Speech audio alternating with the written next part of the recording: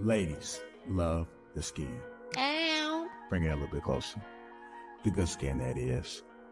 That's why having a proper skincare routine is very important, and you need to feel the Teej. The process is so easy, just 4 steps. You got your daily face wash. That's gonna clean your face up nice and right. You got your exfoliator scrub. That's gonna open up your pores. You got your AM moisturizer with the SPM 20, which is gonna protect you from the sun. You also got your PM moisturizer, which is gonna make sure your skin is protected throughout the night. Teej has tons of reviews from dedicated customers across the world. I know I said a lot, but it's okay, because guess what? It comes with an instruction card to explain to you in detail what to do morning and night. And because Teej is sponsoring this video, they're offering you an amazing deal. Just click the first link in the description to get 30% off your first skincare system and a free gift. Plus, as a member, you'll also get 20% off for life. By the way, both gifts you're choosing from are a $20 value and a complete game changer. A silicone body scrubber or a nail and face grooming kit. Personally, I prefer the silicone body scrubber. I don't like using towels when I travel, so the body scrubber is an excellent way to open up the pores and get the body clean. So don't wait any longer. Click the first link in the description to start your skincare journey today.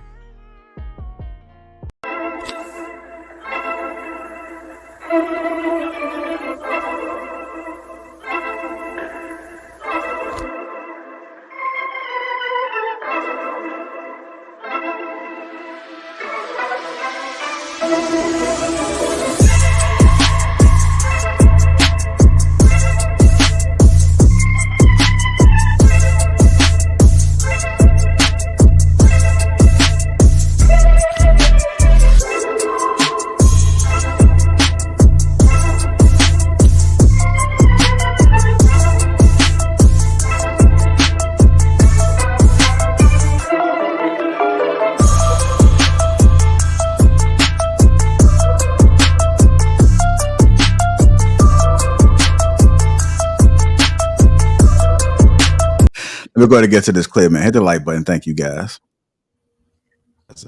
Henyard has become embroiled in scandals involving allegations of financial mismanagement, corruption, fraud, and other misconduct. She has been at odds with the majority of the village board of trustees. In early 2024, the Illinois Attorney General's office began scrutinizing Henyard's activities as mayor in her nonprofit organization. Mayor Henyard has been described as one of the most corrupt small-town mayors in the United States by those who live in Dalton. She allegedly has corrupted the entire police force to be used as a private security force for herself and uses them to retaliate against her perceived political enemies, including city small businesses. The police force has been alleged to provide her 24 hours a day, leading to a massive overtime bills for police officers assigned to her security. As of April 19, 2024, the FBI has entered the Dalton City Hall to reserve subpoenas for records related to the alleged corruption by members of the town government. Also at this time, the city of Dalton is said to be several $1 million in the red due to the leadership of Mayor Henyard. Well, let's talk about Tiffany Henyard, the notorious mayor and supervisor of Thornton Township. Allegedly, she's going through a lot of problems. The first issue happened when Andrew Holmes got arrested for doing this. There is some new fallout tonight to a story we've been following closely out of South Suburban Dalton. Mayor Tiffany Henyard's former assistant and a Dalton police officer have both filed a civil lawsuit against the mayor and trustee Andrew Holmes. Much of that lawsuit centered on what allegedly happened on a business trip to Las Vegas last May. And then after which, Keith Freeman went down for this. Several high-level officials in South Suburban Dalton facing a rush of lawsuits and investigations. Federal prosecutors accuse Keith Freeman of making false statements in his bankruptcy petition. Freeman currently serves as village administrator and as municipality manager of Thornton Township. And then out of the blue, this happened. And we are following breaking news out of Dalton, the FBI serving subpoenas. Thank you for joining us at 5. I'm Dawn Hasbrook. I'm Scott Schneider. We want to start with breaking news tonight. The FBI, as Dawn just mentioned, serving subpoenas in Dalton. Let's get right to Elizabeth Matthews at the Village Hall, where 4 agents were this afternoon. Elizabeth. So then they showed up to the village of Dalton. Then they came here. Potential trouble tonight for Dalton Mayor Tiffany Henyard. Fox 32 has learned that FBI agents served subpoenas on Friday at the Thornton Township Hall in South Holland, where Henyard is also serving as township supervisor. Now, we don't know yet what the FBI is asking for in those subpoenas. Last week, we broke the news that the FBI had served 2 subpoenas on the village of Dalton, asking for the personnel and disciplinary files of 29 Dalton employees, as well as any contracts and payments made to Henyard's top assistant, Keith Freeman, who also serves in that role at Thornton Township. The subpoenas also revealed that a federal grand jury has been investigating allegations of corruption surrounding Henyard and others since November of last year.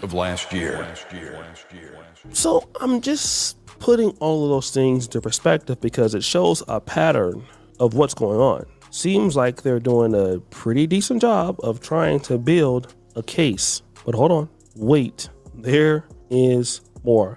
Play that clip! Fox 32 has obtained copies of the 2 federal subpoenas served on Thornton Township on Friday. And there are 2 big takeaways. Tiffany Henyard is clearly a target of the criminal investigation, and that investigation is growing. Overall, it tells me that the investigation is expanding. It's not just focusing on the city of Dalton. Former FBI agent Ross Rice says the subpoenas revealed the burgeoning scope of the federal criminal investigation into Thornton Township Supervisor and Dalton Mayor Tiffany Henyard.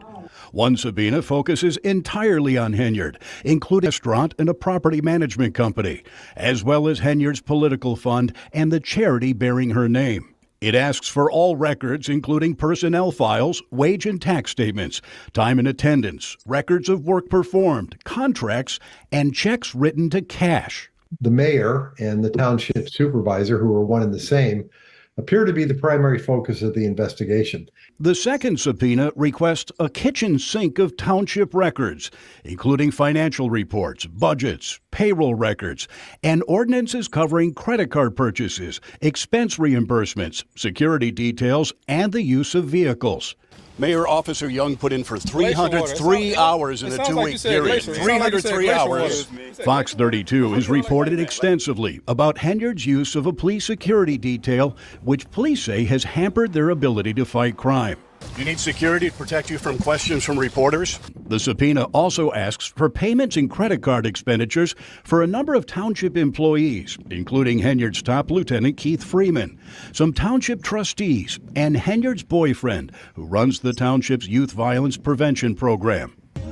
Hey, y'all, this is Mayor Tiffany Henyard, Supervisor Henyard, the people supervisor. The subpoena also focuses township travel, including a story first reported by Fox 32 and the Illinois Answers Project about a trip Henyard took to Springfield in 2022 with Dalton and Thornton Township employees, ostensibly to raise money for a cancer charity in her name. We wondered who was paying for all of this, and so are the feds, who ask for records of municipal resources being used on behalf of Friends of Tiffany Henyard, her political fund, and charitable organizations, including the Tiffany Cares Foundation, which involved a $10,000 donation of taxpayers' money made by the township. It's very broad in the scope. It's very broad in the number of people and entities they're asking for records on. So there must be some serious allegations of wrongdoing that they're trying to get to the bottom of. It's the second round of federal subpoenas. On April 20th, 4 FBI agents served a pair of subpoenas on the village of Dalton, asking for the personnel files of 29 employees. I was pleasantly surprised. Stephanie Wiedemann is a former township employee turned whistleblower who's been helping the FBI in its investigation. What do we want? Our township back! Over the weekend, she took part in a rally of Thornton Township residents calling on Henyard to resign. Wiedemann says the latest subpoenas are a welcome sign. I hope that the township finds a way to be able to recoup the damage that has been done. But I hope that the people that did the damage, I mean, there's repercussions for making bad decisions. All right, let's go to get into it. The Tiffany Henyard saga continues. They want their township back. I'm going to go ahead and I'm going to start with you first, Trev. How did that make you feel? I know it's not your town, but it's political news. No, so yeah, after watching a couple seconds of the clip, I actually realized who you was talking about. Her demise started with her social media. She was going hard on social media at one point in time, and when she started doing that, that's what brought all the attention that she wanted. She wanted the attention, she wanted the fame, but you know, when you making moves like that, then yeah, you're eventually gonna get caught. Once you become high profile, you have to be very careful what you're doing with the town's money because people are going to start digging in. They're going to want to see receipts, and that's what happened. She was taking like the security detail like on vacation with her and stuff, if I remember correctly. It was really wild. Like she was abusing that system. They had some ungodly numbers of overtime for a while, so it was complete misuse of the force. You know, funds, I guess you could say, embezzlement, all kinds of things that she was doing.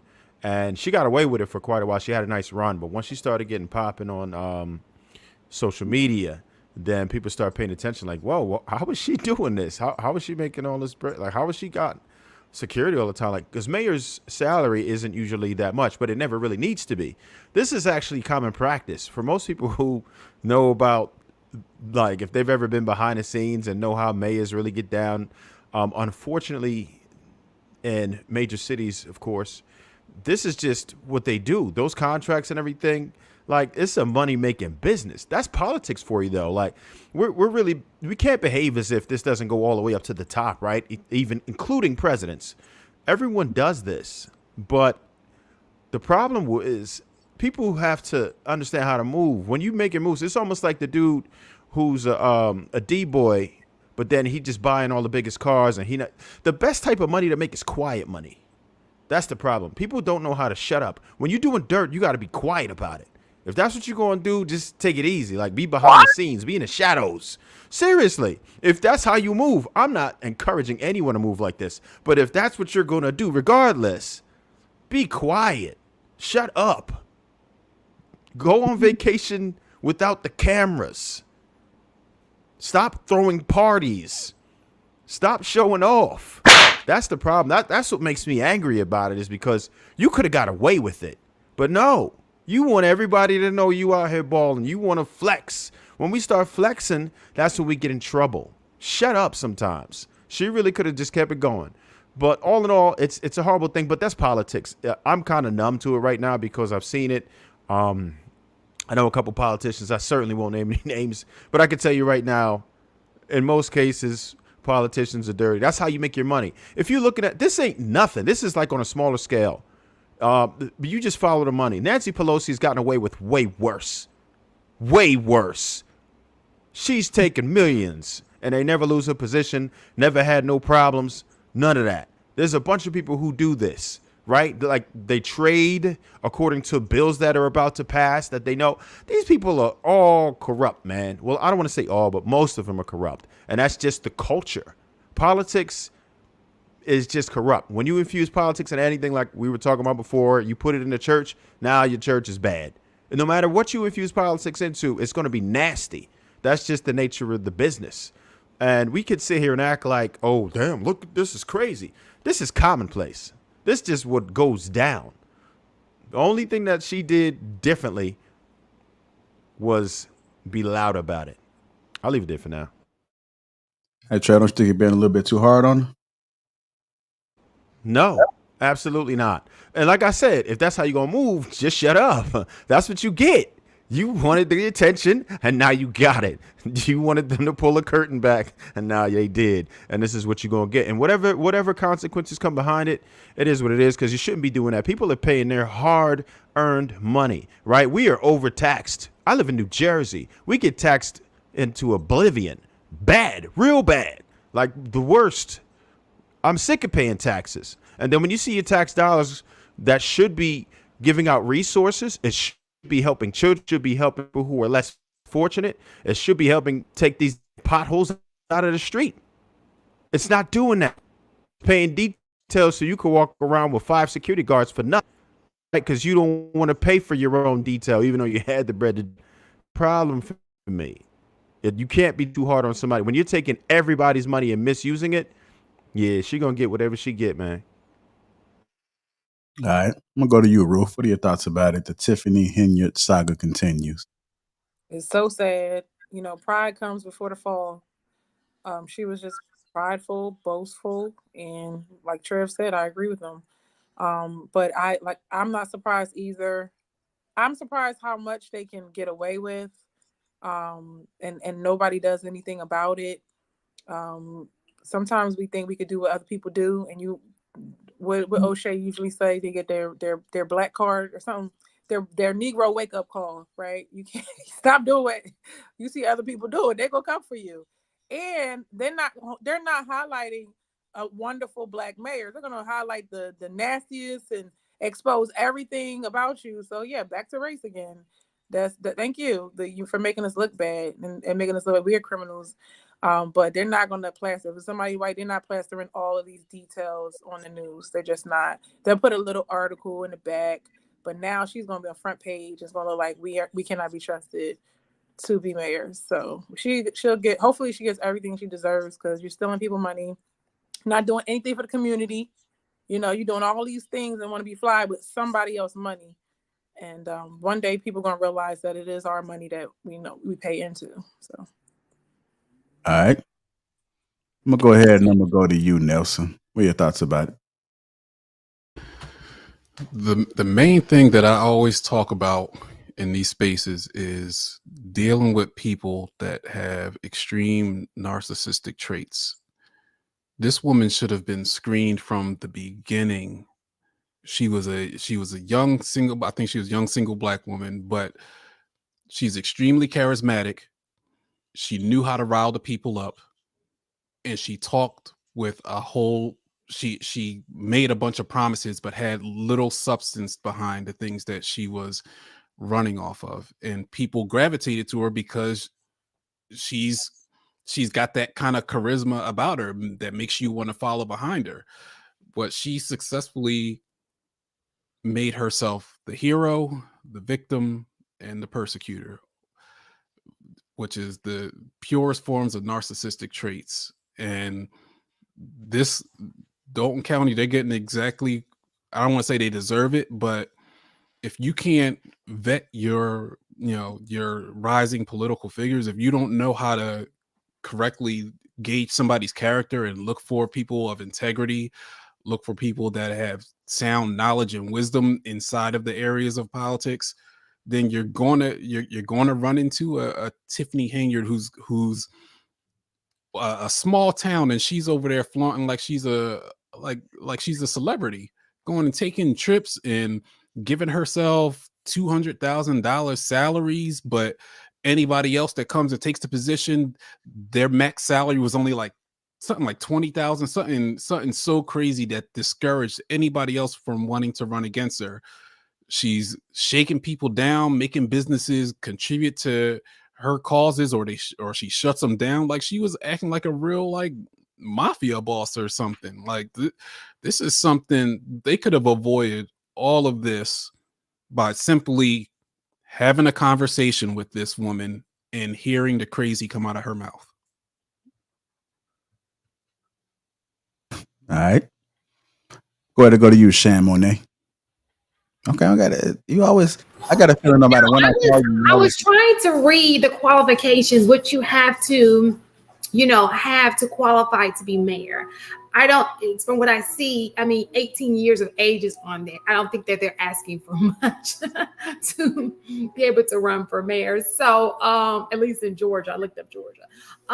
So that it itself speaks volumes, right? But,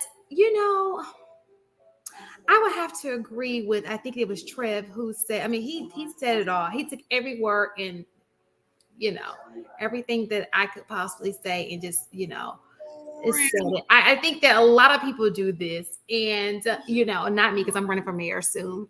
I didn't want to tell y'all that, but I will be. But I didn't know you get $20,000 though. I may have to. Okay. But anyway, sorry. I think that politicians do things like this. I don't know why people are, surprised. How many times have we seen politicians on the news for the exact same thing she's doing? I think the only difference is, you're right, she just it's everywhere. She's doing too much of this, the selfie stuff, you know? So, I mean, what can we expect? It's mayor. Even the presidency is a joke nowadays. So, I mean, it's just the standards have been lowered all across. I get it. All right. Go ahead, But you Mark. gotta be careful about who you be voting for. Y'all be just picking names, any, mini, miny, mo, and y'all know you do. All right, go ahead, Marcus. I know this kind of hit a little bit close to home for you, brother. So go ahead and chime in. I mean, like, I think Trev cooked and Nelson cooked and Shed cooked. It is what it is. Most of them do that. One of the hardest things in that position is making sure you notate and keep track of all the spending that you're doing. And it's so easy to forget to put something down and it could look away. I'm sure she's gonna go down. Well, I'm not sure. I think that it's probably gonna be embezzlement, fraud, and what's the other charge they're gonna charge her with? Because they got, like, her paperwork is crazy. Like, she had one vehicle. The car cost $100K. She leased it for $300K. Like, so the dealership could potentially allegedly give her a kickback. Like, you can't be running plays that's from A to C and we could just see the whole trajectory of what you did.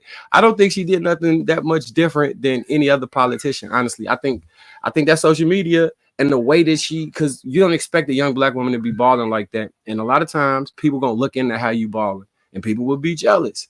And in her cabinet or in her tenure of the people that she hired, they turning against her. And some of the people she inherited that didn't want her, honestly, probably should have got rid of them. Because you can't have people who are critical of you watching every step you take and notating it, and then you fire them and they want revenge. Like, yeah, she gonna end up facing the music. Look, to all the South Suburban mayors and the South Suburban administration, I appreciate the work y'all do when y'all do what's right, and everything y'all done for me has been great. And shout out to Harvey, Markham, Dalton, and Riverdale, especially Riverdale. I love y'all at Riverdale. That's all I gotta say. All right, go ahead, Mila. Oh, you want to say something later, T? You want to go?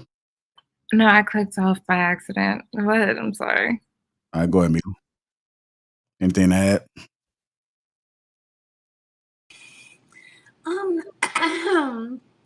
No, I don't really have anything to add. I just think that all politicians do this. It's very unfortunate that, you know, she's getting all this slack because she's a Black woman and they're like dragging her through social media because politicians be doing this all the time. But you know what, Black people, we be doing the most sometimes. And unfortunately, she made her bed, so she got to lie in it. Oh, I forgot one thing that kind of made it a little different. It's an accusation of her shooting up the lady that was like one of her most largest advocates against her. One of the ladies in the what's her name? Hold on. She was really fucking up. My God. Miss Stubbs. Yeah, that Miss Stubbs say she shot her house up. So I don't know if people understand this, but police corruption and political corruption is on the same tier federally as like drug trafficking rings and all those. They take racketeering. She about to get RICO. Yeah, they take that a whole lot more serious than just a shooting or something like that. So if you have a political official and you could tie them to a violent episode or having somebody shoot your house up on you going down, like if everything would have been right, I would have been cheering for her because I like to see young Black people, especially the ones people think is ghetto, in positions of power, doing the right thing and winning. But unfortunately, this won't be one of those stories, I don't think. I'm running soon, and I want you guys all to know I do not steal because the Bible says thou shalt not steal. And I just won't look, I don't look good in orange, not that type of orange. So orange is the new black. I'm done. Okay, so wow. I'm so torn here because on one side of it, all I see is like with great power comes great responsibility. And not everyone has the grace for like popularity and like fame. And I feel like if she hadn't allowed her ego to get the best of her, she might have been my hero. I'm not gonna hold you. Because when you look at the demographics of this town, it's a 90% Black town. And we were doing our thing. And all it is about vetting the right person to put back in that space. So that for me is impressive. I can understand the human side of it. You know, that part is messed up. You know what I mean? Like she totally let her ego get the best of her and decided to take advantage of what should have been an opportunity to really represent, you know, and messed it up. But that, I'm like, shout out to that town though. Like, that is crazy. Like, I just see us being on the map. I mean, it's a messed up situation, but it's bittersweet to me. For first, I'm just learning about her. So I'm just like blown away. Cause for me as a woman, that's like a Black woman, a freaking Caribbean Latina, like who looks at our people as powerful people that can actually make a change. When I look at the demographics, even like the US national average is $63,795. The town average, or actually as of March this year, it was $59,384. The town's average is $57,634. So they weren't even that far below US average.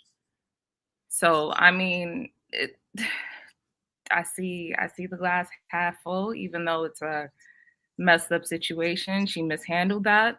And hopefully whoever gets, you know, whoever the next mayor is does what they're supposed to do and shows everyone how it's done. And perhaps more Black towns getting it together and making shit happen. The majority of, so Lady Mo, I don't know if you're familiar with like the South suburbs, but the majority of those are predominantly Black neighborhoods, and they are elected Black officials out there. Some of the neighborhoods is like you got like Country Club Hills, which is a better, or what's the Homewood Flossmoor or Homewood. You got some neighborhoods out there that's really like well-to-do Black people doing their thing. So a lot of people don't understand that about the Chicago surrounding area, that we kind of insulated from a lot of stuff, and we kind of like rely on each other in positive ways. So you'll see like working Black professionals that do their thing, they do the right thing, that hold down like professional executive or C-suite positions, and they be like really good people. It's just they don't be on social media blasting. Yeah, most people who live in their life, especially over 35, don't be on social media blasting their life. They feel like it's a waste of time, and yeah, why bring unwanted jealousy to you? Yep, exactly. All right. What's going on, Sweeney? What are your thoughts about this whole Tiffany Henyard saga? Her ass need a good old prison stint. They need to take her ass to jail immediately. I'm sure y'all already covered everything that was going on with her, so especially the Chicagoans. So from what I've seen, shout out to Pink Book Lessons, she need to go to prison for more than one thing. But that's about all I got to say about it. Yeah, I think I was talking to Sweeney a little bit earlier about it, about how bold she is. You know, and I think you mentioned something about power, right? What you mean? Oh, you talking about her being damn, what did I say? I can't even remember what I said to you, bro. All right, if you Pink think, Book Lessons. You was talking about Pink Book Lessons, Sweeney, and the video she been doing. no, he's talking about the conversation earlier because we was talking about Tiffany, and he mentioned something about when people get power. Yeah, basically, I can't remember exactly what I said, but she kind of basically wanted the same. She saw what the previous mayor did prior to her, and instead of coming in and changing it, she decided to do the same thing. And I think she, and I think it's disheartening that she's using the fact that she's Black, a single mother, as an excuse for why she's doing what she's doing. Well, not necessarily doing what she's doing, but why she's getting the flack that she's getting. It has nothing to do with her being black, a woman, a mother, or any of that. She's doing some illegal shit right now. She's put the I believe she put the town in the $7 million deficit. She's not informing the what is it called? The board members or the council, Trustees. the Yeah, trustees. She's not she's doing things behind their back. She locked them out of their offices. She's a corrupt mayor. Plain and simple. So anybody that says she don't deserve to go to jail, I don't know what the hell wrong with you. How old is she? Does anybody know?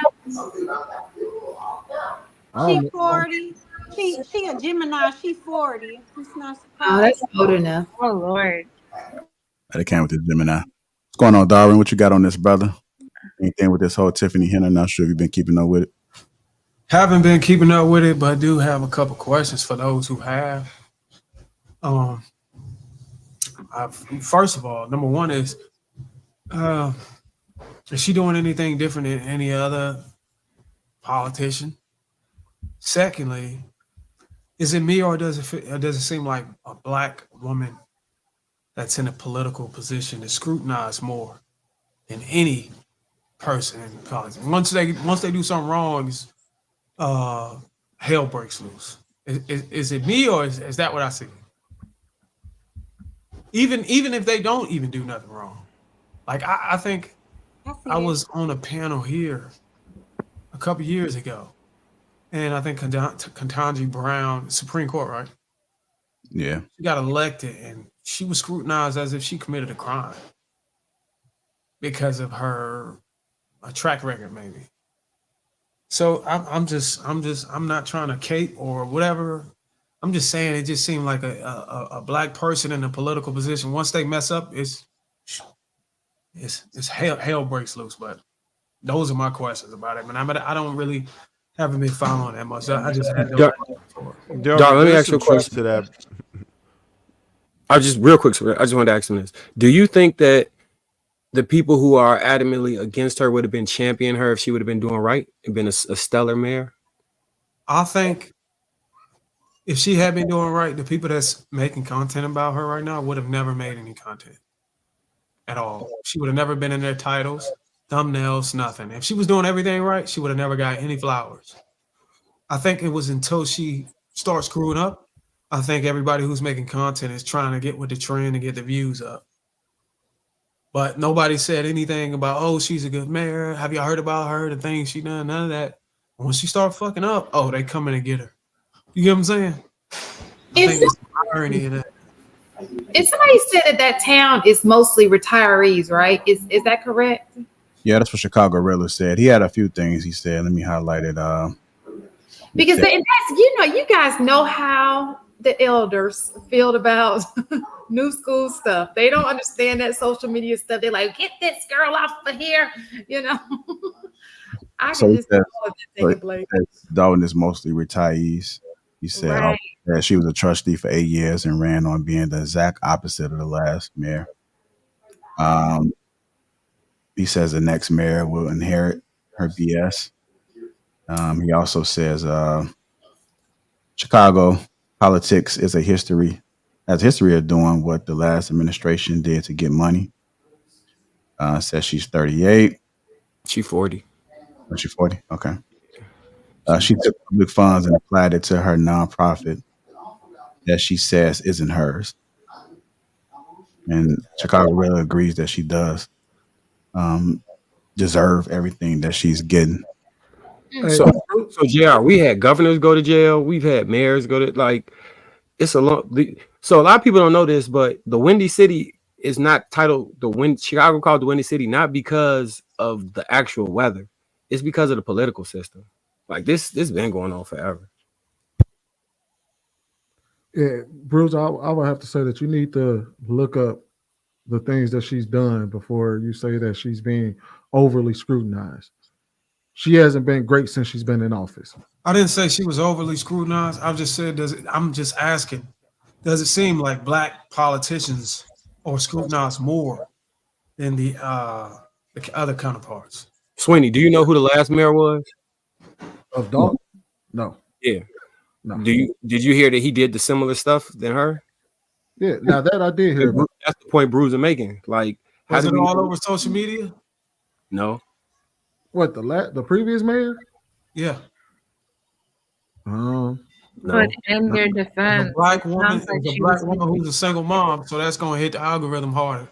But you have to understand though, if she ran her entire campaign, and Chicago really is right about that, she ran her entire campaign on doing the exact opposite of what the previous mayor did. Then she came into office and was just as corrupt as the previous mayor. And not to mention her social media only exacerbated the issue. She brought a lot of that on herself. The last mayor before that was not on social media going hard like she was. So there was more eyes on her. She brought all that extra attention to her. So what happened to the last mayor? Who was the last mayor? Was it a man or something? I know that the last what is it? Trustee, because she's also the what is it? Something of Thornton Township. Township manager. What did you say? She's a township manager or something like that too. Like Yeah. she had two roles. And I know the previous person in her position passed away, but I don't know exactly what happened to the previous mayor of Dalton. Now, something else to keep in mind too is that the reason why it's been highlighted is because of the media. Like the media, like they thrive off of negativity anyway, and they are a little bit harder. I know, at least in Chicago, when it comes to black people doing stuff. Like they're real quick to highlight it, or maybe they're highlighting everybody, but maybe we just notice when it's one of ours. I had to go back and see, but I did notice it's nothing but negativity. Like on the news. You know what's ironic, JR? The people that's the most mad about her going to jail and wanting her to go to jail would be the same people who would be like, free Trump. Trump don't deserve to go to jail. I'm just saying. I'm just saying. Yeah, and also too, there's a video of her. So I guess it's supposed to hold like the board of trustees meeting, I guess twice a month, and she was going so hard up on the previous mayor as far as them canceling. I think maybe once or twice, and so far she's canceled like 8 or 9 of them already. So on one instance before she took the position, it was a problem, but now she's canceled 8, and it's probably to avoid people coming to ask questions and questions about what it is that she's doing. So even with all that's happening, she's still 10 toes down and still continuing to do the nonsense that she's doing. And I think since it's a mostly black suburb, I think they like, damn, it's one of us that's screwing us. And so I think that's why they're coming a little bit harder on her as well, because they're seeing her post everything, look like she's having a time of her life, and then here you have Dalton still suffering. If I'm not mistaken, it's a lot of violence that's going down up in Dalton. I know a woman that actually had got shot up. I went to elementary school with her, and she was walking into a house, and a man approached her, and she wound up getting shot up. It was some years ago, but it just shows you how Dalton used to be one of those prime suburbs, like a place that you wanted to see. It was real nice, and then once all the black people started going south, or they started pushing them south, then you just seen like the decrease. So those older folks that's been living there all their life, they're looking for a change, and then here you come, you have one of them come in. It's probably always been one of us, but maybe she just was a little bit flashy with it, and so it's very visible as far as the corruption that she's doing versus the other people. They probably weren't posting. At least I ain't never heard nothing about it. Not to mention, Bruiser, she also ran her campaign on those very same demographics. She ran her campaign on being a single young black woman.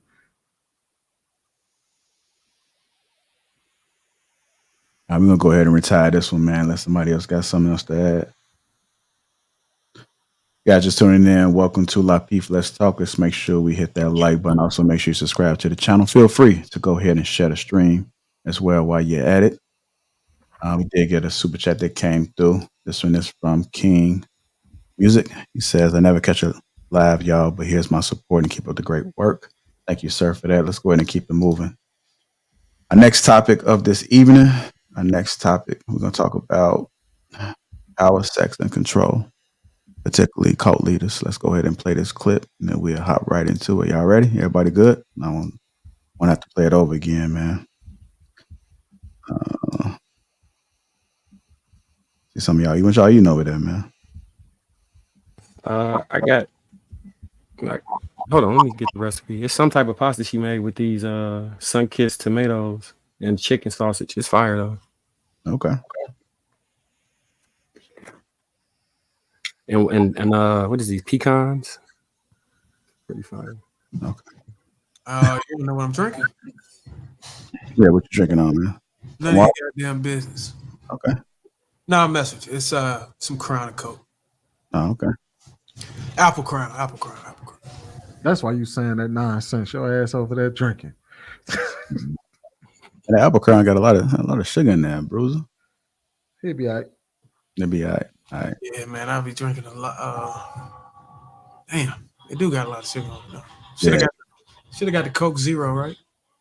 I mean, I was talking about the Crown. The Crown got the sugar in there, so I guess you double dipping. I still like the Coke on mine, man. I ain't like y'all brutes just drinking straight liquor like that. All right. What? Chicago Really gifted one Lapeef Network membership. Salute to you and dedicated to my children. Gifted 5 Lapeef Network memberships. I want to say thank you to you guys for your contribution. All right, let's go ahead and get into it. Y'all ready for this clip? Here we go. Cults you lived through, Dave Koresh. Like, he was a cult leader In the 70s, Jim Jones. drinking the Kool-Aid. They all died from drinking Kool-Aid. That's where that phrase comes from. That's why From we say, drinking the don't drink the Kool-Aid. Kool-Aid. And they were drinking it. What was and it was literally, Poison? yeah, It was killed cyanide. them. The Bible says Jesus will return. Why wasn't it him? Well, how do we know it wasn't him? God told me to kill somebody. Oh, that happens all the Is that time. all throughout the Bible? If I turn up pregnant. If you was pregnant tomorrow, you would believe in Jesus. No, not really.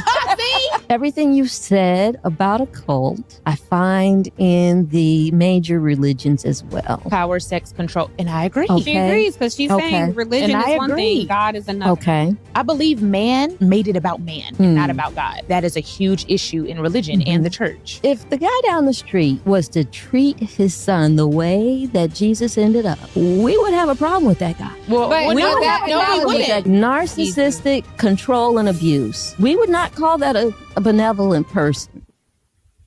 All right, let's go ahead and get into it, man. Let's talk about this power, sex, and control, particularly with the cult leader. I want to go first, man. Who's feeling this topic?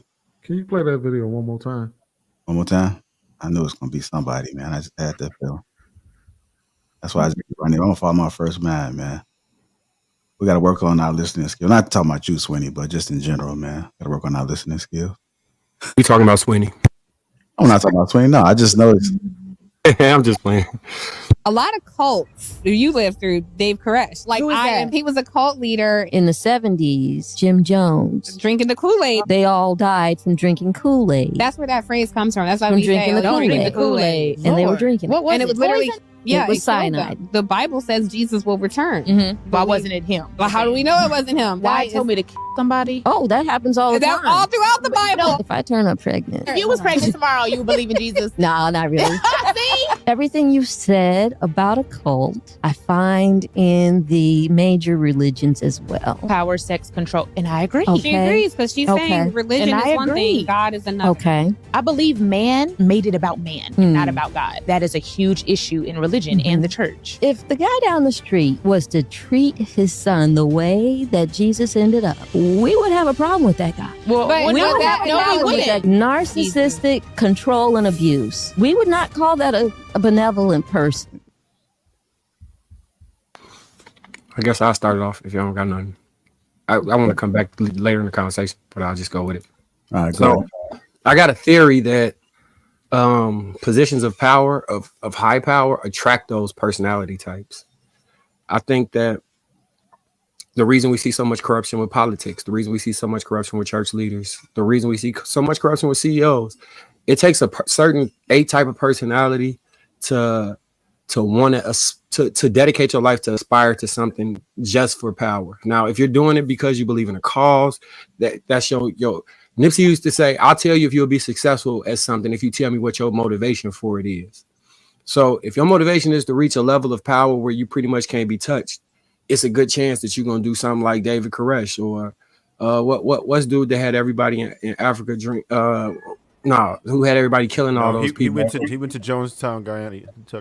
Okay, yeah. You talking about So, what's his name? Jim Jones. Jim Jones. Right. Yeah. Yeah. Yeah. I think that those type of personalities attract that.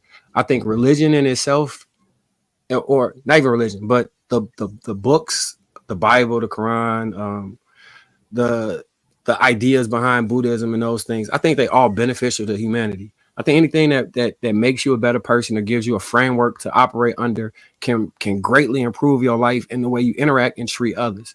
I think the problem is when we allow people to add their interpretation of things, and that is skewed by whatever their desire is.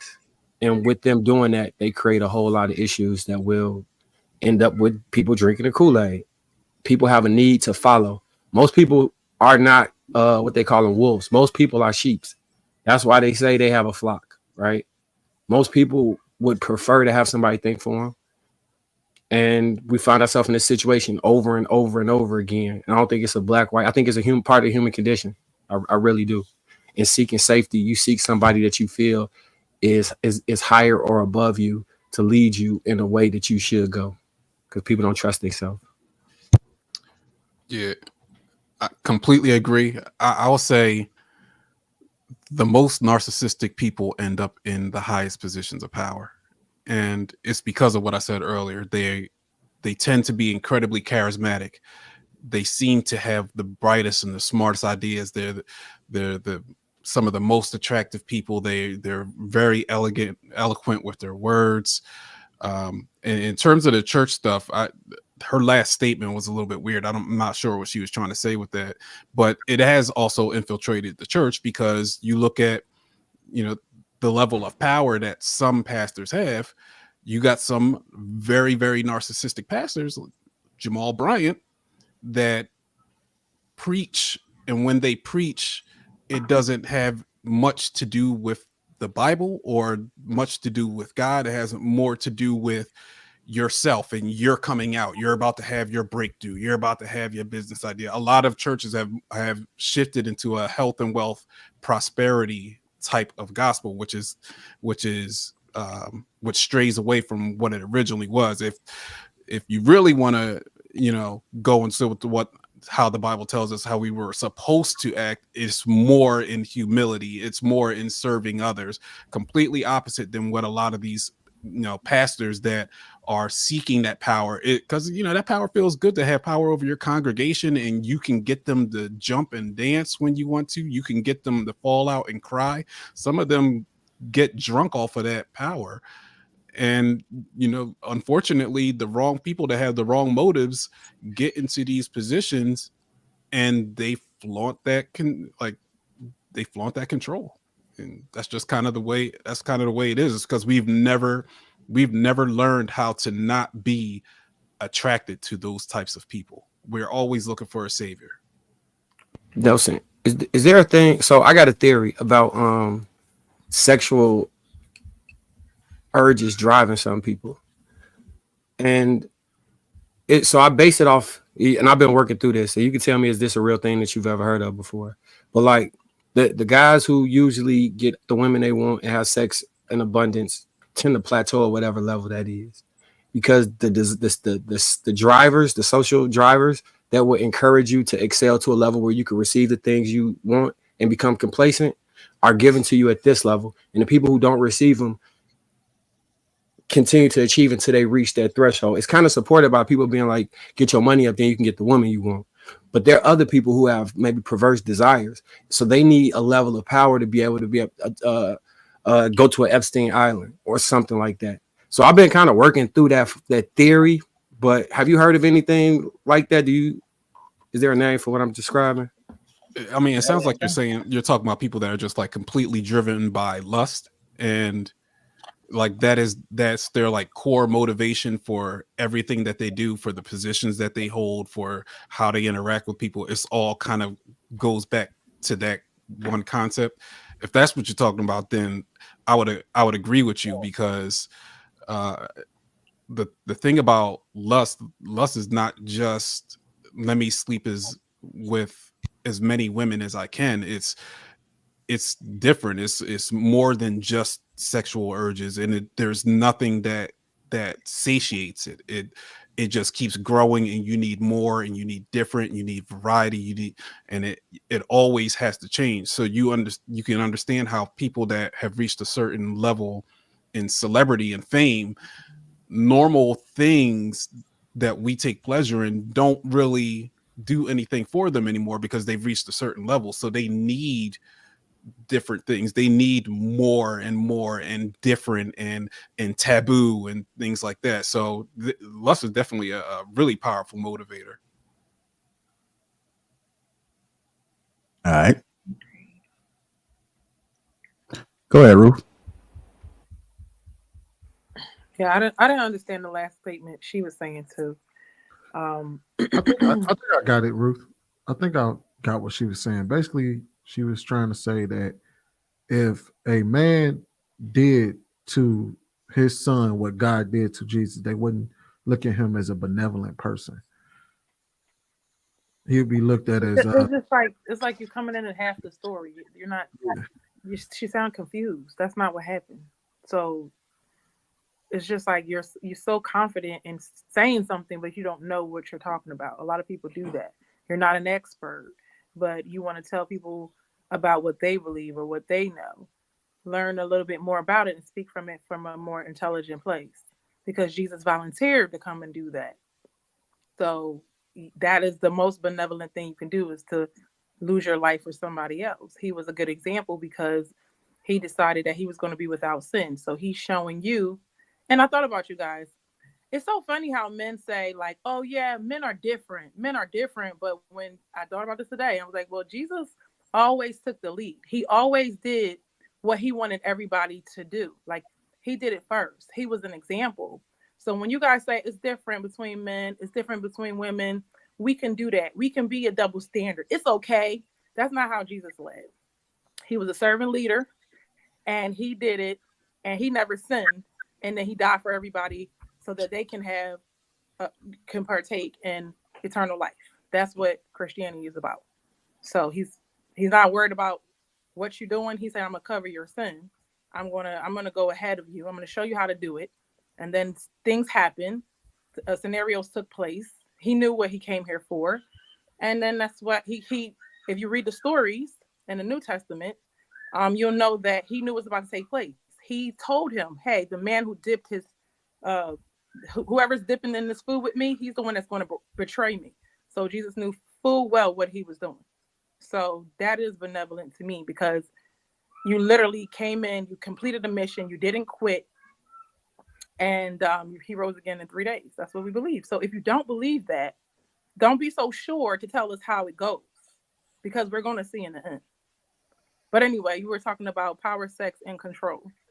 I do think that there is a lot of watered down ministries, and the Bible says that as well, that people are going to lose their way. So you have to know it in order to say what is going on. You got to read it to know what's going on.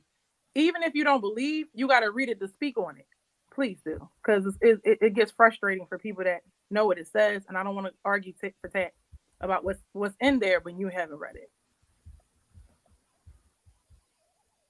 That's it. Okay. Mark, you want to say something? Yeah, I want to ask her. So did she say that if in today's age, if a father treated the son the same way that God treated Jesus, that he would be? Do you think that's a true or a false statement?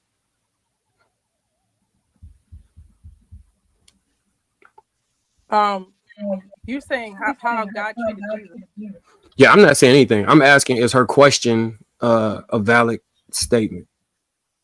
It's out of context. I agree. It was so if God created people and they have free will, like, people have a tendency of saying God did this and God did that to people, but it's people that choose to do these things, and he is a benevolent God, which he'll allow you to do it.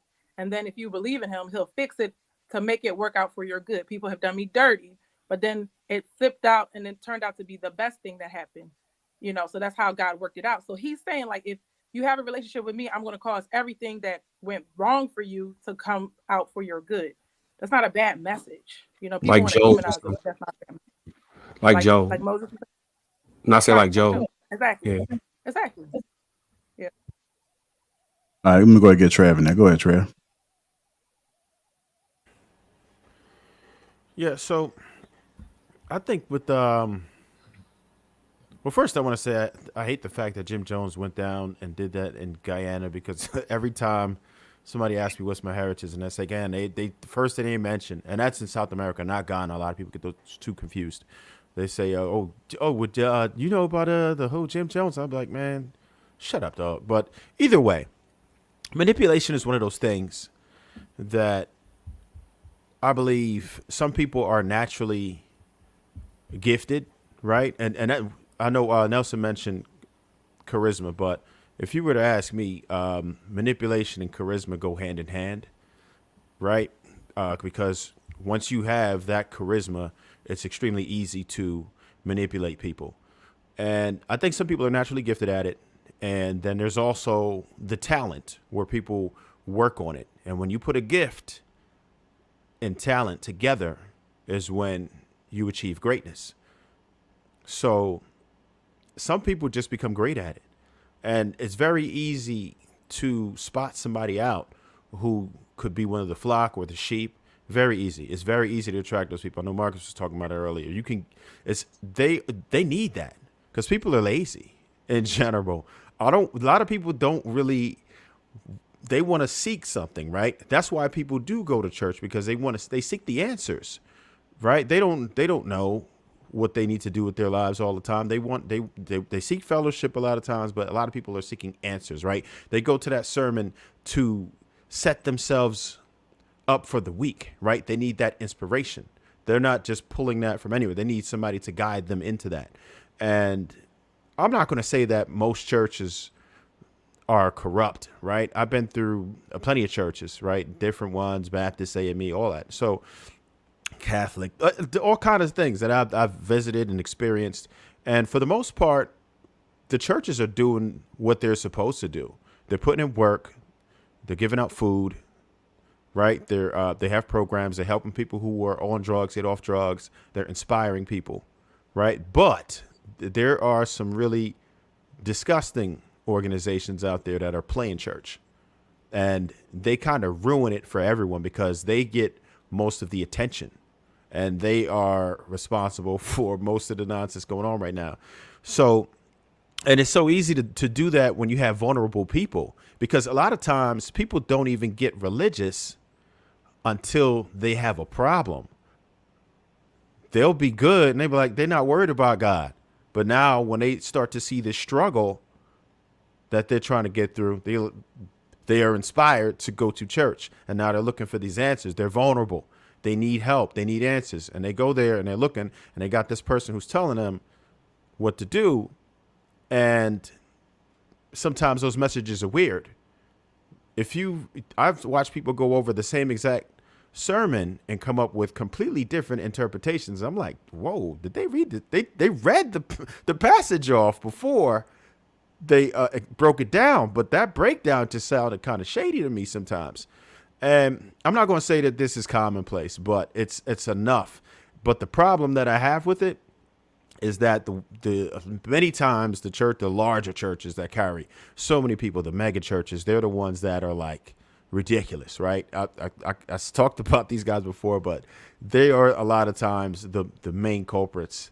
And the problem is they have so much influence over so many people, and a lot of times it's televised. And they're doing all kind of things. They touching people and they dropping, they singing, they dancing and jumping around, sweating and everything. And I'm like, come on, this is just a bit too sensationalized, and you're making it about the pastor. It's never supposed to be about the pastor. It's supposed to be about God. That's what you're going for. You're going there to get a message. You're not going there to be entertained. It's not to say that it can't be entertaining and somebody can't have a little pizzazz to them, but it's not supposed to be all about them. There's a balance with that. And I think that people are not getting the experience that they should from church.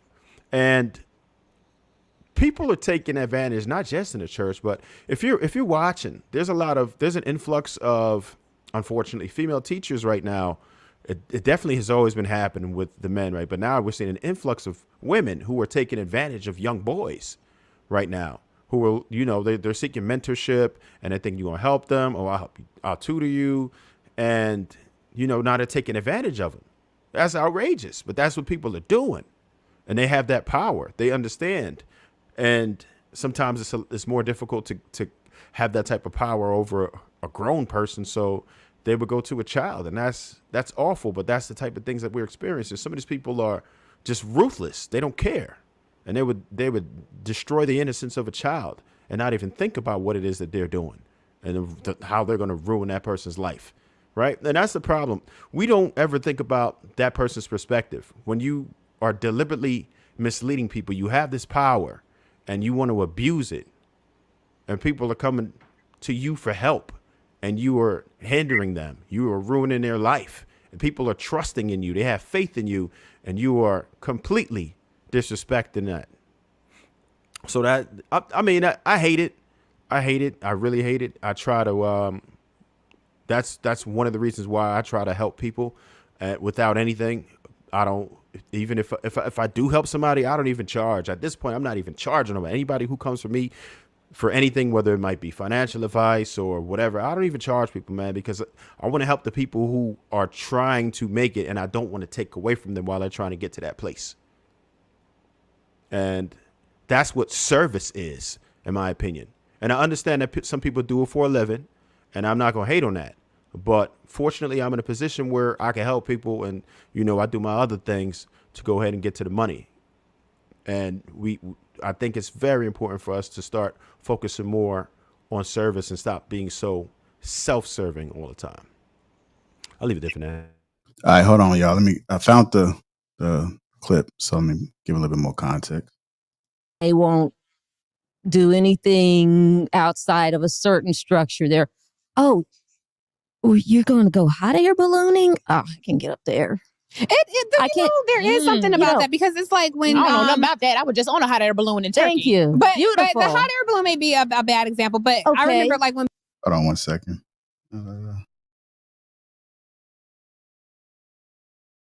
Do you think men or women are more susceptible to falling into a cult?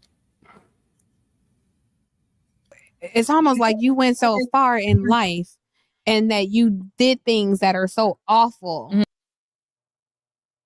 Jesus. And it's like, well, this kind of seemed like your new drug, you know, like this doesn't necessarily.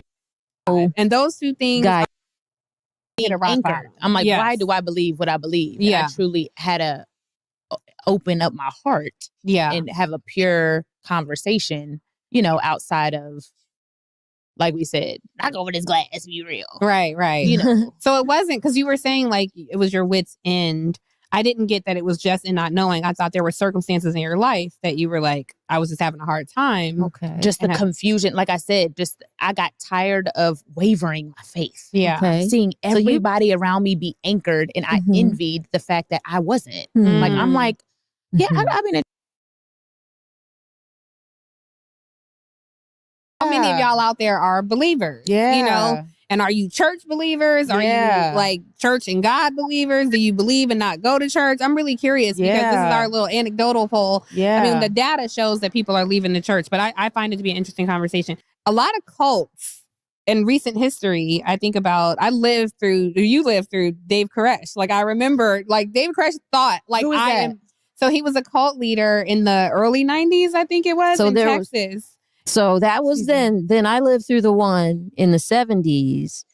A man by the name of Jim Jones. Drinking the Kool-Aid. That's literally where that phrase comes from. Took mostly black people to the jungle of Guyana. Yes. And they all died from drinking Kool-Aid. That's where that phrase comes from. That's why we say, don't drink the Kool-Aid. Yes. Or he was drinking the Kool-Aid. Because he was serving up the Kool-Aid. Yeah.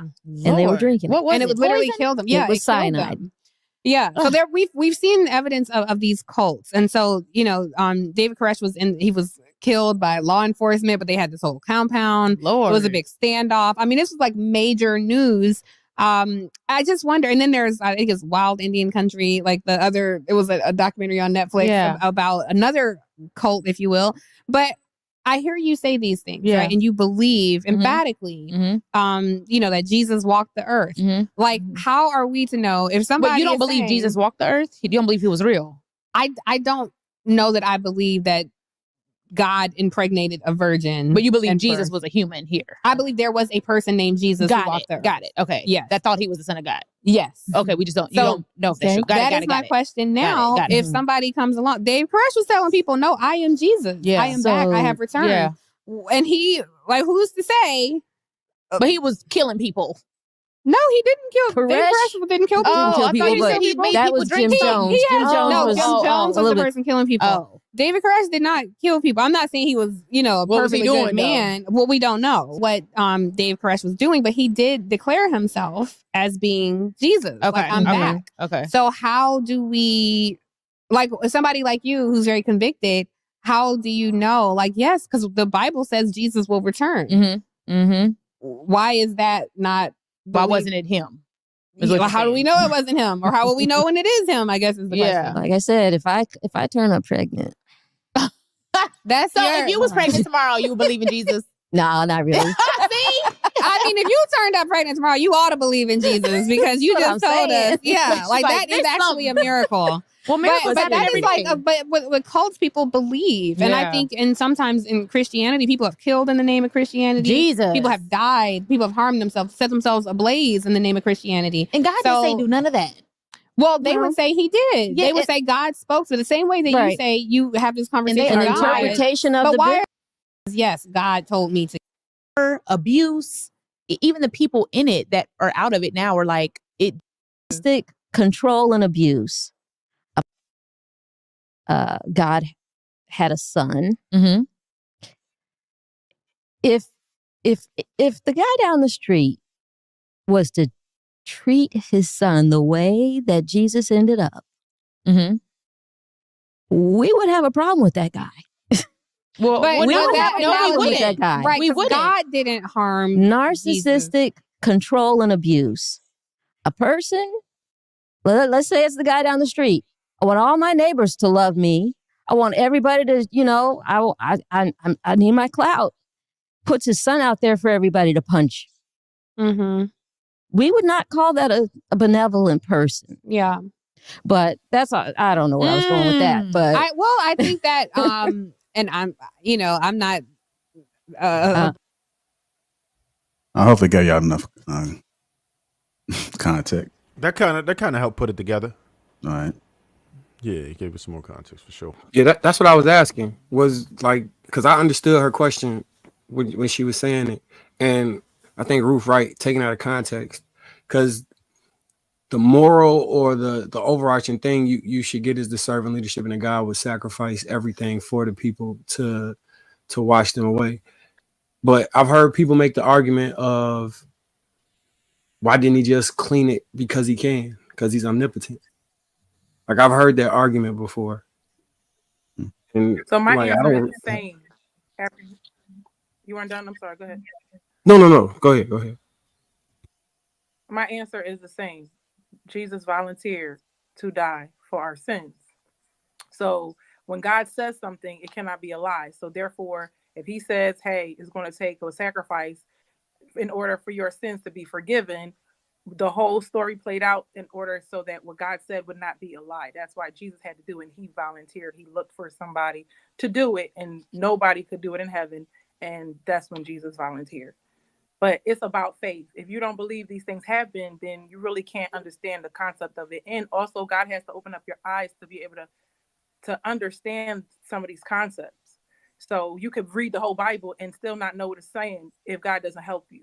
So the whole point is to point you back to a relationship with God, and it will help you understand all of these things. Life is much better walking with God. You have somebody looking after you. You have somebody always creating a way for you out of no way. That's inspirational. But people are just trying to poke holes and find something to say. For you to say Christianity is a cult, why would you believe everybody that says, oh, God told me? The devil was quoting scripture to Jesus. So anybody could say anything. Somebody could say they love Black people and then rob them. The whole county or the mayor could rob them. That's not loving Black people. but she's black. That doesn't mean that everybody black is bad. You see what I'm saying? So people can say whatever they want to say, but you have to test people by their fruit. If that's why when you go to a mega church, it's their fault. And if you see them, is a lot of corruption. What the problem with the people is they keep turning a blind eye because they believe in celebrity so bad. So that's why they're tricking. When you want to hear what you want to hear, you're going to fall under a cult. That's how you get into a cult, because you don't want to believe the truth, because the truth always sounds like hard work, or it sounds like something you don't want to do. So when you keep lying to yourself, people will lie to you and you will believe them. Does that make sense? Yeah, let me get some other people in there, like Lady T, Darwin, Mila Sweeney. Well, listen, I'm gonna start with this. I believe in Yahweh. I believe in Jehovah. I do believe that the Most High had his walk on this journey, on this earth. However, as it relates to the last statement she made when she said man made it about men and not God, I think what was meant by that was religion made it about man and not God. Because like this whole thing, like, you know, there are all the translations of the word.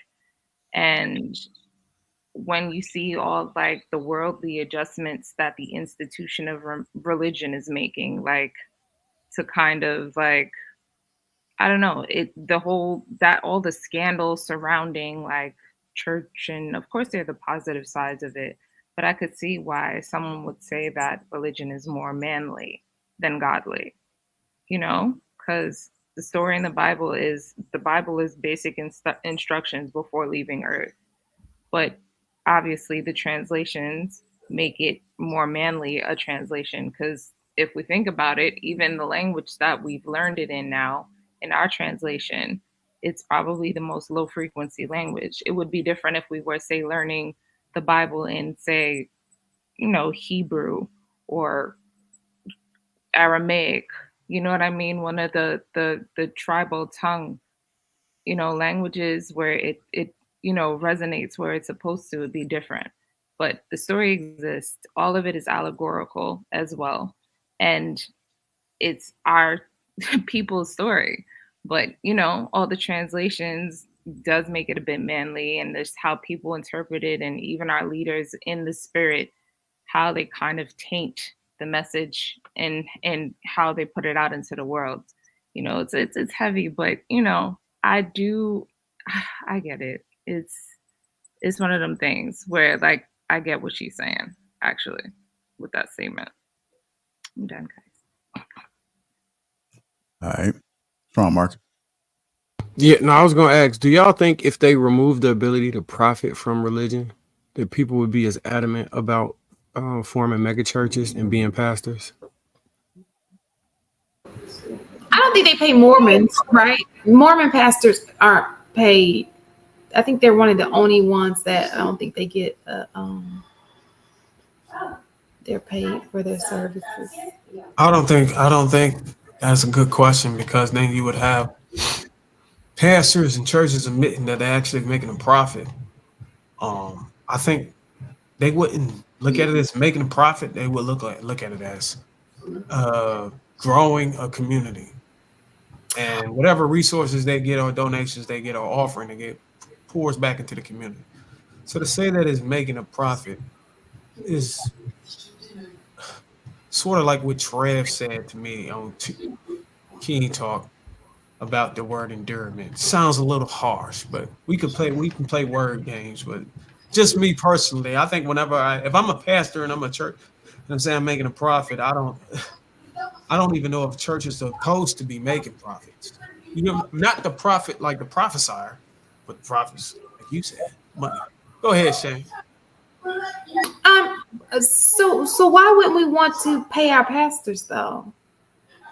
Well, one would think that he would be paying the pastors so they can pour into the community, give back to the poor, you know, create events and activities so the church and the community can be involved with people around them to, you know, better the community. Also, I learned this recently that some of the money goes into being able to uh, donate campaigns for politicians to be able to work in the church's favor or in that particular community favor. So voting power from the churches is very important. And some of these campaigns takes donations and they kind of work with the churches. I learned that. Actually, I learned that watching it's a Baltimore TV show, The Wire. The Wire. I learned it watching The Wire. And I found out a lot of churches operate like that. Don, you know, Huh? at one time the churches refused to participate in politics for the reasons they have a 501(c) where they can't participate in like specific political activities like protesting and stuff like that. But as far as voting, they're very involved with that. So they have to get their whole congregation to go out and vote for a particular party. That happens, but not on the books, because they could lose their tax exempt license if they start to try to persuade people to vote either way. And I think pastors should get paid though, because a lot of times risk that they have there's to a lot take.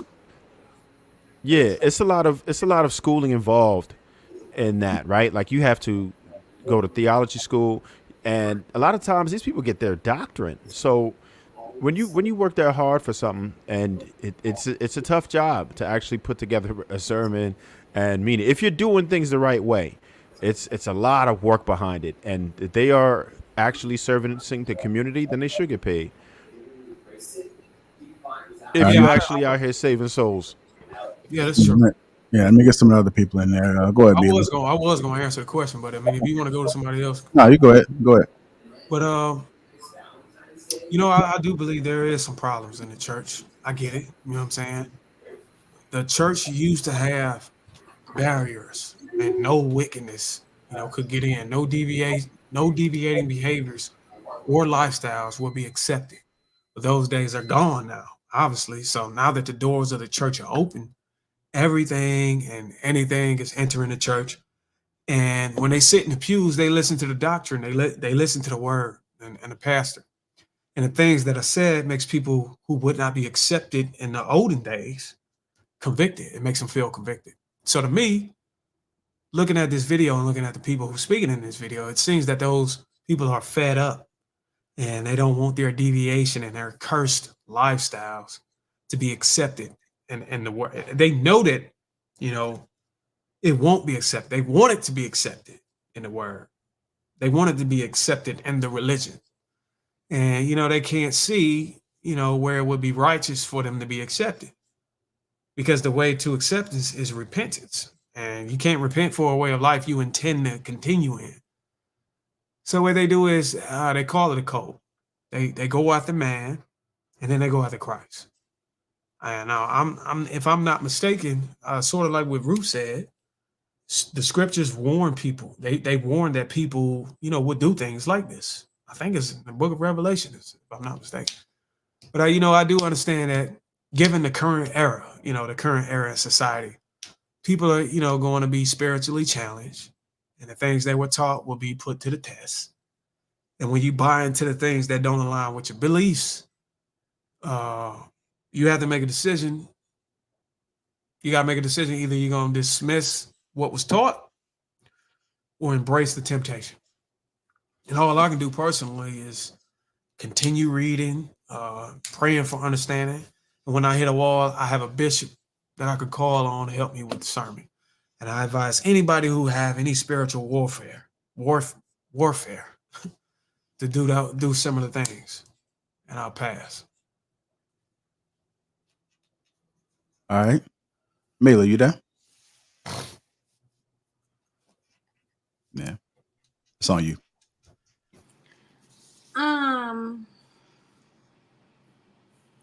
This is a very interesting discussion for me personally, because I think none of my beliefs are aligned with anyone on this panel.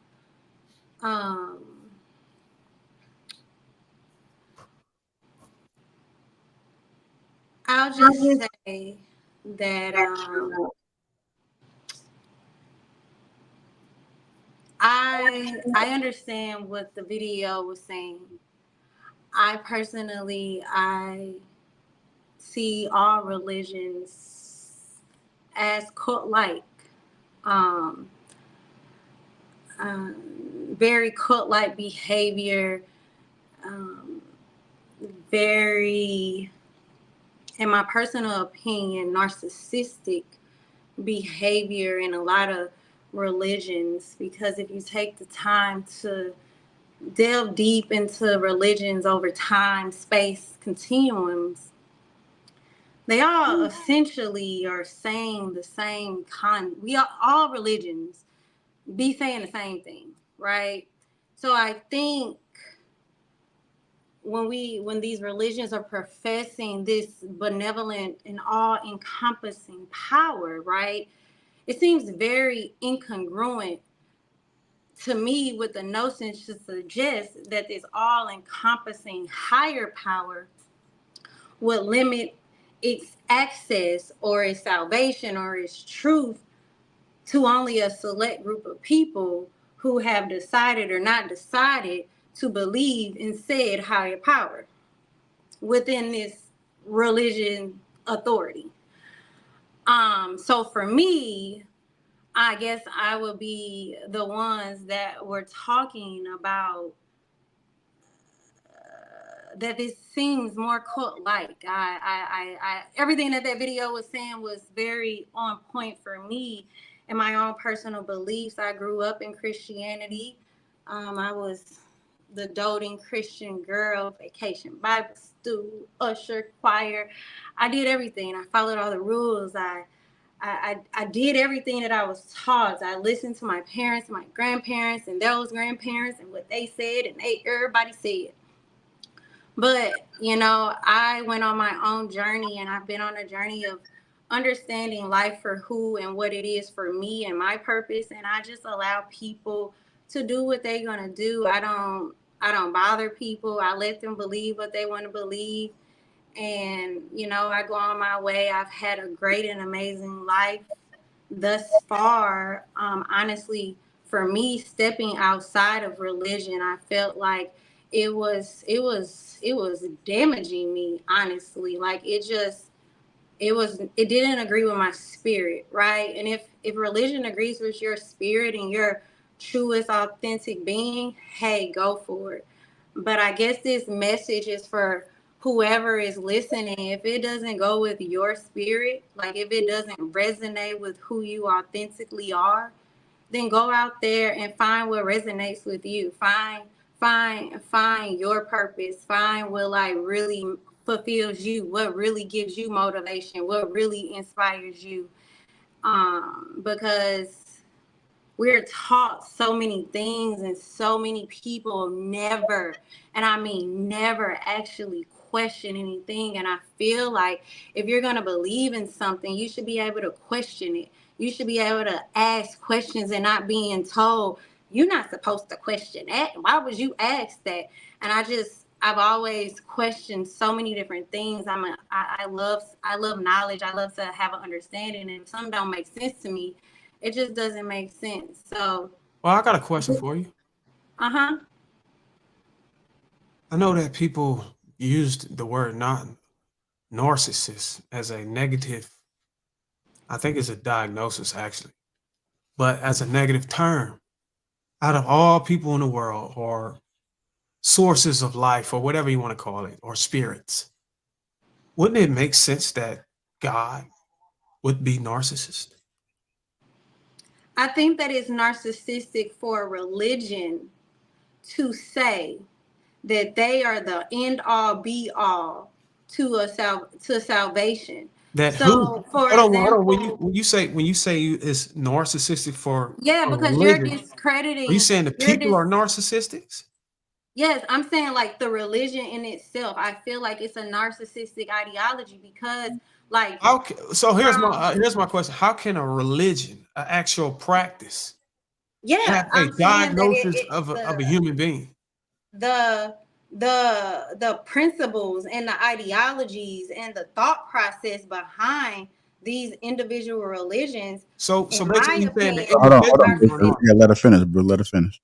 in my opinion, is narcissistic. I'm not here to like debate or to like go back and forth about it. That's just how I stand on it, and I'm gonna stand on it. Well, I'm not trying to debate you. I'm just trying to understand what are you calling narcissist? The actual practice or the actual people that are involved in the practice? I'm saying the actual practice, the actual teachings that I can speak on Christianity, the actual teachings of Christianity, I find to be so narcissistic because I remember when I was younger, I asked, I just was curious because I think I was in a history class or something.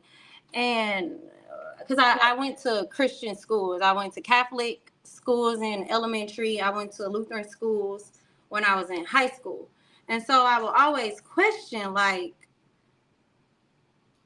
you're telling me that the Buddhists, for example, one of the most devout, practicing, like, honest, like, monk type people, you're telling me that because these people do not believe in the Lord and Savior Jesus Christ, right? We have condemned them to hell because they don't believe in Jesus. That just ain't never make sense. When if we really look at all of the religions out there, right? Christianities don't follow 90% of the shit that they say that they believe in, right?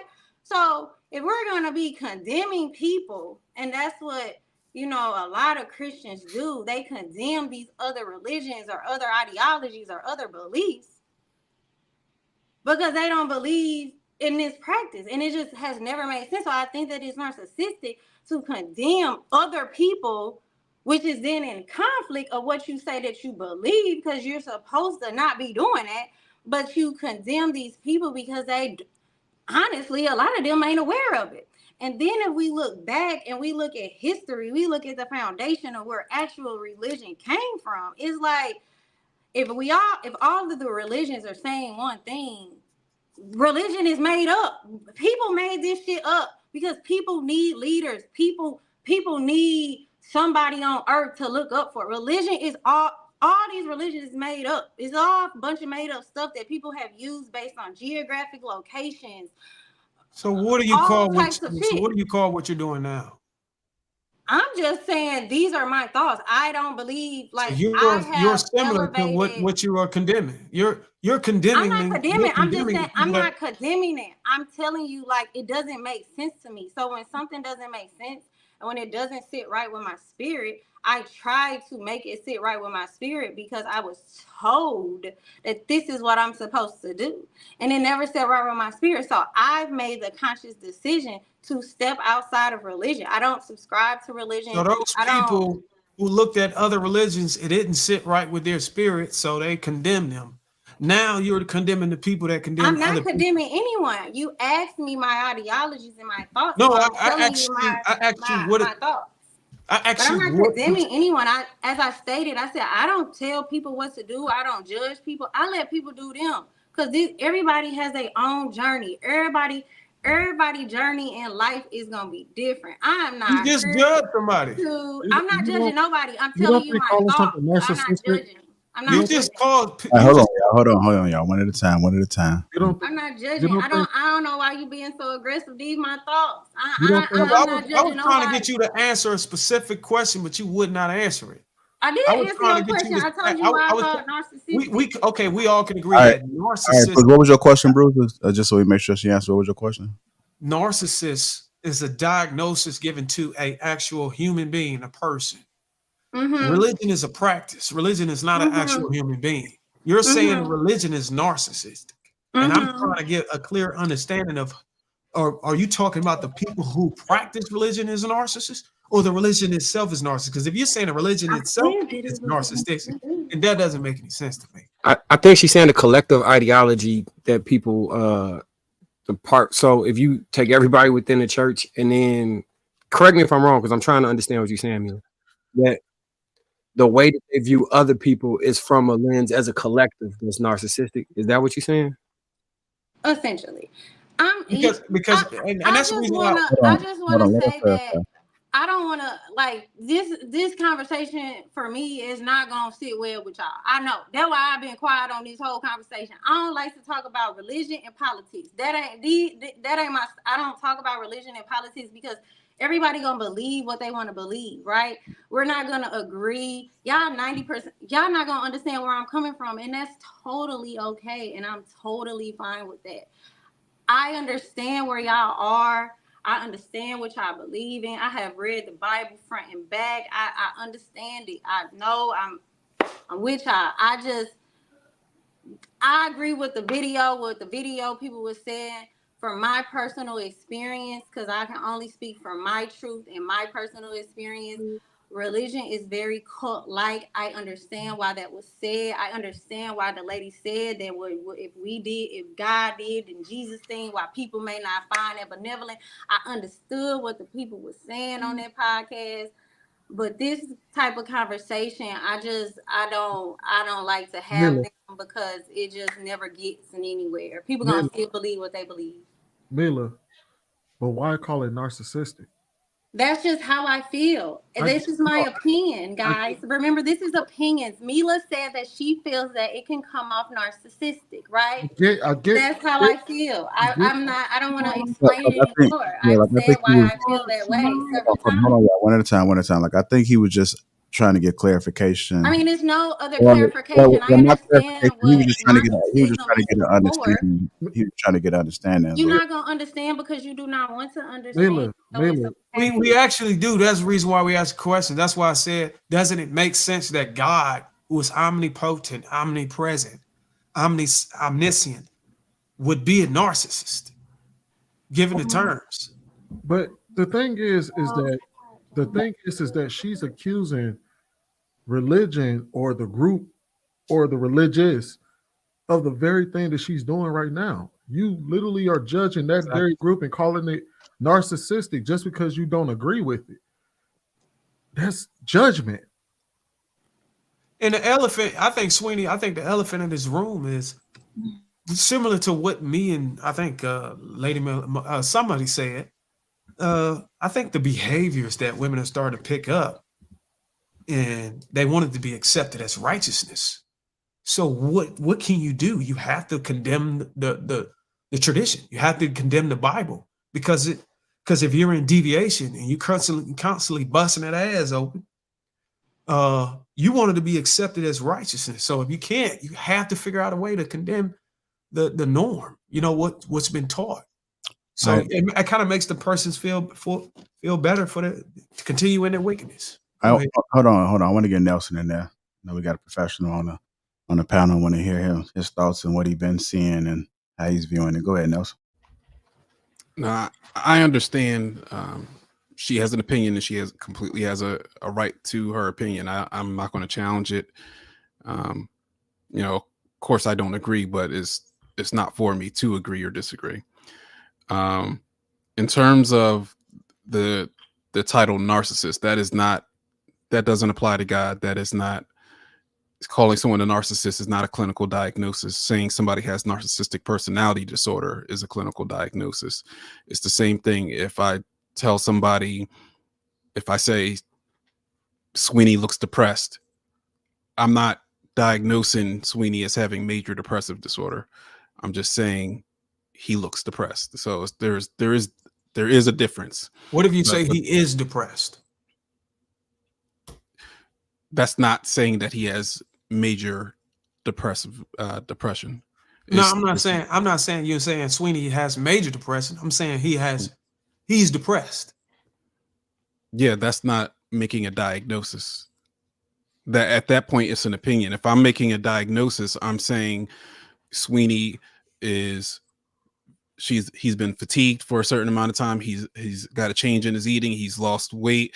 He is depressed for 5 out of 7 days of the week, for all day, most of the day. I'm stating a certain amount of criteria to make an informed decision or a formed assessment that he is suffering from depression. I'm sorry, Nelson, but the way I pay close attention to the words people say. And when I went to school and I had to decipher sentences, those sound like those don't sound like opinions. If you said, I think Sweeney is depressed, then that sounds like opinion. But when you say Sweeney is depressed, that sounds more like a fact. If I was given a test and I had to choose one of those as an opinion, I would say the word think added to I think Sweeney is depressed as an opinion. But if you're saying Sweeney is depressed, I think that's more like a freaking diagnosis, bro. What? If I say Sweeney is depressed, what happens if the next day Sweeney looks happy? Then you would say Sweeney is happy. So then Sweeney's not suffering from depression then. So because basically, now you're Sweeney's saying happy. as long as Sweeney is not depressed, Sweeney has to be depressed longer than 24 hours for it to stick. Is that what you're saying? For a clinical diagnosis of major depression, yeah, he's got to be depressed for more So than you a keep day. adding major depression on it, but I'm a yield because I don't want to. Got his ass cooked. Darwin, but Darwin, he's you an expert. seem anxious though. Like you seem anxious. Now right that's now. an opinion. Now, if you Oh, just okay. said, Darwin, So I can't say that you have. So I can't say you have generalized telling me, anxiety brother? disorder. You got it. So I can't say that you have generalized anxiety disorder, though, can I? He got cooked. I'm just trying to read in between lines, brother. Go ahead though. Okay, I think you misread it, but I'm right. right with you. When we're talking about saying somebody is a narcissist, it's equivalent of saying that they are a jerk. We're saying that essentially saying the person is arrogant. We're saying the person is haughty. The person is full of themselves. The person is consumed with themselves. And when we're talking about somebody with narcissistic personality disorder, it is different because we're talking about a set of traits that are prevalent inside the person, at least 5 out of 9 specific traits. So there is a large difference. That's why diagnosis is really accurate. Diagnosis is important. So if we're saying somebody has narcissistic personality disorder, we're saying that we've noticed that this person is continually arrogant, that this person is envious of others and believes others are envious of them, that this person is interpersonally manipulative, that this person has grandiosity, meaning that they believe that they are superior to others and that they should only be associated with people that are of equal intelligence, beauty, and wisdom. We're saying 5 out of 9 traits, this person has them continually. And based on that, we can diagnose them as having narcissistic personality disorder. We look at somebody like Trump, and most of the common public would say Trump is a narcissist. They're only saying that because of how arrogant he is. They're not looking deeper beneath to really examine all of the other elements that go into making a diagnosis to say he has narcissistic personality disorder. So it sounds like it sounds like we're diving into like the minutia, but there is a difference is what I'm trying to say. Okay. And thank you for your expert opinion, Nelson. Appreciate it.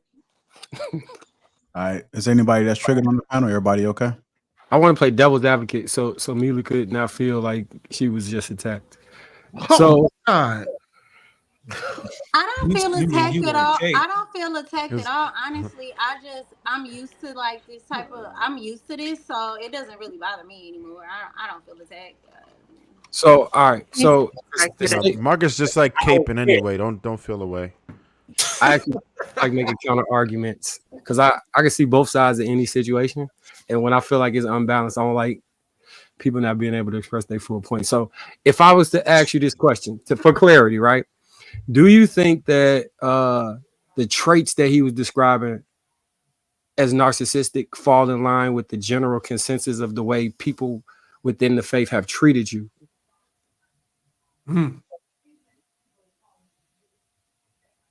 Mila. Every day. Next topic. You're talking to me. Oh, I Next tuned topic. this conversation out. Now, what you said? No, don't repeat it. Next topic. Don't repeat it. Next topic. So can I just That's one you for thing, caping, bro. just to be transparent, what Mila, quick question. You were in Catholic school, right? Or like you went to a religious based schooling for education.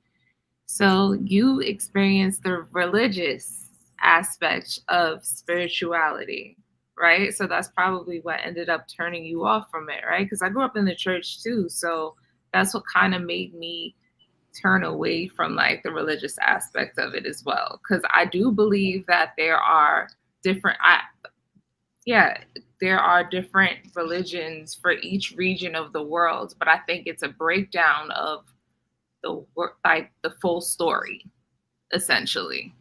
You know what I'm saying? Like there's one God, there's one supreme being, but there's so many different translations and breakdowns of the supreme being through religion that it makes it difficult to kind of grasp it. But because you grew up in what would be considered probably the institutionalized version of religion, it's easy for you to be turned off by it, I would think, from experiencing what seems like, you said narcissism. That's heavy to say that religion is narcissistic or God would be narcissistic. You get what I'm saying?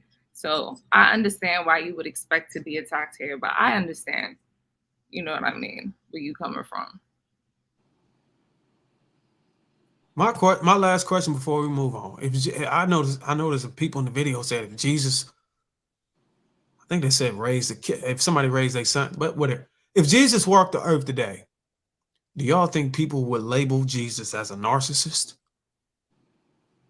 I think that you want to like take what I said and make it so like I never said God was a narcissist. I said that it is narcissistic. I said it's narcissistic behaviors to me to think that Christianity is the be all end all, Muslims is the be all end all, Jehovah Witnesses, all of these different things to be like, well, if you do not believe in me, if you don't believe in this, you is condemned. You is a so bad Jesus person. walked the earth You and he is said, this, I this, am and the only that. way, I'm the only truth, and I'm the only light. No one That's gets what to heaven but through. religion say that No. way is the way and the I get truth what and I the get. light. That's what I'm saying. I'm trying to get past the religious part. I'm saying just, take out religion. I never said I did that I take it didn't out. I took it believe out. in a higher being. I'm I never asking a said that. precise question saying that. I said I don't fuck with religion is what I said. I'm not talking about religion. I didn't say nothing about. He said Jesus. I said Jesus Christ himself walked this earth and said, I am the way, I am the truth, the life. No one gets to the Father in heaven only through me. Would people today call him a narcissist? Yes, the answer is yes. Yeah, they would. Okay.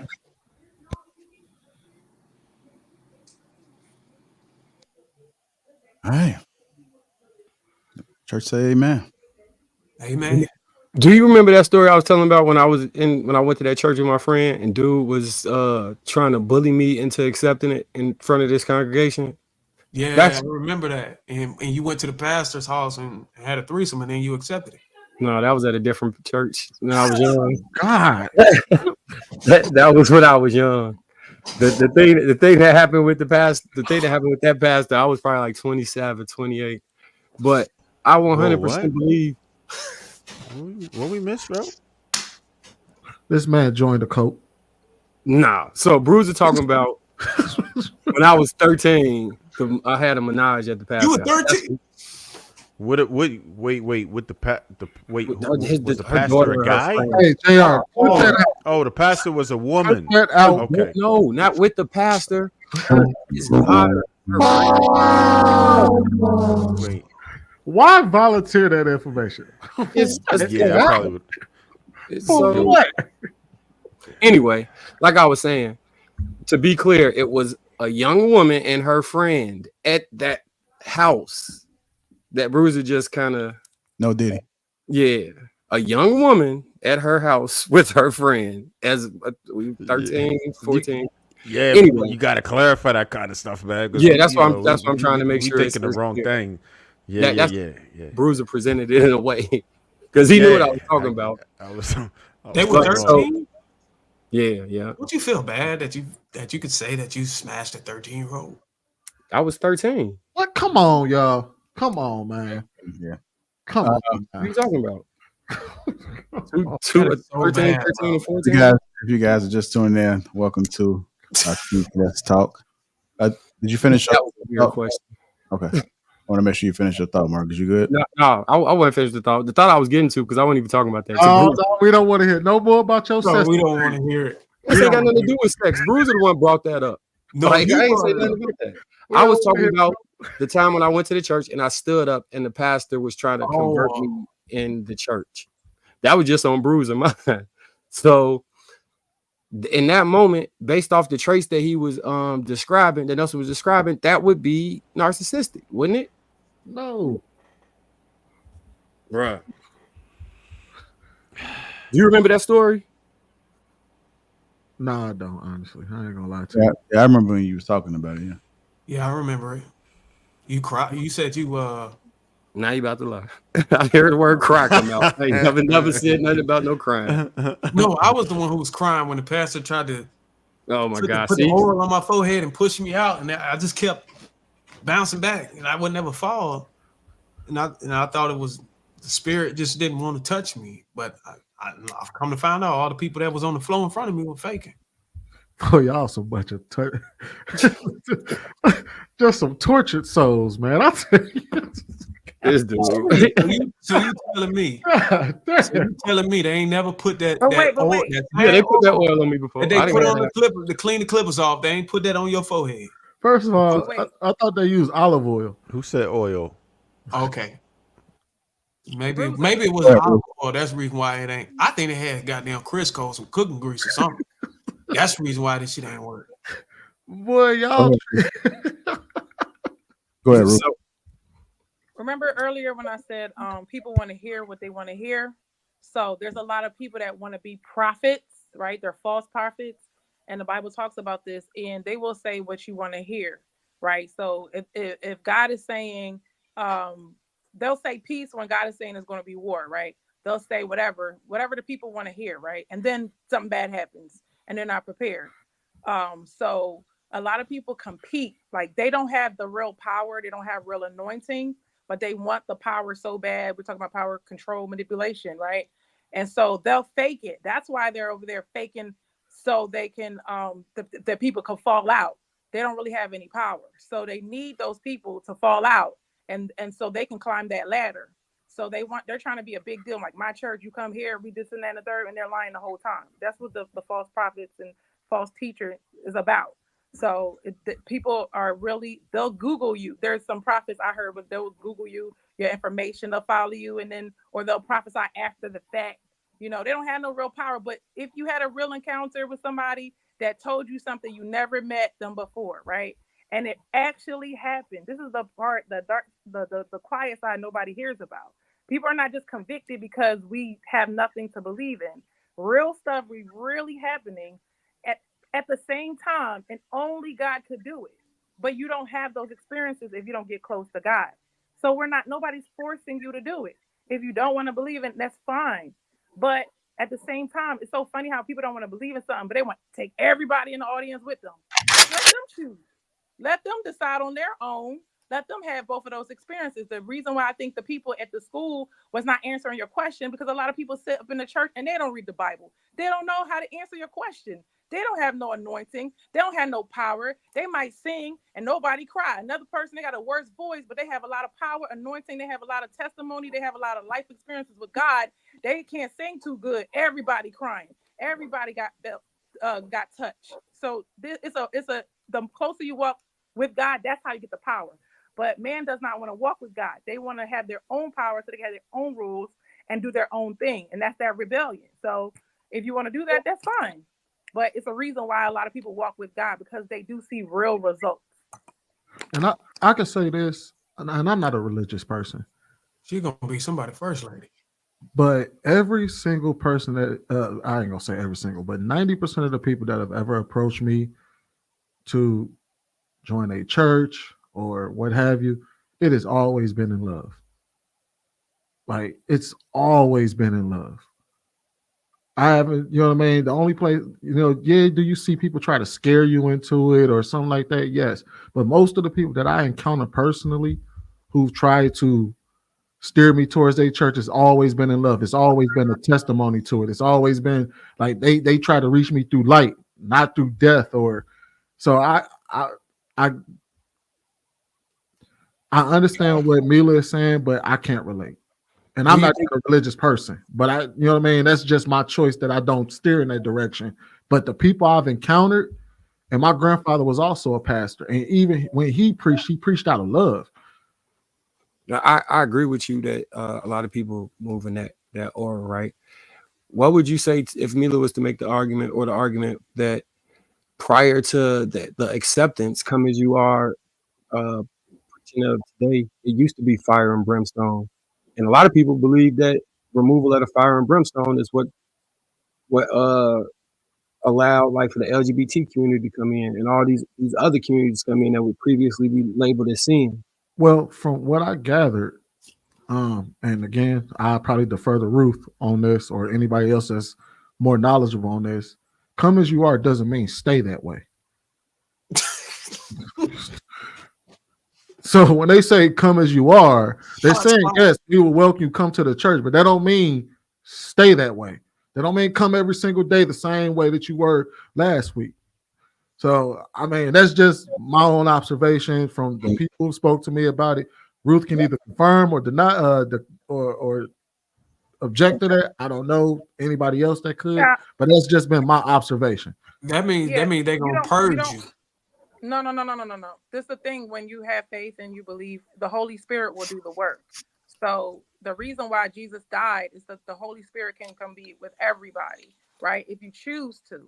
God is always about a choice. If you see something being forced, it's Satan, it's the devil. He always trying to trick you into something, telling you gotta do this, you gotta do that. Somebody can have a moment where they're working for the enemy. They might be a good person, but they might be working for the enemy against you for a minute. The devil's using them, right? They have an open door. So God is always going to give you a choice. He's not going to force you. He wants you to choose him. This whole experience is so that you can have free will. Everybody can do whatever they want to do. The devil's down here running the place, but eventually God is going to put everything back in order. And he's saying basically, I want somebody that actually loves me, that wants to walk through life with me. God only wants a relationship. So when we keep saying religion, Jesus fought the religious leaders in the church, because he's not about all the rules. He's not about all of that. He's like, you guys are coming to church and you're walking by this homeless person, this person that needs help. And because of a rule, you won't help them. That's not what he's about. He's not about rules. The reason why people have rules is because they don't want to hear God. They don't want to have a relationship. So you have to choose between relationship and religion. So having a relationship with God is kind of trumping all of the rules. That's how it goes. All right. Yeah, I know we got to transition. Mila, you there? I just want to make sure you heard Ruth, right? You heard what she said? About what? You ain't hear? About what? Damn. Anything. She needed to hear that. Hear what? No, I didn't hear it. No, she said a whole word. Oh, it didn't resonate with my spirit, but that's okay. I appreciate it. All right. I'm not trying to convert her. It's for me. I people get to choose. Like that's not. I'm not in the business of trying to convict somebody or whatever. But when you are on a journey, that's why I love when people say I'm on a journey. When you are on a journey, we talked about Marcus last week. When you get to that journey, if you really want the truth, you're going to find it. That's why you have to seek and you'll find it. If you're not seeking, you're not ever going to find the truth. So, I mean, you can believe your own truth. That's fine.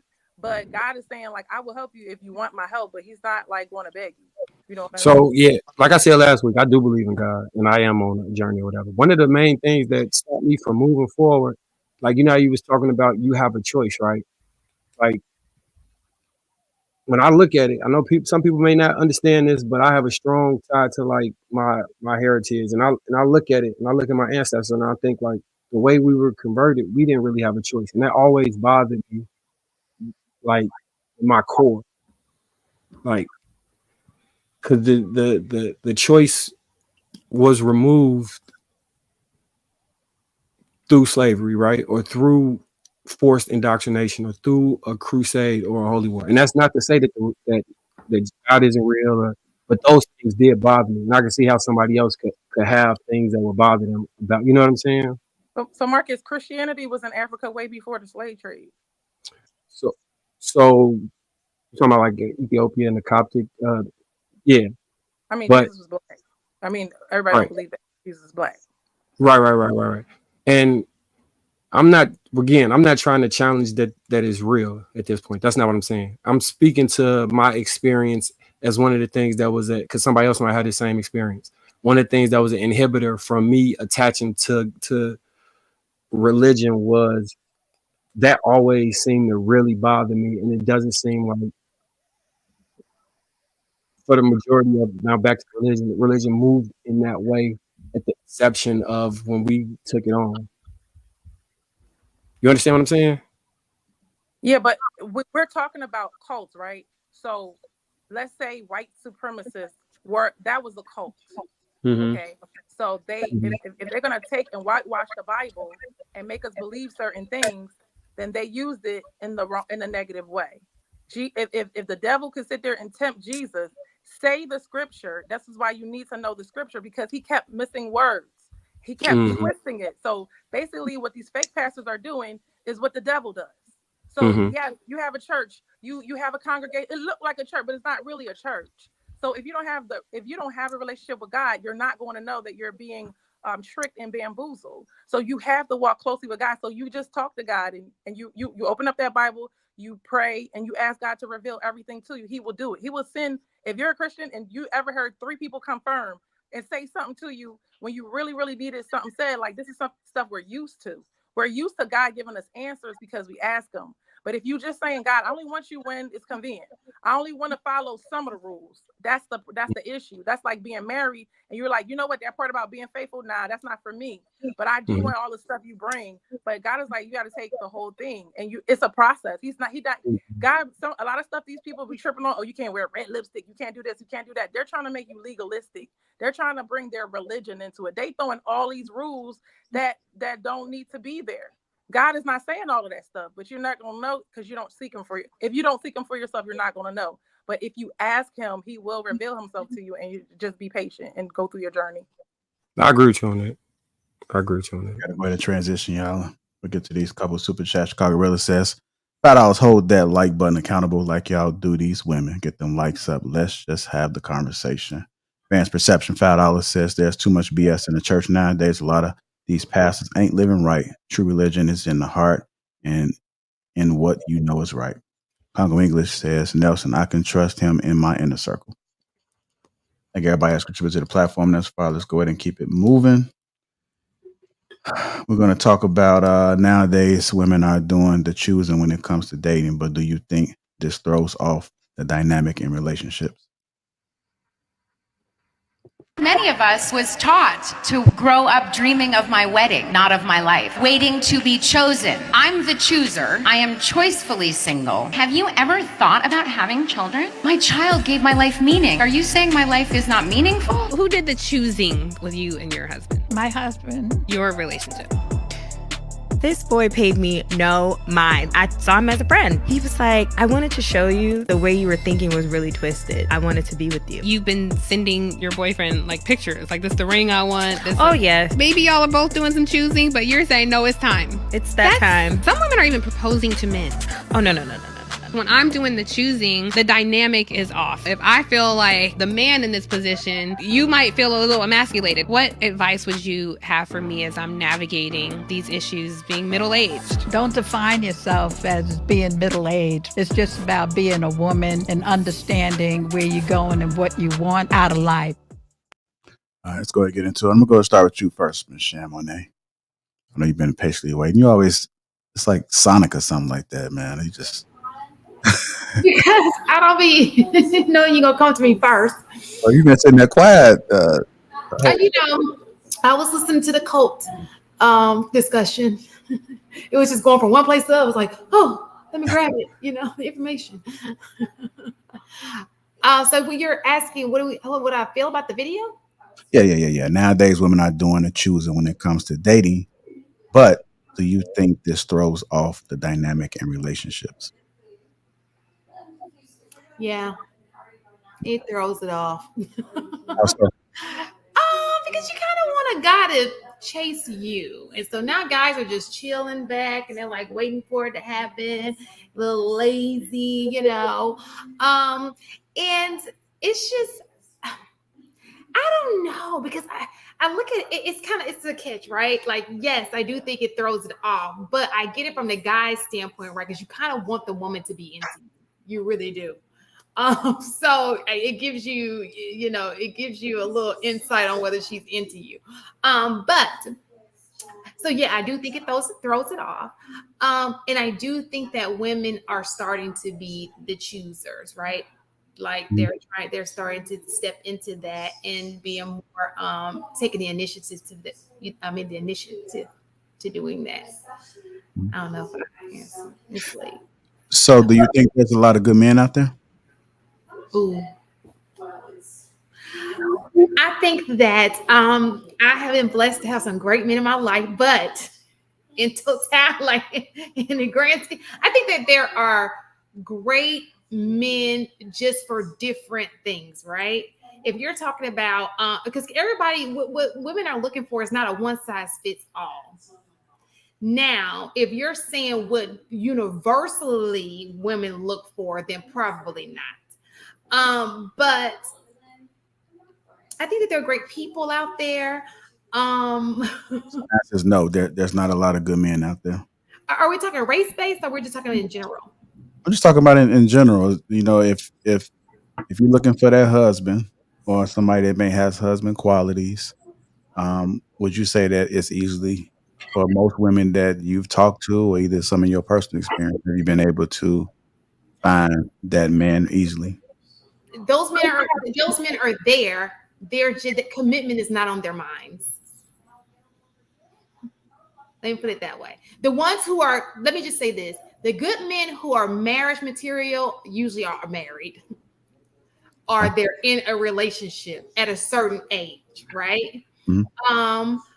I think that some men are, you know, marriage material. They just take a little while to get to wanting to, you know, the responsibility of being in a, you know, to be, you know, their responsibility. But it's just getting over that hump to wanting to be responsible. That is, you know, it's kind of like, do I, you know, the great men have lots of options.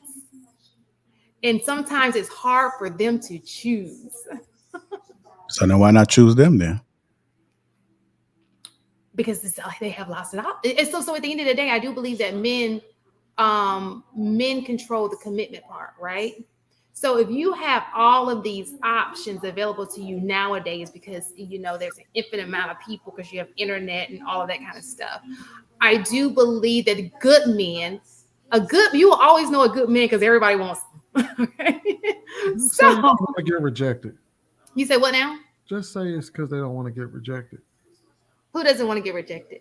Women? Yeah, he asked, and why don't they just go after him? I think they do. I think that they just don't want to be played. Like you put yourself out there, but if he's breadcrumbing you see videos, these women getting breadcrumb, like, sis, leave him alone. He ain't for you. We're talking about good men. Hold on, wait. I'm not talking about the ones that are, I'm saying the good man. Okay, so if we're saying the good men, unless they're young and they're just starting out, they're already married. Somebody's already got them at a certain age. So do you think? Queenie, can you qualify with when you saying good man? Who like the characteristics of the type of person you're speaking about? Because that might be the for me. Whatever they think is a good man. Whatever they think is a good man. Okay. Let's say desirable man then. Desirable man. Desirable. Well, that's not necessarily, because you can be desirable, but not necessarily a good family man. That's what do you desire a man to not be a good family man? Huh? No. Do you desire a man? When I say desirable, I'm talking about like all aspects, right? I'm not just saying like okay. So just please make sure you clarify that. I think that most men who are desirable, especially African American men who are desirable, they have options, and most of the ones who are family oriented are already married after a certain age. I mean, just because they have options doesn't mean that they're not willing to settle down, though. I mean, that's not really been my experience. I think when I there's say settle down, I mean marriage, like full out commitment, taking responsibility, and that's the reason why I said they're already married after a certain age, not like in the early 20s, mid 20s. We're not talking about at a certain age. If they're marriage minded, if they are the family guy, most of them are married. So at what age would you say that if the man is not married, he's not good? Who, me? Yeah. If he's a desirable man and he's not married, I would say like 35, 36. It's definitely a red flag. Oh, so it's the same. Okay. Hold on, wait. So you saying a man that reaches the age of 36, it's a red flag if he's not already married? Yes, I do believe that's a red flag. So it depends. So nowadays, maybe not. If you're talking about my generation, absolutely, it's a red flag. So, and the reason why I say that is because good men, right? I guess when you say a family man, most family men aren't grown to be family men. They just grow. It's just in them. They're like that guy, right? So when I think of it, I don't think of him as playing the field or out in the streets doing. I don't think of good men being that person. You know what I'm saying? And so unless he's like a Christian guy, he's just like, I just don't want to do that. For the most part, now there are exceptions to the rule, but we're talking about what I've seen. After a certain age, that bachelor, he's been out in the street. So the damage that's in the street, he's probably responsible for half of it. Okay. So what I'm saying is if he ain't sleeping alone, if he ain't out here I don't think of those people as being good catches.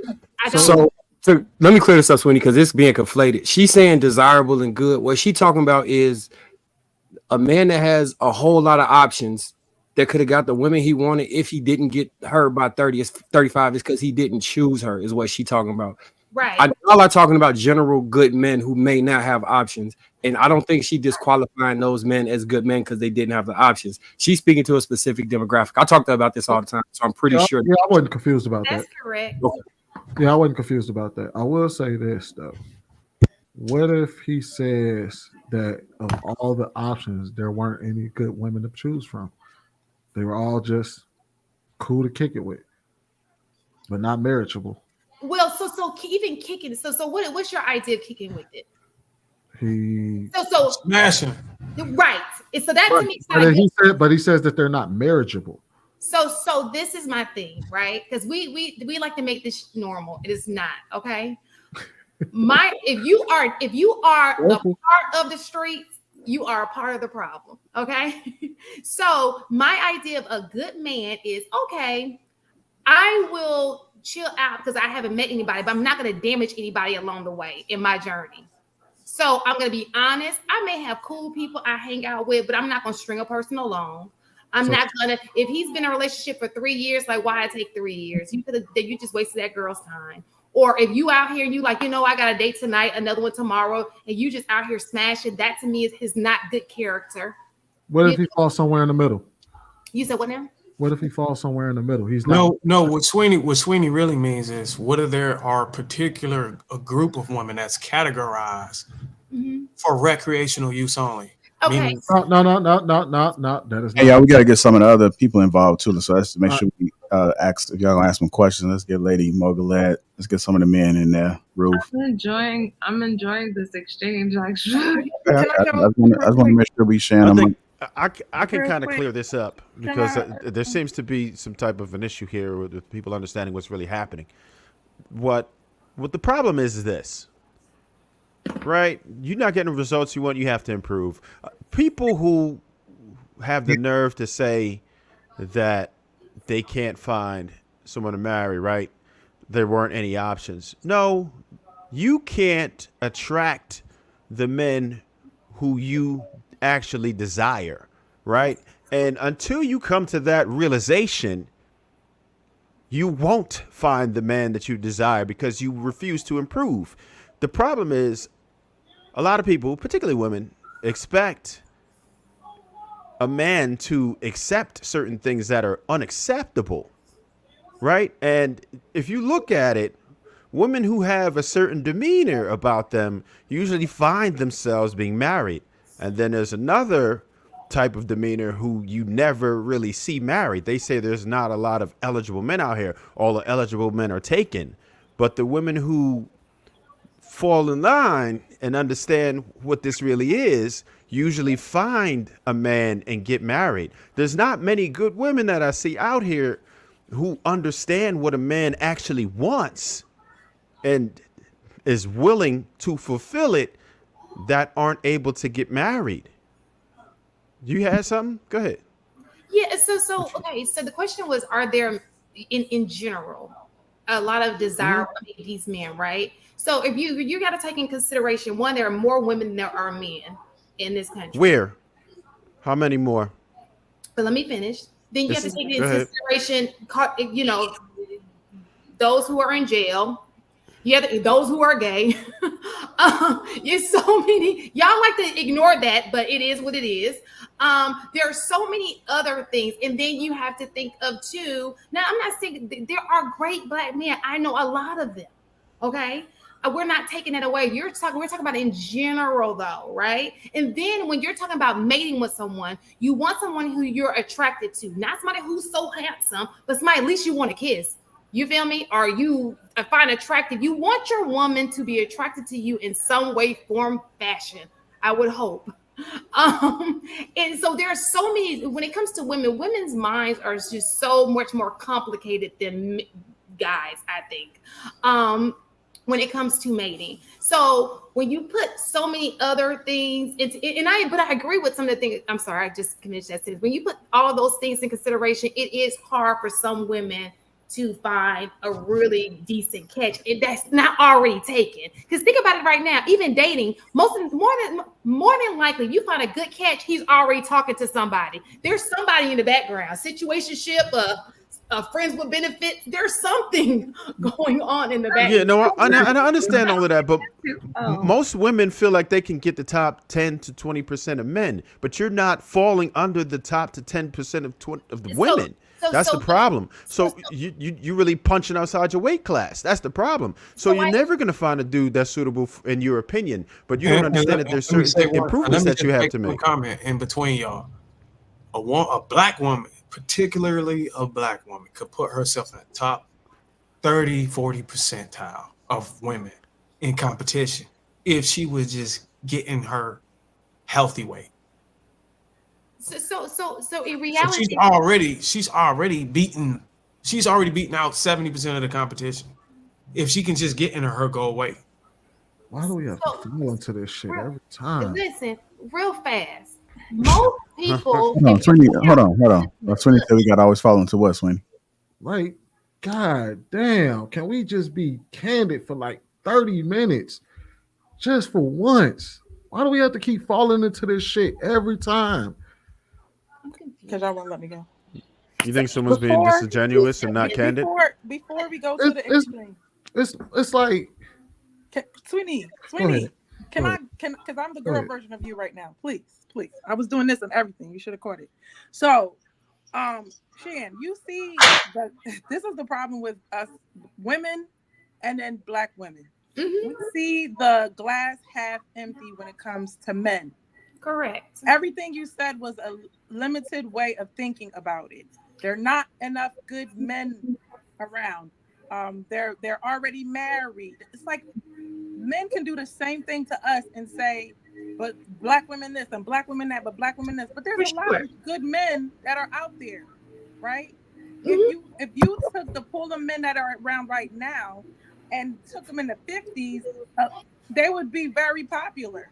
But it's because our expectations are just crazy.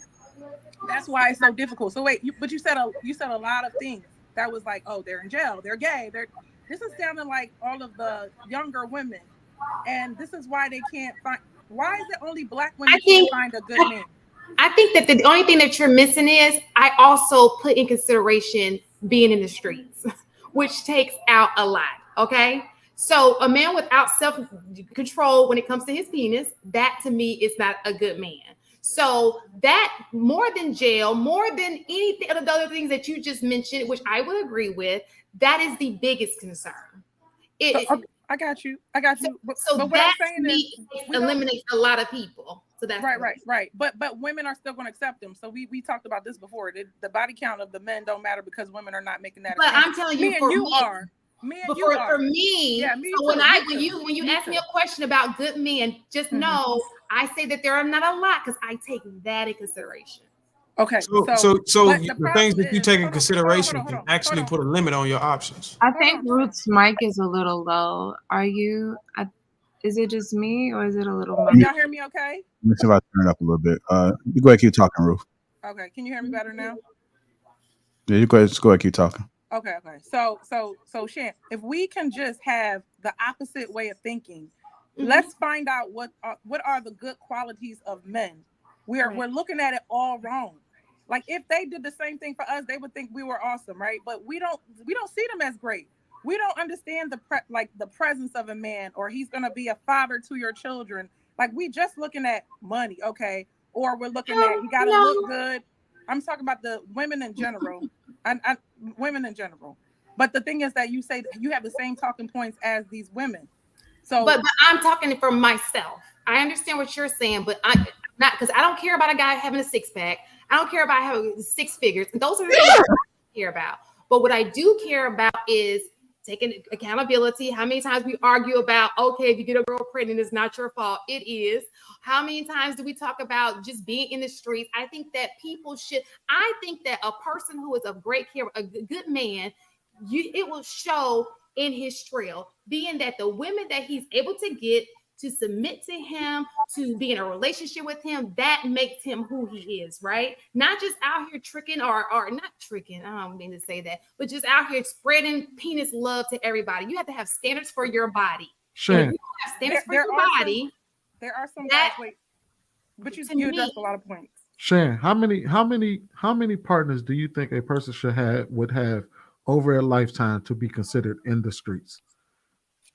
I think it's a mentality. I don't think Come on, man. We make this harder than it has to be. I'm just telling you my opinion. It's not a No, I'm just trying to get like a definitive answer. And like I think that there are great Black men. I'm surrounded by so many great Black. I think this panel is full of Black men. The people I've met in this space are great Black. So I want to emphasize that because I don't want people to think that I'm not saying that. That's not what I'm saying at all. But I think when you say that it's okay to just spread your seed, you don't have to, just go out here and be in the streets. To me, that takes away from it. Fair. I agree with you. I agree with you, but she also said that every man over 35 is a red flag. But some guys are in relationships. They stay in relationships, but those relationships didn't work out because it wasn't because of that person. It was because they were in the relationship with the wrong person. And what's that other person? That was a woman. So if you think about all the friendships that you have nowadays, people don't have morals and standards like they used to. So we have declined as women. We don't believe the same things. We don't have that high moral standard all the time. And that's why that guy over 35 is not married. That's what a lot of them don't have kids, but we still believe. I had to see the numbers myself to believe. And then I was on the app and a lot of guys didn't have kids. I didn't even know that. So if there is another world, if we open our minds, there's a whole world of guys that are good guys, but because they can't get that big top corporate job, they don't qualify. But if y'all was working together, they would qualify. But that's the thing about it. It's like the whole thing is set up to like make us look down on them. If we're looking down on them, we go to school, we learn that the Black man's a problem. The Black man is the one that is the issue with America. The Black man is on the news every day. They really at work, but everything they do gets magnified. So we start to internalize these things and think that all men are this or that. I get what you're saying, where some men, they have this little code where they do whatever they want. I'm not talking about them. Those are the minority because they get girls. But I literally just asked somebody, I'm like, so do you just, some guys are in relationship after relationship. They don't sleep around. They use condoms. And guess what? I know that's true because why do 54% of them don't have any kids? So they are using condoms. They are being responsible. You see what I'm saying? Now that's your extra standard that you added onto it, but that doesn't mean that's why. So the question was for me, and I'm not talking about anybody else. To me, that is a big standard. And so I hear everything that you're saying is that cool point, wow. But this wasn't about how women feel. It was about how I feel. And to me, that is a big standard. So, last thing, the reason why I'm addressing this is because somebody else is not like you. They might not have that high character. They're living wild, right? They're living wild, but they took everything you said and they agree with it. Because what happens as a woman, everything y'all say, I'm like, oh yeah, that sounds real good. But then I don't think about the other side. But when I have to look at the whole picture, I'm like, wait a minute, this is off balance. So people that have that intent of like, yeah, I told you men are dog, you just confirm their bias. That's all I'm saying. I have to address the other side of it. All right. It's not directed towards you. Okay, so we got to make sure we spread the mic, y'all. Let's get a lady in there. We're gonna keep it moving around. Go ahead, Lady Mugalit. I just, what comes to me is just, may we release ourselves from any attachments we have to how other people control their bodies before we attempt to experience love with them. I just said me. No, I mean, yeah, I get that. It's not nothing to. Because I think about it like this: if you're entering me, everything that comes with you goes inside of me. So I appreciate. So that's just for me. Everybody doesn't have the same, and I'm not putting this on you. I'm not putting this on you.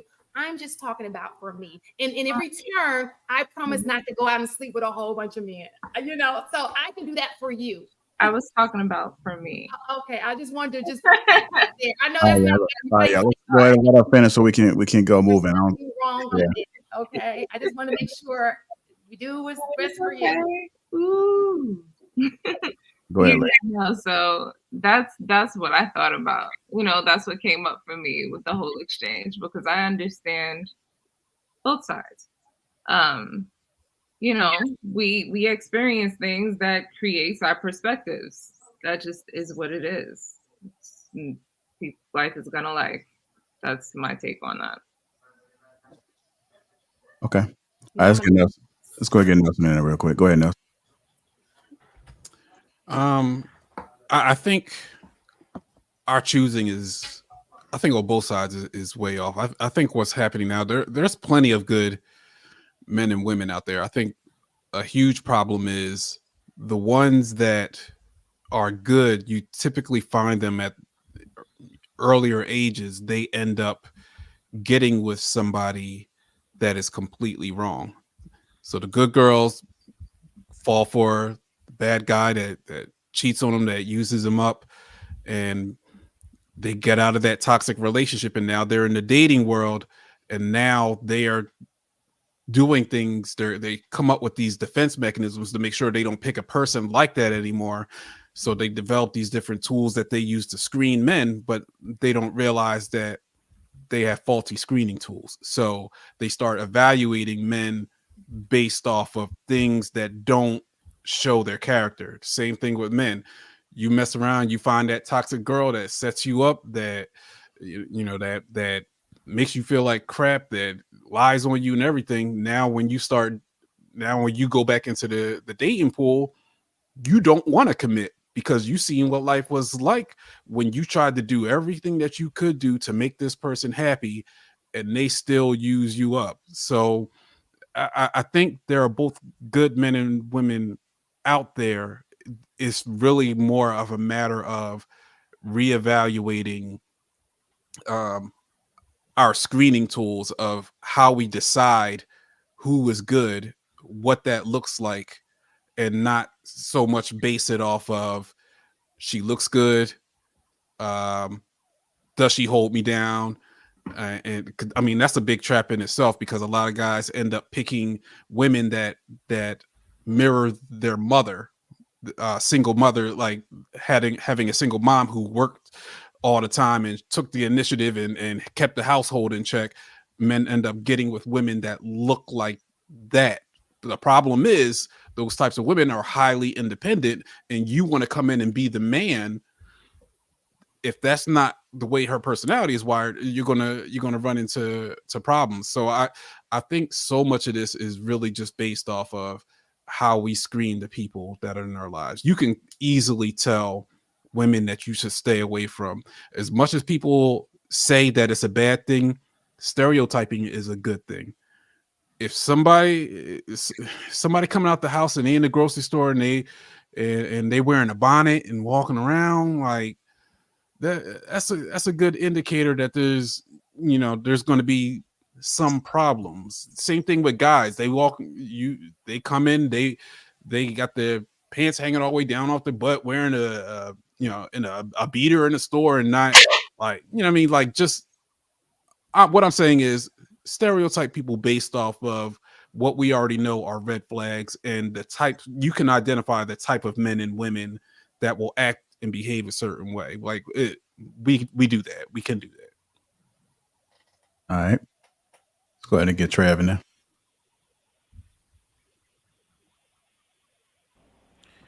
Yeah, I mean, I guess I could elaborate a little bit more. We were talking before, like, I think that if we stood like Ruth was going over the numbers, right? You're saying what 54% are single and childless.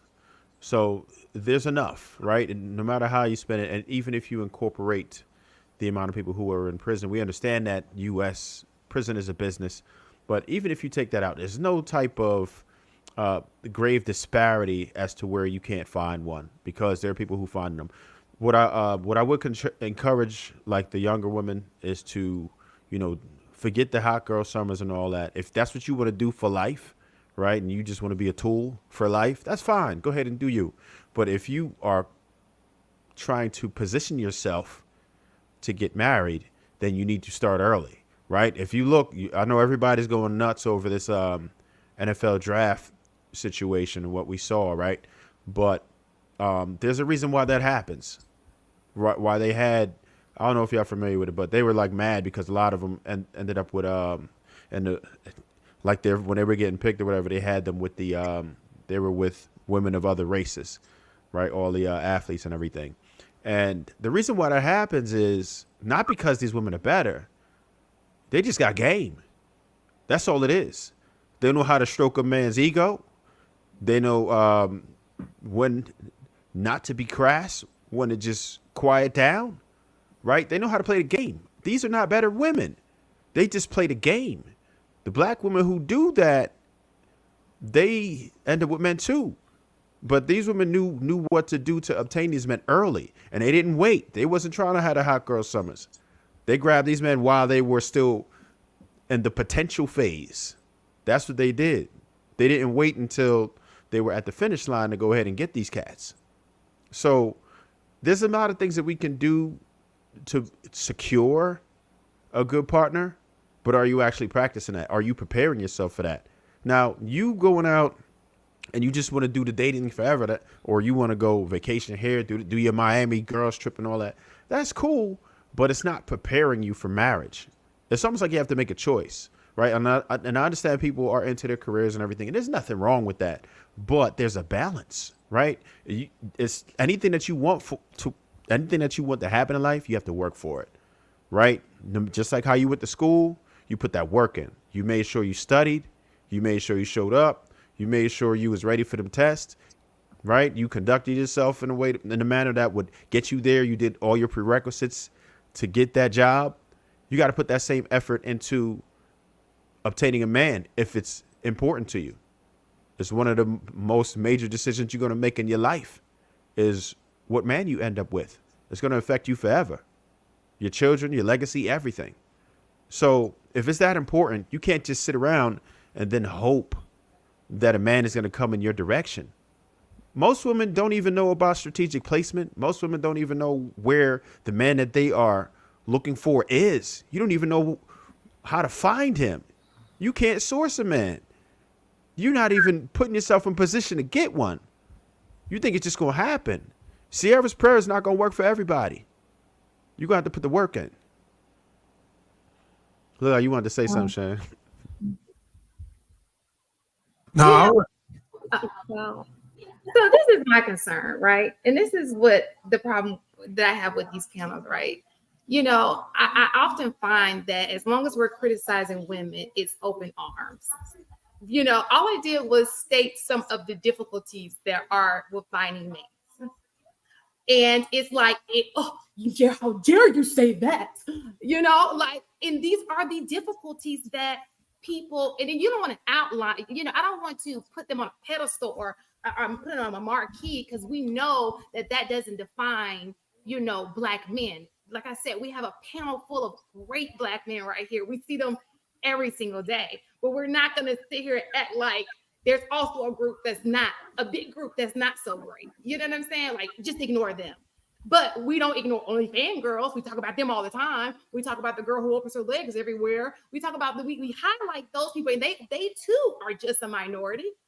But if we bring up another minority on the opposite side, it's just such kickback. Like, don't dare bring up our minority as men, but you can when it's a woman. But I do want to say this, because there was something that you said again, and I do want to pinpoint. I want to emphasize, because I saw that Tracy said it in the speech. I do agree that women, because the question was about men, I agree that women, we have work to do, right?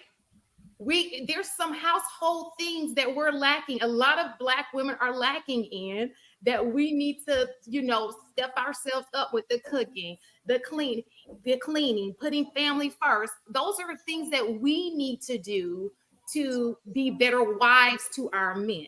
So I don't deny that at all. But the question was about my opinion on Can I say one thing, Shan? I get that you said there's a lot of men or a red flag for the men that was over 35.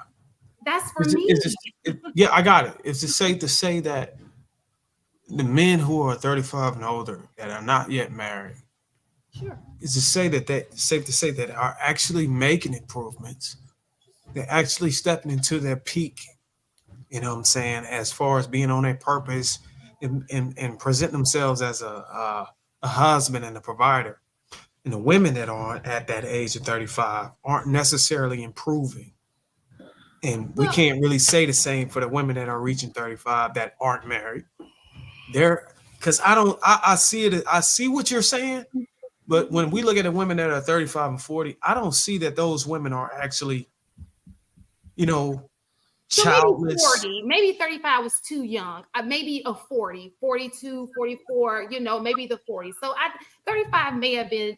Because when I see women that's 35, 40, that's childless, I mean, I'm really, a lot of them I don't see this childless, but I'm saying I don't see those women saying, they don't feel that conviction that, okay, damn, I'm not where I want to be at. That's just probably why I'm not married. Versus the man is, I'm where I want to be at.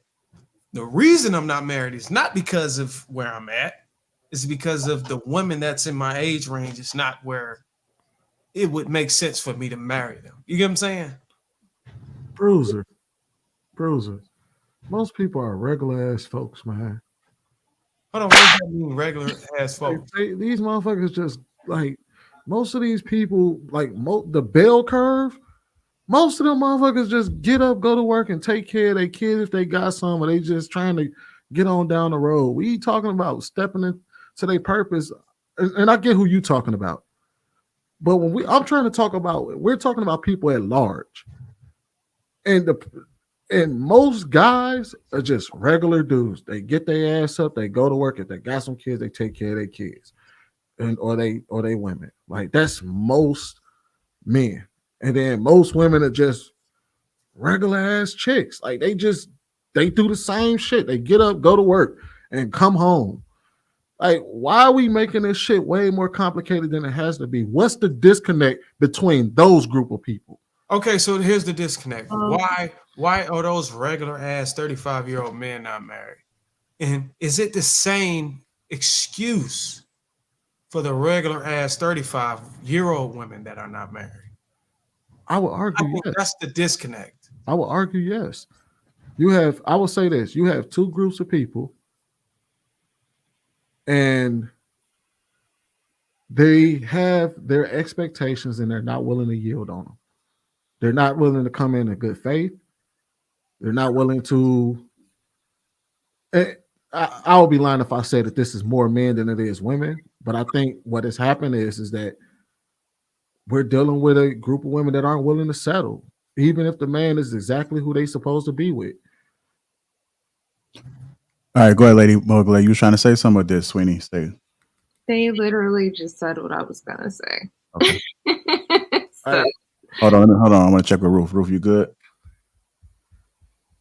Yeah. I agree with Sweeney. What the problem is that women don't like average guys, but they don't realize they are average themselves. I agree with Bruiser when he says when at 35, what I realized the guy is just getting his money. See, we thinking that guys are sleeping with girls the whole time, but they're not.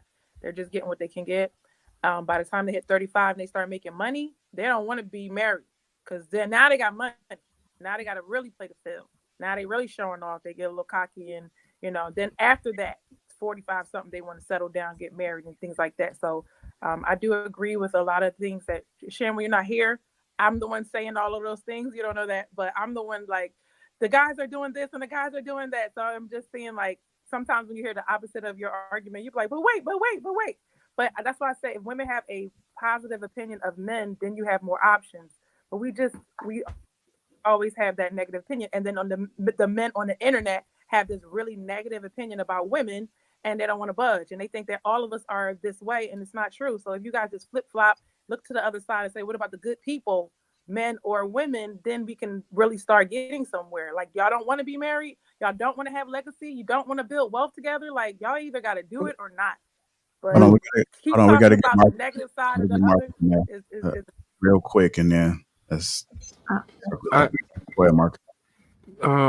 So I got a question for the chat, and please, can y'all just put a number like 5 men, 6 women, or whatever? How many people do y'all personally know in your real lives that you think are suitable husbands or suitable wives that are single, not in a long-term relationship, that are completely single? Like, I 15 men, just put like 15 men. Like I want a number so I can get a anecdotal social size. Put, is it a man or a woman? I see 5, 3, but are they men? Is it woman? Like, I want to just see the dynamic between those two. To answer the original question about what was it? Do I think that women nowadays, are doing the choosing? I think women always chose. I think they always chose.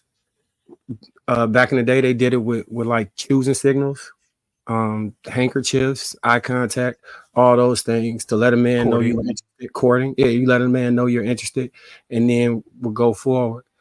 So I don't think that's that different from the past. I think maybe the issue nowadays may be, I just don't think there's that different from the past. I'm looking at the chat and I don't see that many people saying they know an abundance of single people that are marriage ready. No, it's just that if you recognize the toxic people that got a lot of toxic shit to say are the ones that can't answer the question. But the ones that are typically normal people, the ones that I normally see in the chat that are relatively normal, they say 1 or 2, 3 to 5. It's relatively even because most of us don't really have a lot of people in our lives. Mm-hmm. So, but like when you look at it and you recognize, you can see who's normally toxic and who's normally relatively even keel. And the toxic people ain't gonna have no answer for you. Either it's gonna be outlandish or it's not gonna be an answer at all. Trudy, can I ask you about this joint before? You asked a question. Well, you were saying that a woman doesn't want to settle even if that's the person that they're supposed to be with.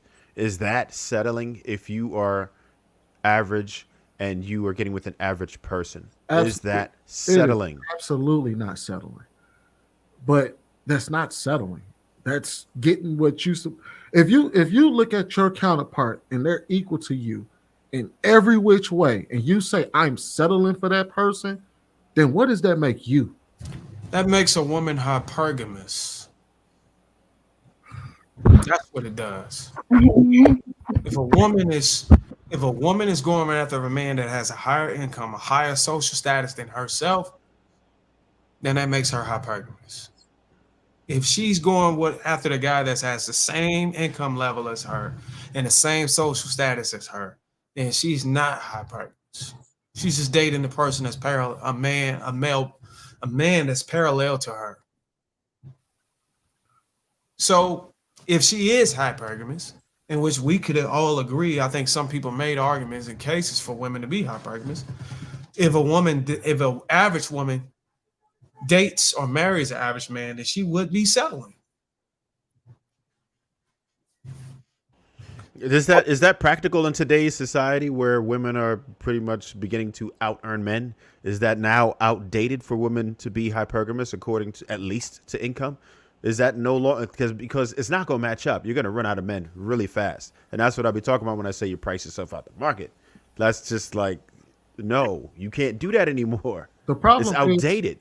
The problem is it's not outdated. It's they just self disqualify themselves. They disqualify themselves. The problem with calling it hypergamy is she would have to be comparing that man to another man. They're comparing men to themselves. No. When they say no, listen to what I'm saying. I mean, I make more money, therefore I deserve more. I got an education, therefore I deserve. They're comparing the man to themselves. They're not comparing them to another man. Because there are men in that, like, if you look at every single tax bracket, there are more men that exist in that tax bracket than women. Every last one of them except for $30,000 and below. I think you guys are more caught up on money than we are sometimes. Especially when we're making our own. Some of us aren't thinking about hypergamy even from the standpoint of salary these days.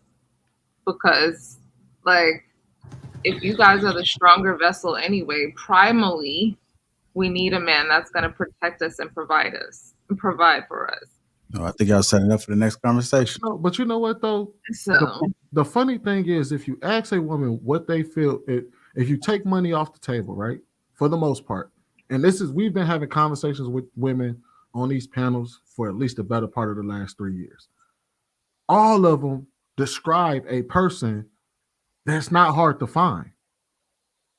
So what's the problem? Every last one of them describe a person that is not hard to find. If you go out there with 50 cents and nickels, you can hit 10 motherfuckers with nickels. If you go outside, if that's the person you describe, they all describe this person. Oh, he just has to have a good heart. He needs to love me. He needs to be emotionally intelligent. He needs to be a good person and treat me right. You be like, how is that hard to find? But what happens is that when they go out in their real life, they start to disqualify dudes before they even talk to the man. Oh, he's not tall enough. No, he's not this. No, what's wrong with this guy? Oh, I just wasn't happy. a lot of people are serial dating. It's like a video game to them almost. Well, you don't have so listen, this is the thing. When I walk outside, I don't know what happens when you guys walk outside. When I walk outside, I see average people dating average people, right? Most people are not just sitting at home alone. They are dating a guy who is average. He's dating a woman who is average. But usually what happens is they're not on the same page. Maybe she wants more and he doesn't, or vice versa, right? And that's really is a whole bunch of situationships and not enough people who are committing to each other. Because at the end of the day, we can sit here and say, oh, she's keeping herself because she wants this six-figure guy. But meanwhile, she got Joey on the side who making $50,000. And she actually is in love with him. He don't know it. She's playing hard to get. And he just don't want her like that. You know what I'm saying? He just like, okay, I'm cool with this relationship the way it is. Why we got to commit? You know? Hold tight, real quick. Check on Mila. Mila, you trying to hop in this conversation?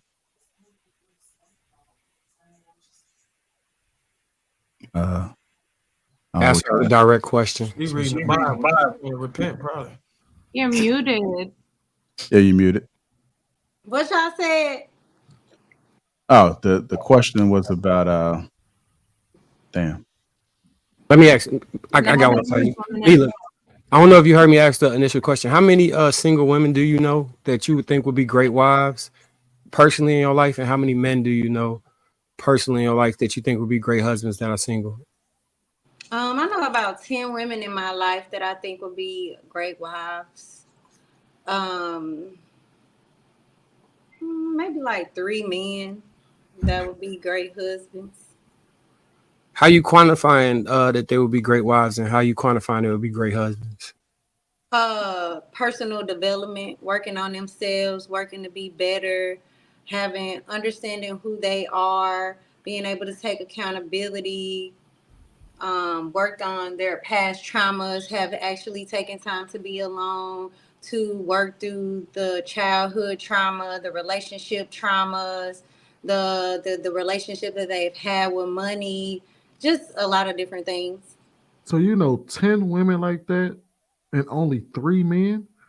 Yeah, I'm in a sorority, so I just have a little bit more access to women in that retrospect. And my personal experience with men, it's men, sometimes they a little slower with personal development, right? I think this is the major disconnect between men and women. And I see, and what she just described pretty much explained it to me. You encounter women on a friendship level to the point where you don't actually see the relationship side of them, whereas most of your encounters with men have been relationship based. No. So these men that I'm speaking of, they're platonic friends? No, they're like my friends. And the women that I'm speaking of, like I've set them up with some of my guy friends. So I've seen, I'm not a non-biased woman. I'm not saying that you're biased. I'm saying that typically when you encounter men that's more romantic, it's on a romantic level. That's why you will only know 3 men in your life that you would say are marriage materials, because you're only like, you have more female friends than you have male friends. And that's that's not the case. I actually have more guy friends, actually. So wait. Okay. So what you just said earlier don't make any sense then. It does make sense because you didn't listen to my reasons on why I said. No, I did. I said that the men that I know personally, that I know that are my guy friends, they're not personally developing. And I think to be in a healthy relationship. Maybe if you get details on the personal development, we can have an understanding. Because I'm not understanding how you know 10 women but only 3 men, but you have more male friends than you have women friends. Like, it just don't. It's that thing that I always think about. Like, when I think a better question might be is like, how many male friends would you say you have? Maybe like 10-ish. Okay. So out of the 10 men, only 3 of them are marriage material. Yeah, like today years old. I'm not saying they don't have the potential, right? But we can't be thinking about potential. We have to think about like who they are like today years old. I got you. And then as far as women, how many women friends would you say you have that you know? Friends, 4. But like women that I encounter like through my sorority, right? Through meeting them through like my brother, or like some of my I'm close with some of my brothers, like women ex-girlfriends. I'm close with some of my guy friends. I'm just talking about women that you're close to. How many women that you encounter on a regular basis to be able to give a more accurate response to his question? Think of it the same way that you thought of the men. Whatever you think as far as male friends, you have female friend equivalent. How many of them is there? Like, how many? Like, the men that you put in that category as friends, and you said I got 10 male friends and only 3 of them. Y'all didn't ask friends. Y'all said people I know that's close to me. People that we're trying to get a percentage. Be friends. So if you grab where you grab the 10 women from, whatever pool you grab the 10 women out of, how many is in totality that you know of? Wait, what? How many women do you know that aren't marriageable, and how many men do you know that aren't marriageable? I answered that, and now y'all talking about no. Your initial question. No. Your initial question. I got what you're saying. You're saying there are 4 men that you think are marriageable and 10 women that you think. They're trying to figure out the proportional difference. So how many women do you know that you think are not marriageable, and how many men are not marriageable that you know? Oh, them numbers is outrageous for both the men and the women. But out of the 4 women that you're close to, how many of them are marriage material? No, she already said 10. Her number was 10. No. Hold on. But y'all confusing shit out of it. Like, y'all got to slow it down, and y'all have to like come I'll be on the same page because I understand what Marcus is doing. Marcus tried to flip it to see if we can get a better number. So, but she seemed to be all over the place because she knows a lot of people. So when we Yeah, asked like them, y'all questions, y'all got to be a little bit more direct. hold I on, know hold a on. lot of people in Right. life. So, but we're not talking about everybody in life. We're only talking about the men and women that you are close to, that you can honestly say. So that's why I just asked, what's the total number so we can get a range? What's the total number of women that you encounter on a regular And when you each say year? close, what do you mean by close? Some people are just black and white, okay, and so you can't really go in between. Like close is I don't think y'all subjective. gonna get the answer You that y'all need. mean friends? You mean Let's just say associates? friends. Okay, let's just say, like, how many female friends do you have? 4, Okay, and how many male friends do you have? 10. Okay, 10 male friends and 4 female friends. Out of the 4 female friends, which Ruth said, how many are marriage material? 4. 3. 3.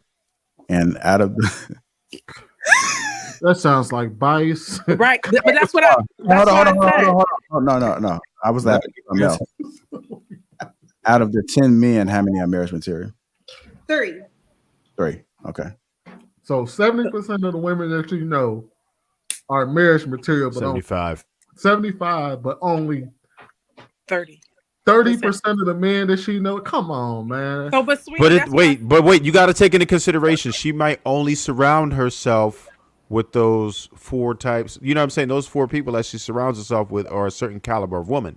So that could happen. That's why I was trying to ask how many, wherever she derived that 10 from would have made more sense, because she got the 10 that she knows. I wanted to know how many people she knew totally out of that 10. So then you would have a more accurate assessment of what she was, how she felt about it.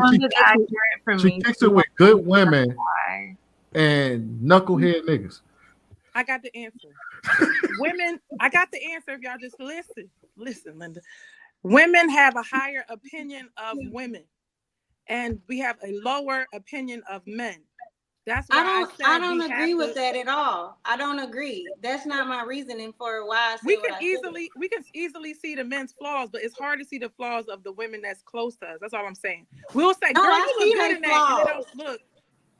I'm just talking in general. I'm not really talking about you. I'm just saying we will say, oh girl, you look so good in that. Everything's gonna be great, but not tell her the truth. But we get real raw with the men that we know in general. What are those 3? What are the marriage material? For the 3 women, what makes them marriage material in your opinion? As I stated earlier, but when I was asked this question, for me, because the only thing I can speak is from my truth and my experience and my journey. Mm-hmm. For me, a person for me that I'm like, okay, I feel like they're on marriage material is that they're working on themselves, right? Personal development, healing from our past traumas, whether it be relationships, from our parents, from our sisters, from our friends, from race issues, from all of these things. We're actively working through those. We're able to identify our triggers. We're able to understand our needs, our wants, our desires.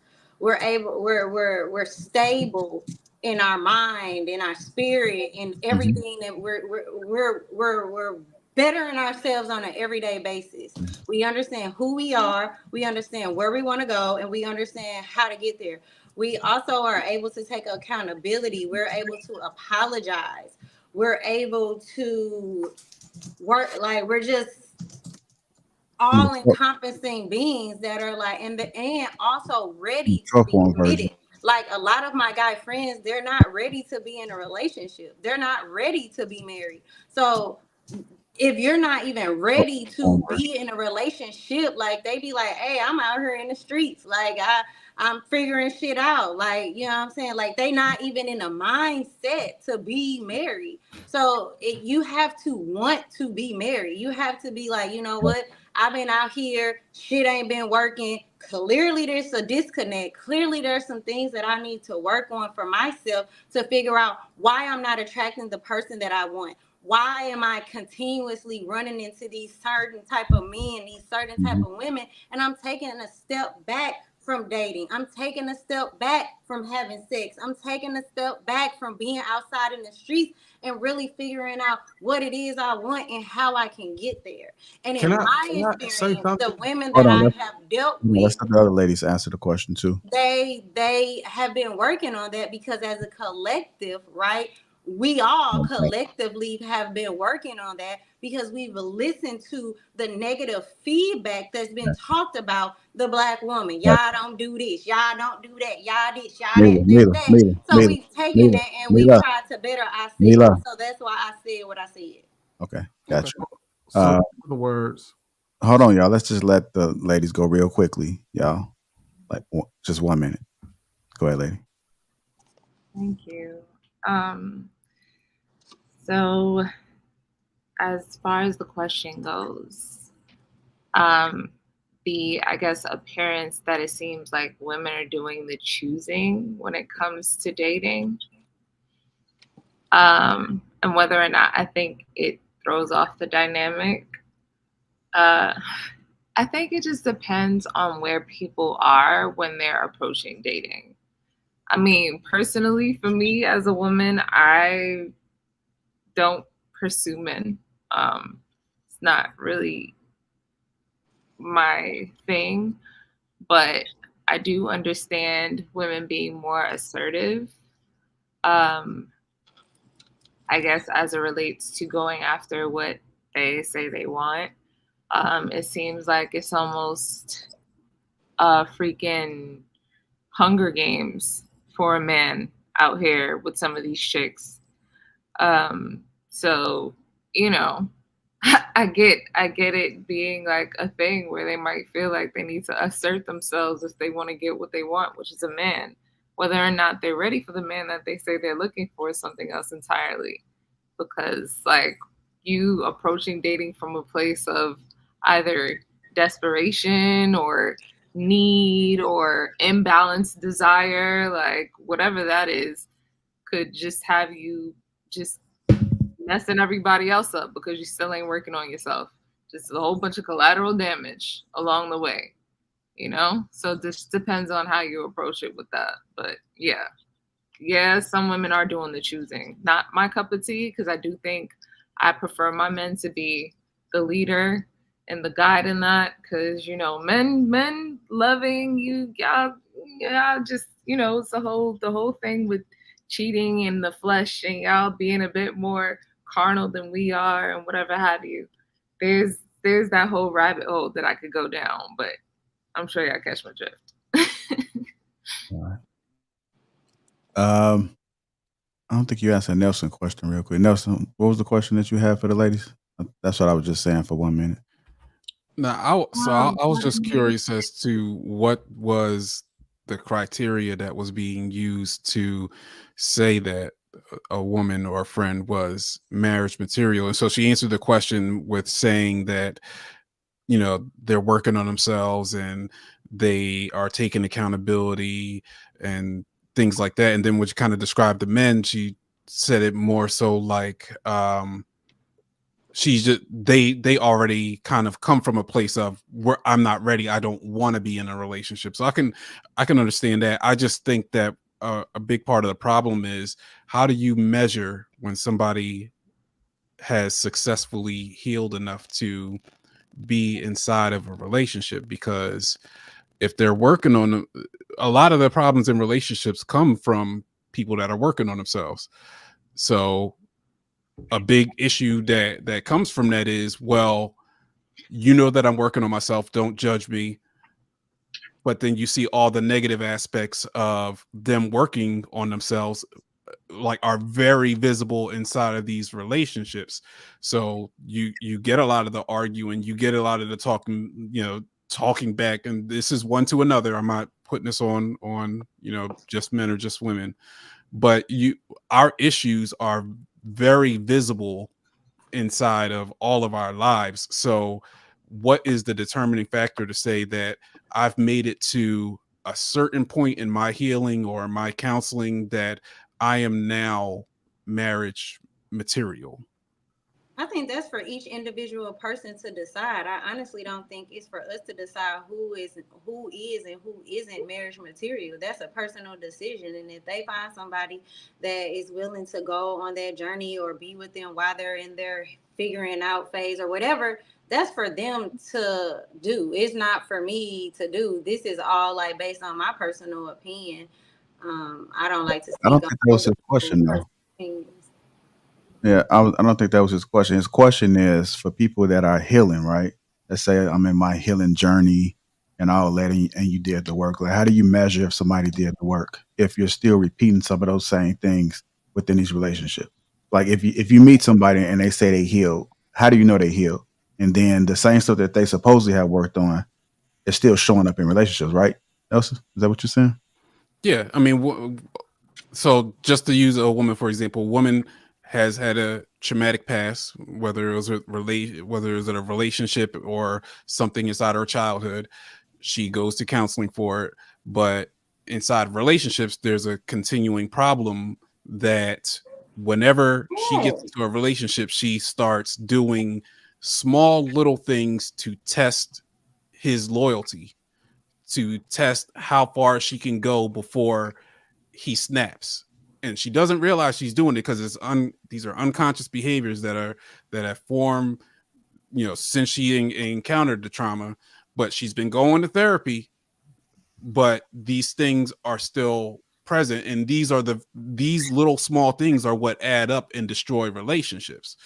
So how can anybody ever come to the point where it's like, okay, I've done the work on myself to say that now I'm ready to be inside of a committed relationship? And that's, it's not directed at any one person. It's just hard. It's hard for us to, I don't think there's a solid foundational definition of what it means to be marriage material.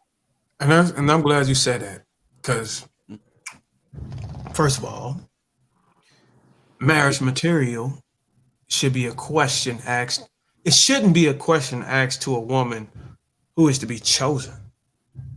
If it's valid to ask a woman this type of question, it means she sets the terms and qualifiers for a man, which makes no sense. It makes it makes absolutely no sense for what marriage is originating from. Second of all, women in their 30s, 35 plus, whatever. Yes, they need to be desperate in dating. You need to be shooting that motherfucker from half court if you can hit. Get out the streets ASAP. And when you work on yourself, stop and think of the man you're sharpening yourself for. Is that what he wants? Are the results of your work, of your change, does that align with the man that will make you his wife? If not, you need to go and talk to him and ask him, what can I work on to be your wife? And when he responds with the details, then go work on that. That way you can eliminate all this marriage material shit, because everybody has different things they value as a suitable wife and husband. Third thing, if you ain't married, that means you haven't chosen and you haven't been chosen. There's no such thing as a man being potential. When a woman says a man is only considered if he is marriage material, it means that a woman has orchestrated a criteria for a man to meet, which makes her the opposite of a helpmeet, which means she is looking for a helpmeet, which means she has a system for a man to fall into, which means a man has to fall in line, which means she herself is not aligned with what makes her a suitable wife, because a suitable wife is to be submissive and cooperative, meaning any man that chooses her and vets her would take her as a helpmeet, and she will be the one who will have to be considered. But what if a woman she would have to be the one who would have to cooperate and submit? So you gotta miss me with all this BS about a man not being potential. Hold on, let me check on Sweeney. Sweeney, what's going on, man? You not? I got nothing, man. Go ahead. Okay. Let me just, Roof, I'm gonna come to you next. Let me just slide this topic in there right quick. This is a final topic. And is not money. Provision is infrastructure. If a man has the ability, the mind, the mental sharpness, and the fortitude to come into your life and provide real infrastructure, then he is a provider. There are seasons in a person's life where they 50 might not look like half the bills, but if he shows up in other ways to supplement and make it make sense, you got to understand that. And I'm sorry, ladies, I'm not sending this as a shot to discourage you, sending it as a shot to wake up. If the only thing you know of provision is a paycheck, then you know nothing of it. If that's what you think a man being a provider is, you have no clue what a real provider is supposed to do. That's why so many kept women are lonely. All right, I'm going to put that topic in there. That provision is not money. Provision is infrastructure. You want to respond on that, Sweeney? Nope. Okay. Go ahead, Shan. No, let's go to Marcus, then go to Shan. I agree with him.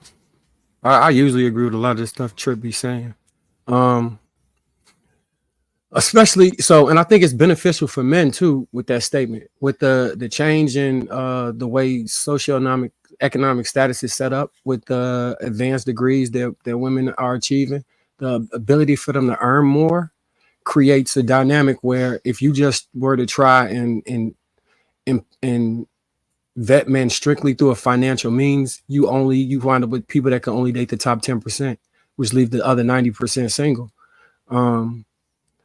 And I've talked about this before. I think as men, we kind of struggle with understanding what women are asking for when they talk about emotional security or being in a safe place or feeling protected and those type of things.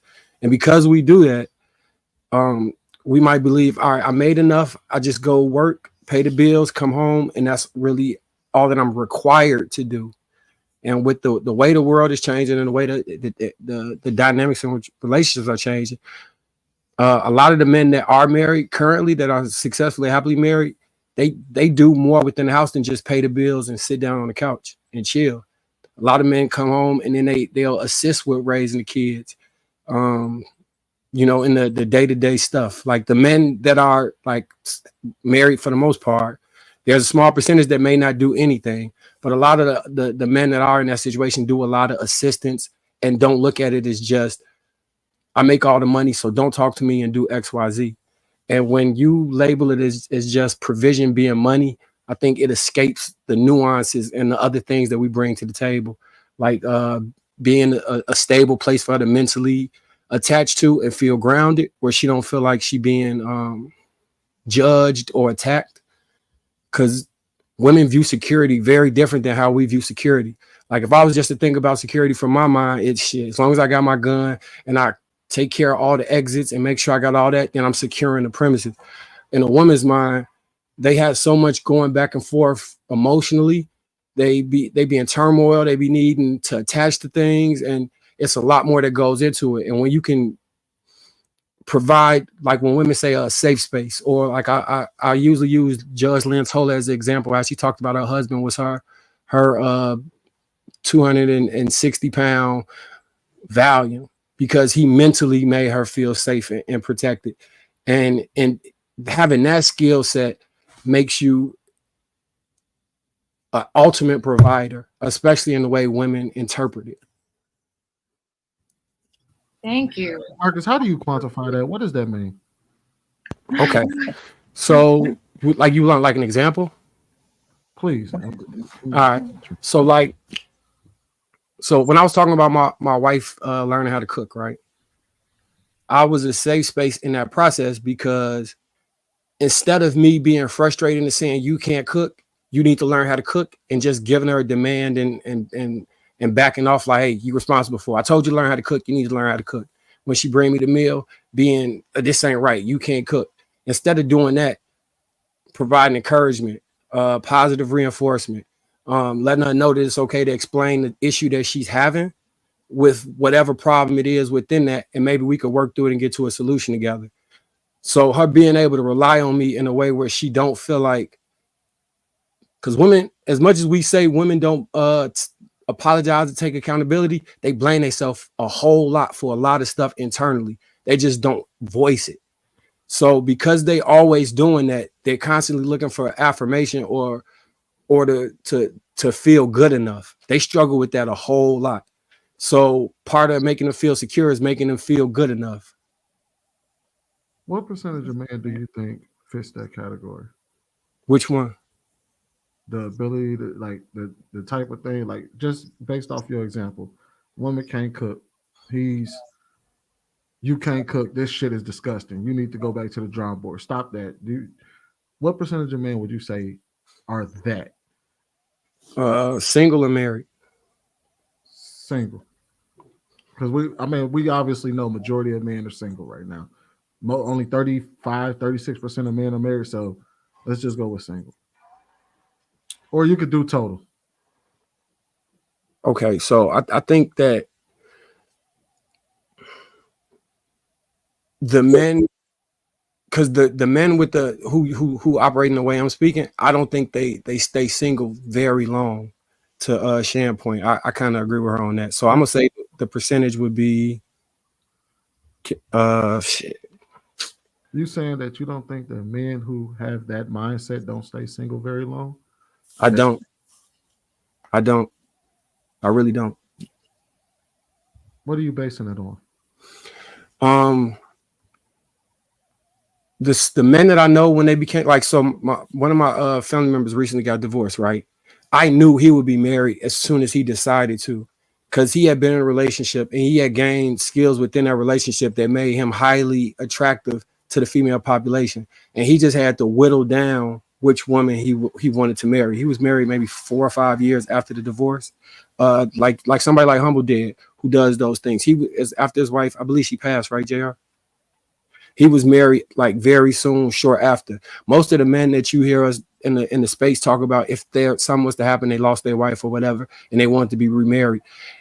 It sounds like ego, but I think they're speaking to confidence in their skill set when they say, "I'm pretty confident that I would be able to find a suitable wife within a realistic time frame as soon as they heal or got over it." All right, so you referencing men that have already been married. I just want to know, like, in totality, like.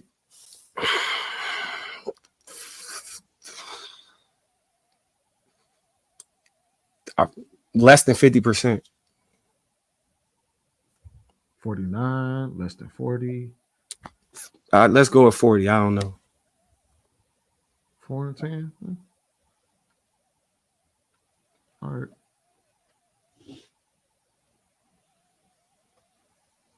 The things we usually quantify as what a good man is, women don't necessarily use this. No, I wasn't even basing it off of what we think. I'm basing it off of what you said. That's why. Yeah. So I'm saying like 40% of what I'm saying. Hold on. What is this question? Sweeney? Basically, because when we talk about emotional intelligence, because I'm gonna be real with you, I've always known men that have been sensitive to their women, like in that regard. Like I don't know very many men that are that crass, even single, where they would just be like, yeah, like to speak the way that you said that they speak in the opposite, because I can't necessarily totally quote what you just said, but like speak the opposite of that. I don't know very many men like that. They're hypersensitive to their women, at least their women. Sweeney, why weren't you here last week? Because I said this, right? I said the men should let the women speak, right? And the men was like, oh, we want to give solutions. I say, don't give any solutions. That's what the research says. Most of the men said, no, you know how men are. We're going to give solutions. But what I really was talking about was emotional intelligence. But the men were not trying to hear it. They're like, no, what she talking about? She don't know what you're talking about. I'm talking about research. But what Marcus is saying, if you have that, if you go the extra mile and you do listen to her and you see her point of view and you let her, vent or whatever, y'all saying that y'all don't want to listen to the woman. He's saying if you have emotional intelligence, you're not going to have no problems with women. And I agree. Okay. All right. So yeah. So if we're talking about that, right? I think it's been kind of almost I ain't gonna lie to you. I've been watching Martin, right? And that had to have been the most toxic fucking relationship I've ever seen. and he exhibited every toxic behavior that we say that men exhibit, but we like look at it as being manly, but it seemed like a caricature. Because when you go out, you listen to real men, will they give a woman a solution? Absolutely. But we listen to their problems more than anything. They come home, complain about their homegirl. They send us memes all day, every day about shit they thought about. Like my wife sent me 87 goddamn memes and reels and YouTube videos. What? Less than a Wendy, week. you're married. That was the point. I said most married men are able to do that. That's why I said I'm saying that even when we're talking about men who are in relationships, like when they get in relationships, if it's a one, like I think we conflate guys who are just kicking it and then guys who actually got girlfriends or in marriages. They tend to do these things for the women that they decide to actually start relationships with. They listen to their shit. They listen to their problems. Do they offer solutions from time to time? Yeah. Do they argue from time to time? Yeah. Because they may not always see eye to eye. But for the most part, these are just normal. I look at people as just normal people. You can't encounter the opposite sex your entire life and not pick up that skill. Have you been so just judging off the space that we exist in, right? If you watch the general way, the majority of the general way a large percentage of men operate and communicate with women, I could tell you the reason they're not married just by watching that. You want to know what's funny? Because if we just talk about online, this is why I love reading the comments and seeing what people like. Because if you look at those relationship videos and the goofiness of them and how silly you see the people tagging their boyfriends and stuff, and the boyfriend like, yeah, that's us. And it normally be just regular people shit. All the stuff that you talk about, it be that.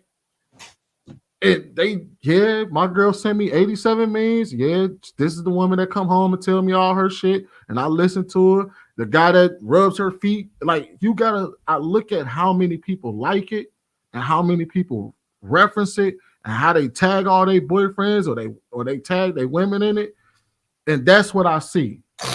Now, granted, when we in a space where we're talking about where the conversation tends to be negative centric, you tend to start seeing the talking points come out. But when you go and you look online and you see all the relationship stuff, they mostly understand.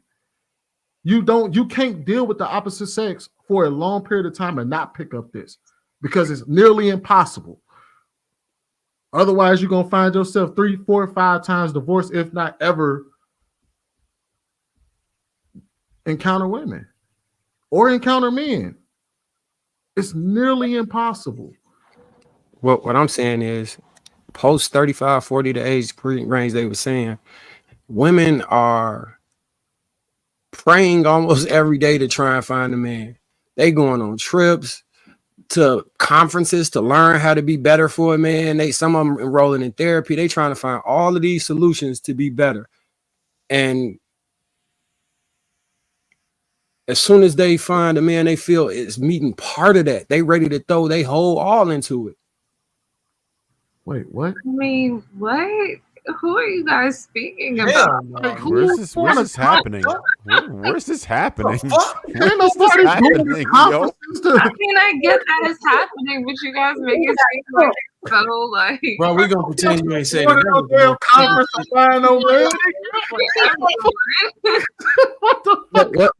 the dating coach that the ladies couldn't even ride with you on that one, bro? I agree, because if you look at these dating these guys, listen, Stefan Speaks, look at how many views he gets per, you look at all these people who are dating coach, these guys telling women, this is what you do. Those numbers of those people, those dedicated subscribers, looking at those videos, trying to learn, going to these, and these dudes pay like, they charge like hundreds of dollars for these seminars, right? And it could be a webinar, and it be paid like sold out.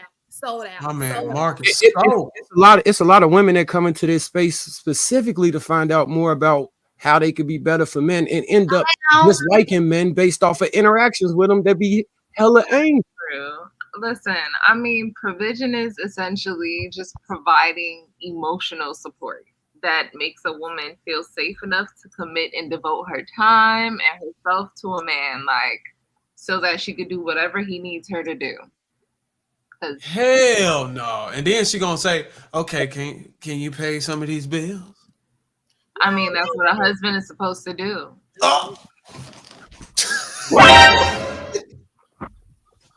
And it all Right back comes to back. I mean, I'm not saying that we're not going to pay bills together now. I didn't say that. But can you be can you be a shoulder to lean on and addicted? Hey, hold on, wait. I got something for you. Then, I got something for okay, you. I need some bills paid. I got something for you, Lee.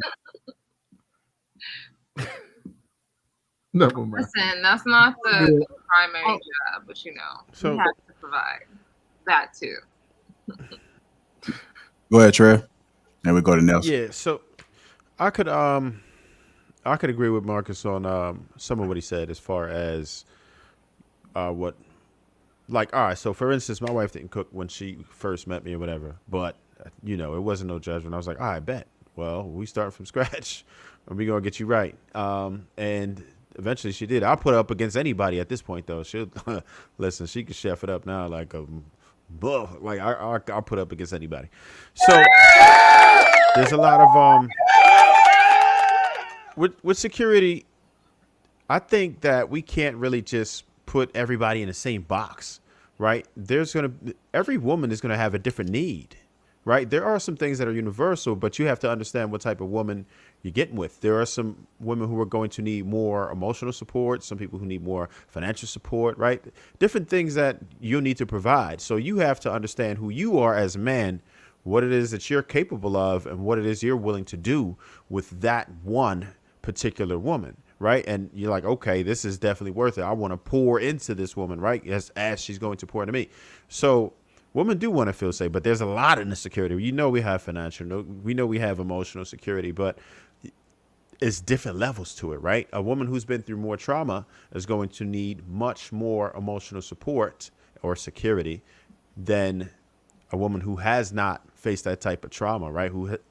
It could be whatever. It could be from past relationships. It could be from maybe abuse as a child. There's too many different things that you would have to look into first. But if you're able to discern these type of things in the beginning, this is all in your vetting process. You have to have these honest conversations with each other. You have to be upfront and vulnerable as much as we don't want to, because sometimes we're jaded because of different experiences that we had. We just have to lay all the cards on the table and deal with it. And the biggest mistake we make is to try to hide things from a person, because you're going to eventually find out what's going on. And if you're not upfront in the beginning, you're going to get into relationships and your feelings are already there and you're finding reasons to stay because you like certain aspects of it, but the foundation is broken. So you can't really build on that. So you as a man, because sometimes not every man is going to be able to give the emotional security that a woman provides. Some men aren't capable of that sometimes. We're just not built for that. Not every one of us is built like that. We all try to, but depending on how much this particular woman may actually need, we have to ask ourselves if we are even capable of performing on that level, right? And I know Marcus usually will say like, yo, the dudes who could really do all of this sometimes have more options and may just not want to be bothered. So that's where you could run into a problem sometime, because you could just really not want to do that because you have more options on the table. You're like, all right, I could build one, right? Because I really like this person, or I could find one that's like doing what I like out of the box. They are what I need them to be out of the box, and they don't want to put the work in if they have those types of options. And that kind of goes back to what we were saying earlier, where it's harder for some women to get men because these men have more on the table and they don't have to deal with things, so they won't. So that's the part, right? Where men can choose not to deal with or deal with women. And that's the part that I think Shan was speaking to earlier, where it's like, why string a woman along and why abuse that power over women in that way? Because at the end of the day, like, you see what I'm saying? Yeah. Now I'm going to tell you this. I don't think it's cool to do that, but I think it's a very small percentage of men who are even capable of taking advantage of women like that, right? Unfortunately, this is the men that most women gravitate to. So y'all really don't be paying attention that y'all just really Eskimo sisters. That's just what it is, right? Y'all are all dating the same dudes. Yeah, you're dating the same small percentage of every dudes, dating right? statistic. That's the problem. Every So you dating think statistic. I really. Hold on, all right, let them finish. Let them finish. what were we gonna say to you? No, I just don't necessarily agree with that. I think that's one of those statistics that gets thrown around and It's not really thrown around. It's always been that way. Like since the beginning of time, there was certain men who had more options, right? The men who are the tallest, who are the strongest, who are the richest, right? Who have the square jawlines. There's certain criteria that women go for. Those guys are going to have the pick of the litter. They're gonna take advantage of that because it's not normal. The average person is not getting nothing out here. Your average dude gets no burn. Right? He could count on his fingers how many women he's experienced. That's the dude. The average dude has not had crazy amounts of experience, especially if they go to college. They don't. But then the dude top had many, many, many women. Most of them same. Or y'all date the same dude. It's sexual capitalism. I mean, that's not my ministry either. But I hear you. I hear these statistics and all of that, but like, man, lady, you want to know how we know that y'all are definitely, and this is how we know. What city do you stay in? New Jersey. I guarantee you, there's a Facebook group on there right now called "Sis, Is This Your Man?" Probably. What county? What county? Because I'm in Jersey. I'm very familiar. I'm in Burlington County. And I grew up in Essex County. I can tell you. I wouldn't know about all of that stuff anyway, but I guarantee you, every single city has a group called "Sis, Is This Your Man?" And it's the same dude that pops up a half dozen times. Don't date him, girl. Right? No, I'm gonna tell you how. Hold on, let's get Shannon there real quick. It's like he know when I'm about to speak. Tell somebody else to go. She was already saying something. God damn, you get it every time. So the guy who is desirable, that's a given, right? But let's just not act like most men have not had that one girl in their life. They probably just didn't like her like that. She was there for him. She cooked. She brought him some, juice when he was sick. Every guy has had that one guy that he strung her along, but he's like, I can do a little bit better than her. Because she does for right now.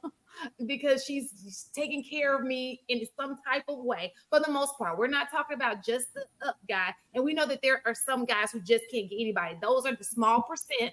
But most men have experienced at least one woman who was willing to go above and beyond for them in life, and they just did not choose her. And so I'm sorry, I'm agreeing with you because I feel like every woman that's experienced that type of relationship can say that they've experienced being on the other end of that. So if they had a failed relationship. And let me just finish real fast. And so what I'm saying to you is just have some consideration for her feelings. Like, listen, I know I don't see a future with this woman. It's a woman right now in a 5-year relationship, and that man know he don't see a future with this chick. But because she's doing all these things for him, he ain't really ready to let her go.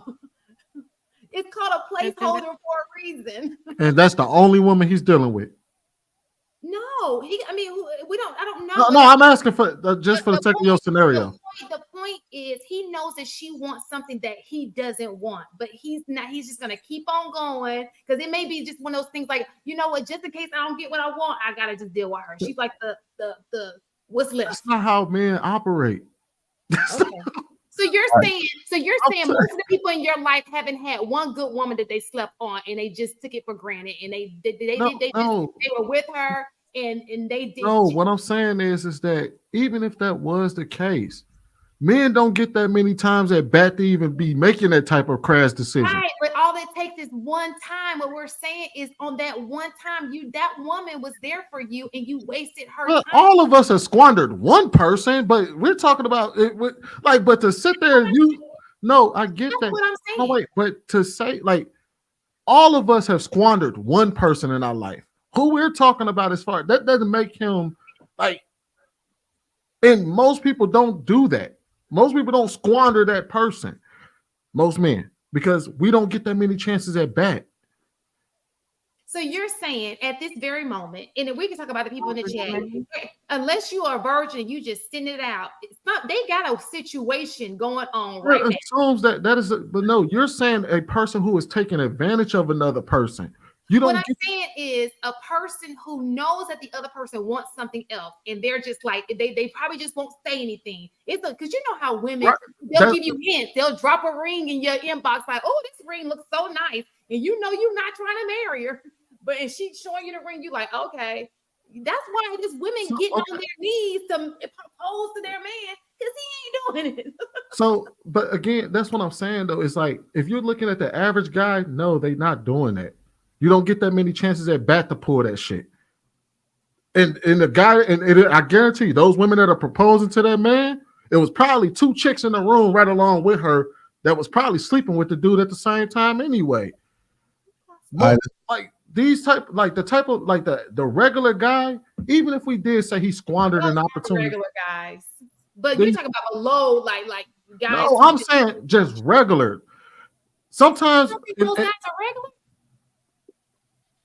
If in that specific sphere, probably not. Because I know a dude that ain't had no job or nothing, but he wasn't a regular guy. He had 9 baby mamas, but he wasn't a regular guy. He wasn't getting, by regular I mean he wasn't getting the same results. He wasn't getting the results of a regular guy. He was getting the results of somebody that can bag women. That's what I mean by regular. All right, let's go ahead and get Nelson and Darwin in there. Yeah, so provision is not money, definitely.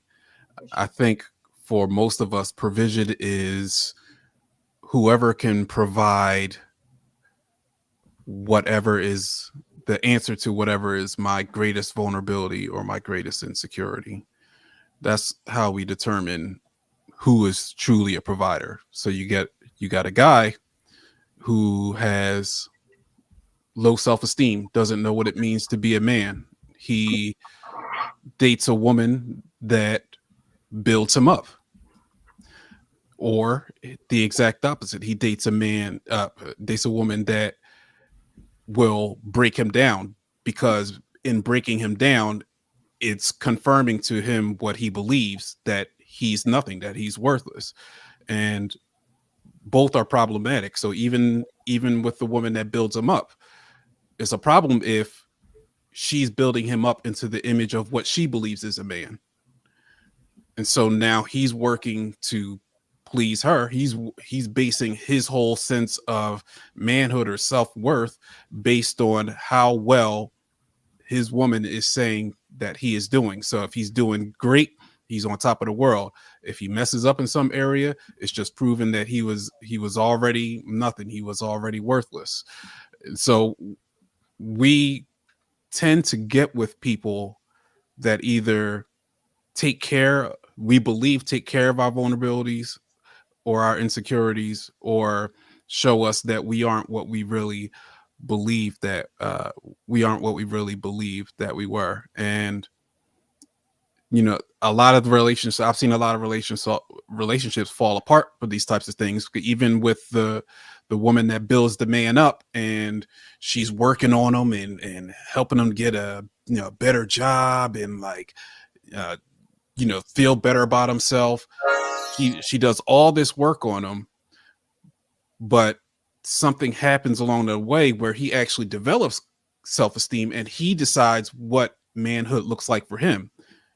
It's not going to be congruent with what she envisioned for him. So now you got a guy that's finally stepped into his manhood, that finally knows what he wants, and he realizes it's not her. But you try to keep things together. You try to keep the relationship going because she was there for you since day one. She was the one that was holding you down. And a lot of relationships just fall apart because that simple premise of looking at provision as who provides what my insecurities are, my vulnerabilities. Right. Go ahead, Dar. First of all, I want to say is we got enough women on here to tell you what provisions are. Men have things that they make women qualify for and the things that they want brought to the table. And women also have them. And provisions of security, providing and protecting and all that, I think they can paint a clear picture of what that is. You could talk about infrastructure all the hell you want. But if you ain't paying no goddamn bills, get the hell on. And I'm pretty sure every woman on this panel, and I'm going to test it, can finish the damn lyrics. Can you pay my telephone bill? Can you pay my automobile? Listen, but did you listen to No, you supposed to see. Did you listen to the finish the lyrics? Of the song? You're not listening to the verses of the song. You're just listening to the chorus. I don't think you do. So me and you are through. You can twist it however you want. You I said you don't use a card. You use a card. Hello. All this stuff costs. All of that. So let's stop playing, man. Provisions is money. If he can pay half, we good. You got to damn come to the table with some damn money. So stop playing around with the shit, bro. You got to pay some damn bills. Whatever way you want to pay them damn bills, get the hell on. Obviously, if you guys date women that want to be, supportive and actually see the vision and see the plan and actually like you, she's not going to just use your pockets like that only. She'll use your money the way she uses her own. And that's just the thing. She said only. But the motherfucker's going to be used. Of course. I mean, it's exactly. And if you ain't paying no bill. Listen, and it's not that I feel entitled to it, but let's be real. Y'all spend money on the things that you value. So it's not like it's a thing where it's like, oh, I'm going in there expecting a man to or feel entitled to it. But the fact remains, like, if you care for a woman, you guys show up a certain type of way. Especially black women. How do men show up? How do men show up when they care about women and say, hey, look, I'm gonna provide infrastructure, but it might not necessarily be money. Hey, lady, how do men show up? You try to manipulate her. How do men show up for women that they care about? You guys are inclusive, generous, consistent, attentive, protective. Sheesh, I could keep going, but I'm sure you get the picture. Like, y'all, come on, y'all could play this game all you want. Would you say that they do this for a woman that ain't even chosen yet? What'd you say? Would you say that this happens often, even for women that haven't even chosen yet? No. I mean, really? It can. It depends on if people are doing the work on themselves. I do see people aren't like. No, you're taking it too far. Would you say that men would do what you described for women that haven't even chosen yet? That haven't even chose them yet? So yes. Women who don't even chose the men? Yes. Of course not. But some of these women don't know. Damn, why y'all doing you do that for women that haven't chosen? Some of these women don't know what they want in men because they don't, like, they don't do the work on themselves either. Oh, shit. So it is what it is. To this girl in a wheelchair, she's like, you gotta fucking make 6 figures to talk to me. I was like, bitch, I have legs. Yeah, like what the fuck? What happens when that battery in that chair die? Huh? Can it be pushed? I came up with this thing called the dating calculator. The dating calculator. The dating calculator. This is how you know your worth. And so you say the woman's weight, the base weight is 155, right? Oh my God. And then you say the man's base pay is 55,000, right? And then every time a woman's weight goes up 5 pounds, the man's wage goes down 5,000. So if you go up to 160, 50, 165, 45. Uh-oh. Once you at 200 pounds, bitch, you fucking a homeless nigga. That's the value. That's it. I mean, that's the truth. What do you want? I mean, come on. 6 figures, huh? All right. And then look, the more you make the more you make as a man. What is the average salary of a man, yo? White 52,000, black 42,000. I'm in the 52,000 category. I make white nigga money.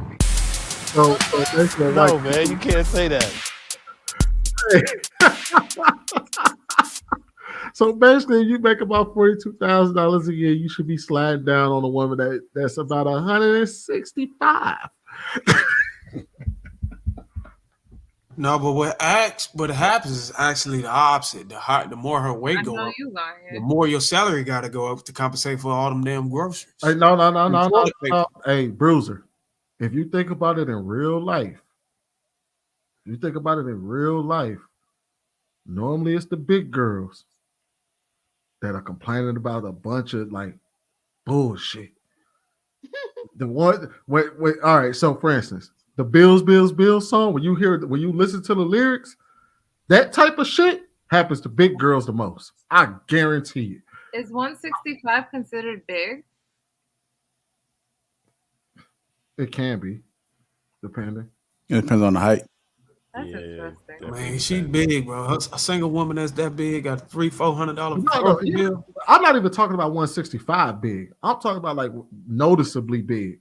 Anytime you hear women who talk about, oh man, he done ran up my car note, he done did the what was the name of that TV show where the girl had the dude from prison? Love After Lockup. Love After Lockup. You talking about the girl with the double armpits? Yes. I'm telling you, anytime that her story sound, what do they call it? That sound like big bitch energy. What did they say that was? Big girl problems. But for real though, like how much you think that damn battery in that wheelchair cost to replace? She better have insurance. Oh shit. I think dudes. Girl in a wheelchair. She's like, you gotta fucking make 6 figures to talk to me. I was like, bitch, I have legs. Yeah, like What the fuck? What happens when that battery in that chair die? Huh? Can it be pushed? I came up with this thing called the dating calculator. The dating calculator. The dating calculator. This is how you know your worth. And so you say the woman's weight, the base weight is 155, right? Oh God! And then you say the man's base pay is 55,000. Right? And then every time a woman's weight goes up 5 pounds, the man's wage goes down 5,000. So if you go up to 160, 50, 165, 45. Uh-oh. Once you at 200 pounds, bitch, you fucking a homeless nigga. That's the value. That's it. I mean, that's the truth. What do you want? I mean, come on. 6 figures, huh? All right. And then look, the more you make the more you make as a man. What is the average salary of a man, yo? White 52,000, black 42,000. I'm in the 52,000 category. I make white nigga money. No, man. I really want y'all to think about it. I really want y'all to think about it. Think about the city that you in, right? And when you go out, and the dude is standing behind this girl because she's paying for the stuff, and he's a bum. Ain't the girl that's standing in front of him normally a big girl? He be standing there with why he just sitting there? Why she about to pay for the big? Yeah, she big as hell, bro. Ain't the girl that she normally like? He's not lying because when you look at objective reality, and you go outside, you do tend, and even when you hear women complain, like the ones that have the worst stories, we just seen one. Old girl, the 50, what did you say? I don't know my husband. And she ran a 50-part series. And everybody, and she was a big girl. She was heavy. Team and contrarian, but I just decided When she was sitting in that seat, her seat got sweaty. I know that mother. She had a leather seat too. And this is no shade to big girl. It's just that what he said, I do tend to see bigger women have these type of problems when they dealing with like crazy dudes that like it's normally a big girl. You talking about Reese's Tisa, right? Is that who she was? The one that had Reese's, yeah, I Reese's. don't know my husband. Who did I marry or something like that? Reese's Tisa. Yeah, that was a big girl. Like she ate too many of them motherfucking Reese's. I was about to say, Lady T. Somebody said a big girl bought me my first PS4. I can't. So I just wanted to go test the theory. Y'all said 165. That's not my stat. I hate to be the person that like debunks y'all's stats.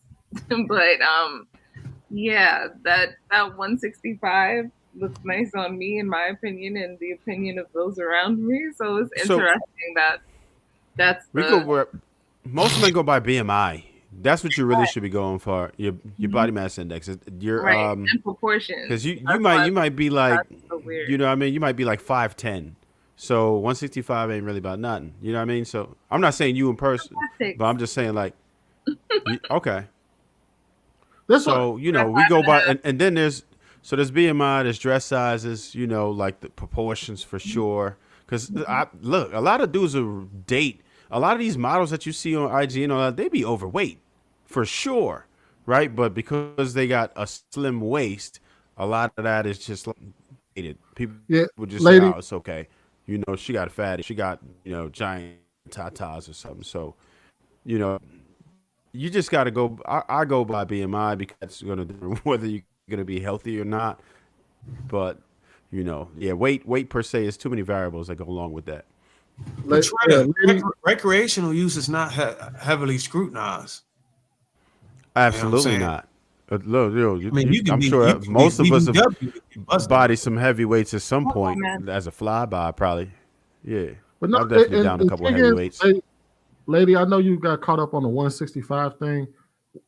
You got to remember, guys. I didn't really get caught up. It was just interesting. Statistics. Guys are mostly visual.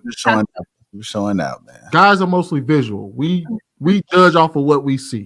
We know what a big girl looks like, and we know what a fit girl looks like, and we know what one in the middle looks like. When we say big, we understand we're really talking about how you look. If you look like the letter O, that's what we talking about. Not the WB frog.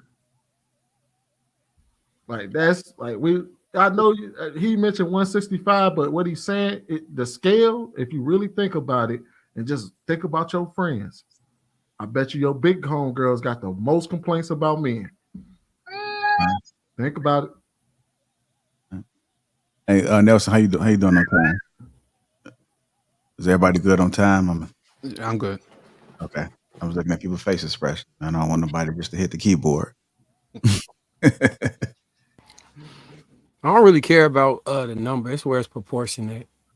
Because I like hips, ass, and titties. So as long as that's there and the stomach is flat and it does that shape, I'm Gucci with that. I preferably don't like thin, real thin women. That's not my real thing. Because that bone be hitting. It's like when you smack it from the back, that little bone right there, that's the girls with the ass, that shit feel like a cloud. Like you just land into a cloud, boy. That's Huh? What type of anniversary joints you had, bro? Bone? Bone? I've never experienced a bone. Damn, a bone. Shut up with a bone. It's called. What kind of bone is this anyway? Like, what bone are we talking about? I'll just say, your pelvic bone? The bony lady should get 6 figures because she way below 155. I mean, right? Apparently. Well, hold on. Hey, that was satire anyway. You can't go Trev, you made out the window with that. Trev, you made it tell me you ain't never experienced the leg quarter. The leg quarter shake. A what? Huh? You remember that picture when you said when Marcus was talking about bone to bone? You ain't never seen Miley Cyrus that day, and her ass looked like a leg. Oh, God. That's Miley Cyrus? Damn. It was. Yeah, that's nasty. Yeah, I kind of avoided that. That's nasty, bro. Like for real, I've always been attracted to women who have feminine features. If you shape like a boy, I'm not taking that ride. It is what it is. Sorry. Wait a minute. Wait a minute. Yeah, no, that's yeah, no. I would have skipped that one. I'm not waiting to knock Say that. no diddy. You ain't say no diddy. I don't know. Yeah. I think it's safe to say that it makes sense for some of these women to get a BBL. Like Miley Cyrus, obviously, it would make. I'll give her a a lot pass. of men frown upon it, but there's some women out there with some of their asses be like, "Damn, you would do for a good BBL." Like I can understand that. You know what I'm saying? But then there's That women joint like, had a "Yo, negative don't touch offset. it. Don't touch it." But there's a woman like, "Yo, you got to do it," because I think that's what Marcus White was saying when he hitting the bone, her butt bone, right? Hell no. Yo, Did you say his wife? But for real though, No, he's just talking about women you slept with. Not the petite girls don't be having like their butts don't be all that flat unless you got bro. It's some that's what he said. But with some flat backs too, bro. Find something else. What they call it, flapjacks, right? That's nasty. done. Don't do it, bro. Closer. You gotta throw. Listen. Some of them you gotta throw back, man. He said so basically he admitted that he didn't hit a pancake move. Y'all talk about this on King Talk. Why you gotta say this conversation for here? There's women here, okay? That's why we have it. It wouldn't make no sense to be talking about hitting flat butts on King Talk. The hell? They don't want to hear it either. Yeah, you do. Some of y'all get turned out. Oh, that's my ass. I like No. You're talking about my ass, girl. All I gotta do is get my credit right. I'm done. You say they got the leg quarter ass too? Well, there's some men who like Come on, Sweeney. You gotta admit that some of these women be listening to us and then be like, I gotta fix that shit. Damn, he talk about me, he don't even know it. Yeah, seriously. It's true. I saw it today, so I can't even say nothing. I saw the double underarms, the flat back. I was like, ooh. Man, we talked about everything. We didn't talk about pussy. We didn't talk about Satan. We didn't talk about the Colts. Mm-hmm. We done talked about politics. God damn, boy, this is a hell of a show. Shut off my damn screen. I mean, are we still talking about? Did y'all watch that Jim Jones? Have y'all seen that documentary? Oh, but what is it on? Like what platform? Is it Prime Video? YouTube. So it's a documentary on YouTube, and you'll be wondering, like, why? How would somebody get in your head? They did the kids first. How can somebody get so far in your head that it make you murder you? Like basically watch your kid murder. It was crazy. You gotta. It is real time. Like they show real videos. Oh, I gotta see that. I'm gonna put the link inside in the back chat. But it's bad. Like if you're sensitive to things like that, it will play with you. Like don't watch it. No, I was in the military. I saw a lot of shit. It was to the point where you. No, like, I don't think they playing nothing like that on YouTube though, right? Ain't nothing graphic. You talking about? It's a documentary. It's like a legit documentary. Hold on, that's how they let that go on YouTube. So what I'm saying to you is, you see the real people minus the in gore real time, and then they'll right. So you'll see the kids, but then they won't show. You just hear scream, stuff of that nature. But it's bad. It was. Like I'm pretty sure they got the actual one somewhere, right? Actual documentary somewhere. You don't even look. This one was horrifying enough. You don't want to find the. That's what I'm saying. Like, where's the actual documentary? Brizzy want to see the full blown joint. I want to see the real deal. Let me see if I can find it. Because it's so funny we talk about this. I saw it like last. What is it titled as? Jones. It's called. The place was called Jonestown. Jonestown. Mm-hmm. Because his name was Jim Jones, and so he called the place Jonestown. That's where that fool got his name from. Yeah. Oh hell no, not the rapper Jim Jones. So if you just Google it, it's gonna be all kind of videos. But the one I saw was Jim Jones / Jonestown documentary. And then there's Why one. would he name himself after a cult leader? I think his mama did that shit. Man, Ain't no way in hell his name is Jim Jones. I'm not sure that's his real name. No, that's real. He had these people, and it was like a lot of people. It's like it was a lot of people, like 700 people, who he was able to convince them to kill their children. Well, And you know what drinking that stuff does? It kills your inside. It makes you throw up blood and stuff. Like it was the worst kind of murder you could do to any. And you let and he wanted the kids to go first because he knew that if you get to the kids, the adults will be so in the head. You know what I'm saying? It was just crazy. Jim Jones' government name is Joseph Guillermo Jones II. Okay, now I know why he chose it. Cause that name fucked up. He could have called himself Joe Jones. Okay, yeah, he could have. Again, Or JJ. don't watch it if you're sensitive to things of that nature, because it will mess with your head. And it's so sad. So sad. How did you stomach to watch it? Because you sound like the same reason how they stomach to watch that one TV show on Netflix when the dude was killing all those people. Everybody was watching that mask. You don't realize women watch ID and A&E all day watching the craziest stuff ever. I'm big on I like history. I'm a historian at heart, so I like watching different documentaries, and that one just popped up. And so I was like, okay, let me watch it. And so I watched, and I was like, what in the hell did, and when you start watching it, you want to know more about, because it's from the beginning to the end, it's interesting. And then you get to that part, you like, oh my, it's gonna make you so mad, because you're like, at some point, how do you as a father, as a mother, allow this one idiot I seen to that. persuade you, to get in your head so much to persuade you to do that to your children? It was a lot of people. A lot of people.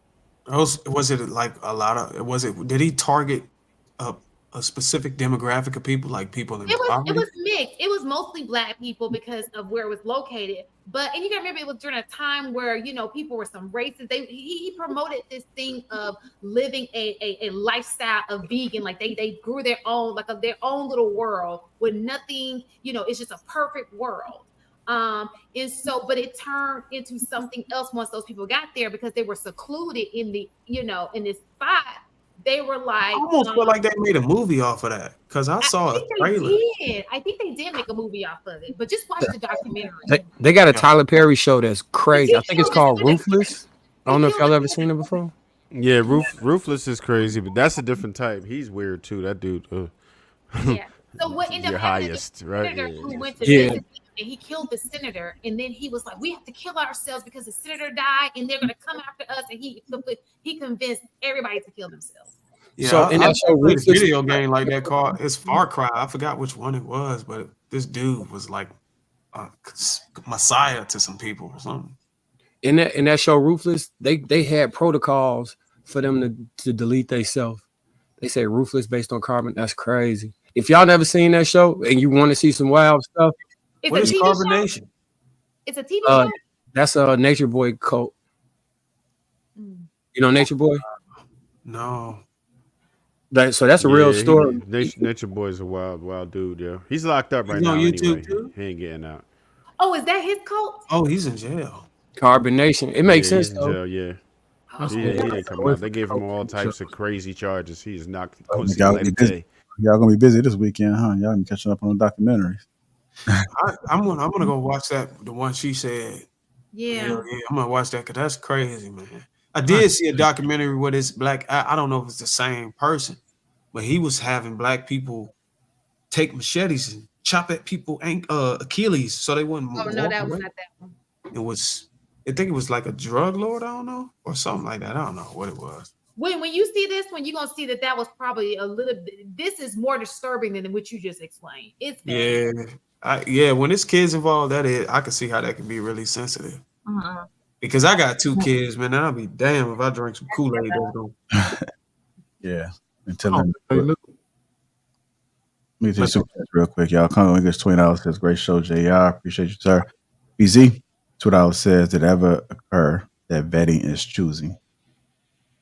And then lastly, BZ again $5 says, "Question for Nelson: What is the percentage of bad therapists out here? Be as honest as you can, please, because everybody in therapy still healing. Something's off."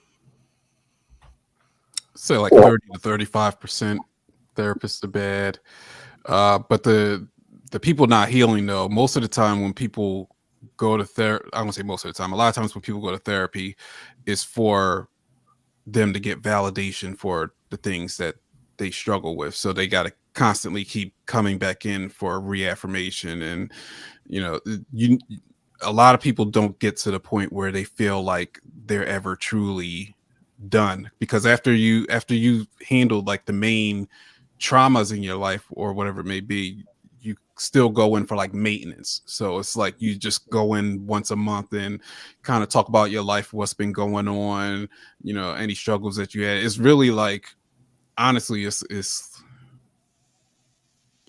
like it's basically like what a friend is actually supposed to be to you. You're supposed to both carry each other's burdens, but there's not people that's like that anymore. We don't want to listen to each other's problems. So therapists actually do that and try to stay neutral. And so people end up being in therapy for years. Okay. So is it safe to say that people never, well, you probably don't know, but in your honest opinion, do you think people truly heal, or do you think that they're just masking it? They're just regulating those emotions and those feelings, that trauma? I don't think anybody ever gets to a place where you're truly healed from everything. We're always working on something. Like we're flawed people. We're always going to have something that we're going to have things that we're not going to be able to overcome, that we have to constantly through our entire life have to fight.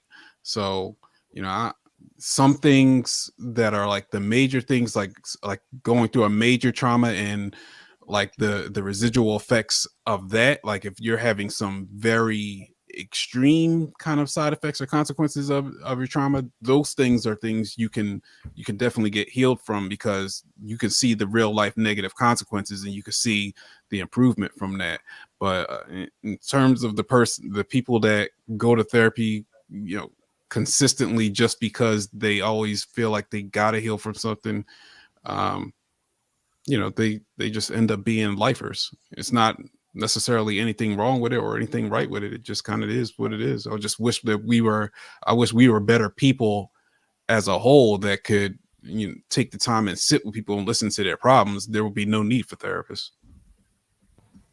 When people be saying like I agree with you, on that it's going to be a lifelong journey. But I think it's a baseline that people reach where they're capable of getting in a good relationship or just existing in a space. When Mila was talking, I think that's what she was talking about marriage ready. People that's not going to bring their past trauma into a relationship and make it negative or create all these conflicts, be extremely jealous. All the stuff that they struggle with in the past, they get to a baseline when they're above there. That's just my opinion. No, I agree, but we all still do that regardless. We bring in all the baggage from previous relationships. Even if we overcome one thing, we the tools to manage is what I mean. They acquired the tools effectively to affect. Yeah, people that become more reflective, they become more self-aware. They communicate when something's wrong rather than just react. Yeah, there's some basic principles that people can follow to kind of be inside of a more healthy relationship or find healthy coping mechanisms. Definitely. Hey Nelson, I got a question. You seem like you're more in the psychology and neuro, whatever the hell the term is. Is it safe to say that? I mean, I know a lot of people harp on this, and I know it's probably a dog that's been beat many times. But as far as psychologically, I know a lot of people talk about body count, like it's just for a woman's body count. But is there a particular psychological argument on how a woman's body count is detrimental to relationships? Like a psychological term? Like, well, I mean, like, is it an art? So, like, some people, I've heard the word, okay, it's a sexual trauma, has an effect on a woman's ability to move forward in a relationship with another person based on her. She has sexual trauma. She has soul. I don't know. I want to call it soul ties. Oh, okay. Yeah, there are women and men too that have had sexual trauma early in life, and as a result have become hypersexual to where they unfortunately derive a lot of their meaning from sex, from being intimate. Like they view that as how they receive love, and it comes with a a myriad of different problems. But that is definitely can be a consequence of trauma, and unfortunately we don't notice that until it's too late, because we are reaping the benefits of that trauma, and we just think this person is a freak and just everything that we need, until we realize what comes along with that. So yeah, definitely the high body count can be linked to trauma, but that it may not be that either. Some women just genuinely like sex and have been more open sexually, to where they don't view it as like a very sacred thing. So it So, depends. I think that with the high body count, it affects both men and women the same, and that the more partners you have, the harder it is for you to power bond with another person, because you become more numb to those experiences. Like, it's just like casual, it's leisurely, it's not something that you really hold sacred anymore, like folks that aren't having sex all the time, That's true. So But I think a lot of men also don't derive in this necessarily a sense of intimacy from sex either. right, there's that as well. Mm-hmm. Yeah. So yeah, I'm sorry. Go ahead, Gerald. Yeah, I just had a question. And I know Trev might have had a question. I don't know if that was Darren or Trev, but do you sometimes feel on earth, right? Because I mean, I know people can probably seek healing spiritually, but just on earth, have you ever thought to yourself, you don't have to answer this or not, but there's no hope for this person? Like, they're just too damaged for me to be able to aid and assist them through this. Oh yeah, I met a lot of people that are out of my area of competency that use their negative effects are so much that like they kind of need to be hospitalized. Unfortunately, you see that in children too. So there's just crazy stuff that's happened to people. Some of the stories that I've seen and heard, just you wouldn't believe that human beings could do these types of things to people. And also, real quick too, I know I've had people ask me, but are you located in Texas, or where are you located at? I'm in New Jersey. Okay, you in Jersey too. Okay, and if anybody wants to reach you or maybe get some help, is there contact, the website or something? Yeah, you can just shoot me an email. I can put it in the chat. Yeah, just put it up in the chat. And also make sure you guys are following everybody that's on the panel. I know some people have YouTube channels. I know the mods and the people in the chat have been dropping it out. But if you're looking for their YouTube or whatever they got going on, just go to their social handles, which you see on the panel right now, and just check them out, follow them, support, show them some love over there, and make sure y'all keep up with what they have going on as well. Oh, JR, I'm gonna put it in the back chat. Can you put it in? It's yeah, I put it. Comment section's not letting me put emails in. Yeah, just put it in the back chat and I'll post it for the people so they can reach out.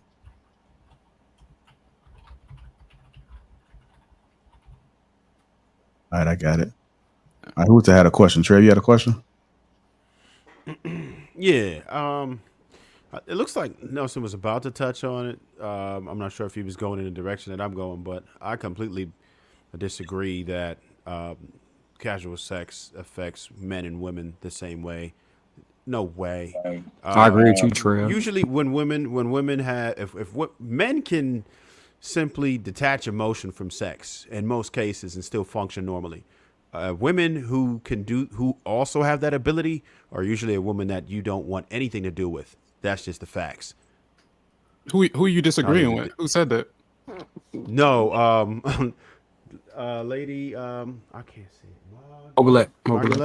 You know, I said, Nelson, I please. thought you were kind of But- touching on going in the same direction that No. what I was about to say, like it affects men and women differently. So my point was, I think maybe you misunderstood what I was saying. I wasn't saying that it Okay. entirely does.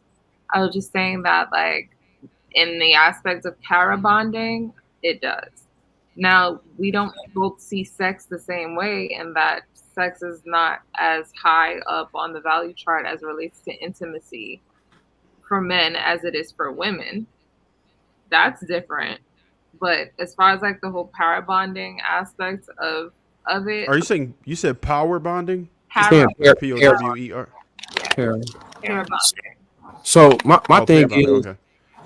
I think that it might work, and I know this is going to be controversial. I think it might work beneficially for men because a lot of men who don't have a lot of sex, they put sex on such a high pedestal that they'll ignore a whole lot of things from women that they should, like. So as a man, the most power you can have in a relationship is not being dictated to by sex. If sex doesn't run how you view that relationship, it creates an ability for you to form a bond outside of the sex because it's not your driving factor. Yeah. You can relate even better. It's been my experience. That And the makes men sense. that have not had a lot of sex, I see how they prioritize sex, and they like it's like everything that they talking about derives from a sexual place in regards to women.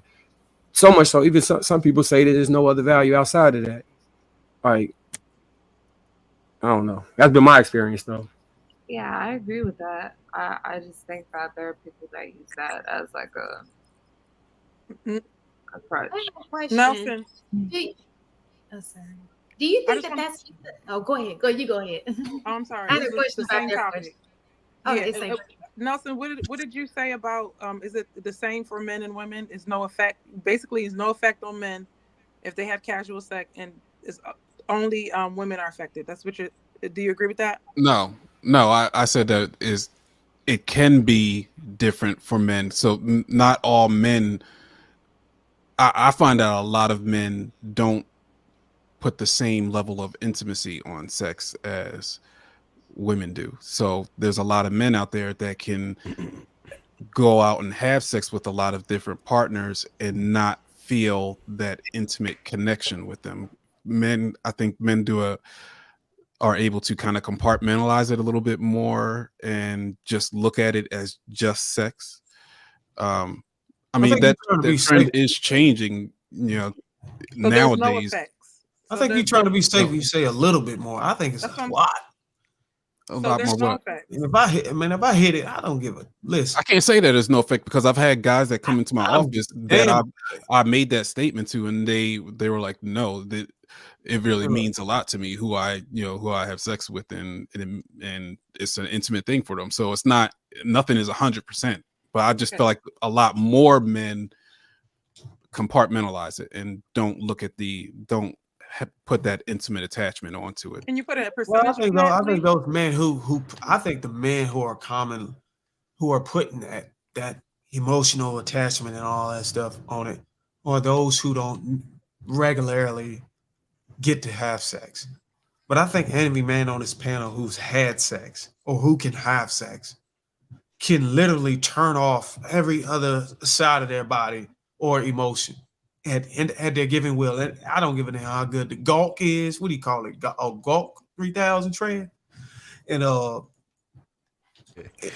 3000 double hand twist. Double.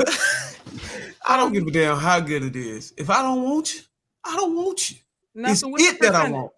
I swear, any man on this panel can cut their head, can literally behead a woman. And if her body move and she can have sex, I think it's so have sex interesting. with her. You trying to talk over Nelson, and he's talking the facts. He's an expert. He does this every day. But y'all over here talking about it don't affect us. It don't affect us. I want to know the percentage from the expert. Y'all are not the expert. Getting there too after she finishes. If she got a nice body and she is headless, you over talking. She gonna get bust down. You over talking. What are you asking the percent? What's the percentage of men that can compartmentalize it? It doesn't affect them that you've seen and your day-to-day experience. Man, ain't nobody putting no. Ain't nobody. This is doing completely. on that. This is completely a guess. I would say like 80% of men are able to do that. I would say maybe more. I would say I was gonna say about Eddie for real. Shan got a question, y'all. Go ahead, Shan. Okay, so twofold, right? One, the question was, does it affect men? I think it does affect men. I think it affects men differently than it does women. For example, Bruce just said he can behead a woman. A woman cannot even have a head. He will have sex with her. That is inhumane. Okay. So first of all, you don't even look at women as being human anymore. You look at them as being- There's a word for that. So like, that's like necrophilia or some shit. Listen. So you don't even look at sex is so that you don't even look at a woman as being a person anymore. I can't believe it. Hold on. How can you want to do it? How can you say that? How can you say that? Let me finish talking, please. Okay, I'm gonna let you finish, but you're gonna have to answer this. If that is a change, like you have it so much, that has changed your behavior on just looking at a human being. You don't even look at that person as being even human anymore. Like that's a fucked up situation in your head. So let me just say this. To the point where I've seen stories in the algorithm of men having sex with with women in comas in a hospital. It's crazy. They have silicone dolls now too. That does something to your head. It doesn't take you on emotionally like women. I agree. We take on sex in different ways, but it makes y'all a little like, come on now, this is a little weird. I find it very, very weird. For all these years, what do you have under your mattress, under your bed? It ain't got a head. It ain't got no shoulders. Inanimate object. No chest, no legs. It's just a damn dick. But what I'm saying to you But is, you gonna call the man humane? Bruiser, you just said something. Listen, Bruiser. Start your competition. Listen, the man is just removing the head. Y'all removing the whole body. Listen, I don't see videos where the man put his pecker through a hole and that's all you needed. Listen, there was a man just a few months ago who worked in a funeral home and he got arrested because he was having sex with pigs. Like, what? Y'all looking bad out in these streets. Dang, is that bad?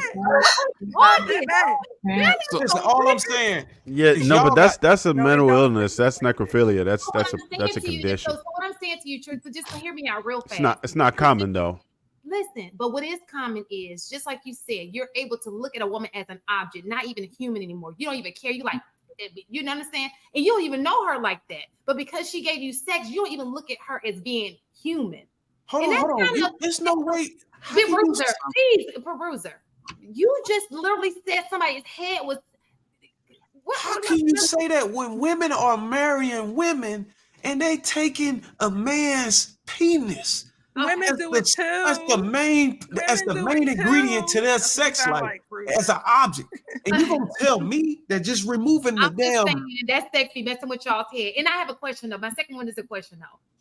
My question to you is, do you think, and this is to Nelson, do you think that it is because, like Bruiser did make a point, do you think it's because those men have had so much sex that they're able to do just what women are able to do, tune it out? It doesn't mean anything to them anymore. Whereas those guys who come to you, and it means a lot to them because, like he said, they're not getting the sex. So that means that the more you have sex, the more you're less sensitive to sex. It doesn't, the value of it goes down. So which is almost the same as women. And then the other thing, if I may, the other thing is that you can't really compare our vibrators to other human beings. Our vibrators has batteries. Okay, and we're using it on ourselves. There's a difference. I think a greater number. Y'all got the machines that just shove it. Hold on, y'all. Let them respond. So this goes back to, I said that I talked about this earlier. I think a greater amount of men struggle with lust, and people really discount lust. Lust doesn't have anything. It doesn't just have to do with sex. Lust is its own lane. So that's where you're getting excessive viewing of porn, sleeping with multiple partners, trying, experimenting with new things. The problem with lust is it ends up overtaking a lot of men and nothing becomes enough. So you can get to the point where you can completely take the intimacy out of it and just have sex with something that, as Bruiser said, don't have a head, because it's lust. It has nothing to do with an emotional connection or intimacy. It's truly, men really do struggle with lust. And then they don't want to be married Here's some anymore. news for y'all. No, men will still want to be married because men can do that and still deeply love their wife, and sex with their wife can still have that intimate attachment. But that doesn't mean that just because they are intimate with their wife and they look at that different, that they don't struggle with lust in other areas. Yeah, I think that's the problem. That's the testament of like flawed character, because what it is literally sexual gluttony. You're having sex just because you can. But that's shaming. That's shaming. So that's flawed. shaming. But it's biological. Wait. It's biological. Calling something flawed character that is a genuine area of struggle for men. It's like, but so if men kind of hit back and start to talk about women and emotional trauma and how that affects them, could they say that y'all have, not y'all, but a lot more women have character flaws because their trauma plays out in different ways inside relationships? So you can't really judge one against the other because we all have our struggles. Yeah. Every morning, the men have to struggle with an erection, and we don't have to go through that, to be fair. So, well, I hate to break it to y'all, if a lot of y'all on this panel have been headless in some positions. If you've been face down, ass up, doggy style, you ain't have a head. I'm leaving. They always like to see the face. So some of y'all ain't had. I'm telling you, man. Men are different. I'm with Trev on that, man. I get what Nelson's saying. And I'm glad you're agreeing to that, because a few minutes ago when I said that men will have a woman in a position and she doesn't even know it, you said that doesn't happen. Men don't do that. Hold on, wait, what? And then blamed it on women. Women do it too. Right, guys. What did I say? We're going triple team tonight. Maybe it wasn't Jill, but it was a panel. It was him. Men on the It was panel. him. Oh, what? Who said that men are they're outstanding guys. They have great character. They don't do that. They'll never do a woman that way. She knows that. And now you sit here saying, well, some of y'all. In what context was I saying that? We were talking about men who use women and don't let them know they're being used.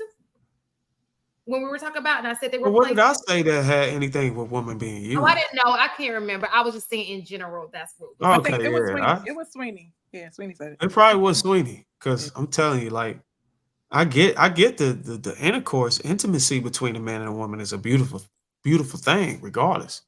But a man in the streets, just using these women for recreational use, I know that men are doing that. I don't promote it. I don't tell men to go out and do that. I tell men to go ahead and build your home and household and family. But realistically, you got men out here doing it. And realistically, you got women that put themselves in positions where they are going to be for recreational use. And you say recreational use 100 times before you say marriage, though. Because I try to say recreational use, because y'all don't like for the streets, y'all don't like 304s, y'all don't like before you say marriage. Right. How many times you say tonight? How many times you say marriage tonight versus recreational use? Right. You were the first one to bring up the topic. But the topics that we were speaking got his on. ass cooked. He got cooked. No, he didn't. Don't do that, JR. The topics we were speaking on suggested that.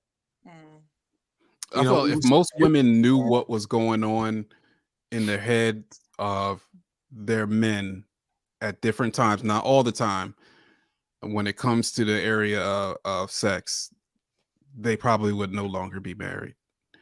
Because, I mean, you can even see what's the rate of men that after you see who they cheat with, and it'd be somebody that is just the most basic looking, unattractive. There's a reason for that.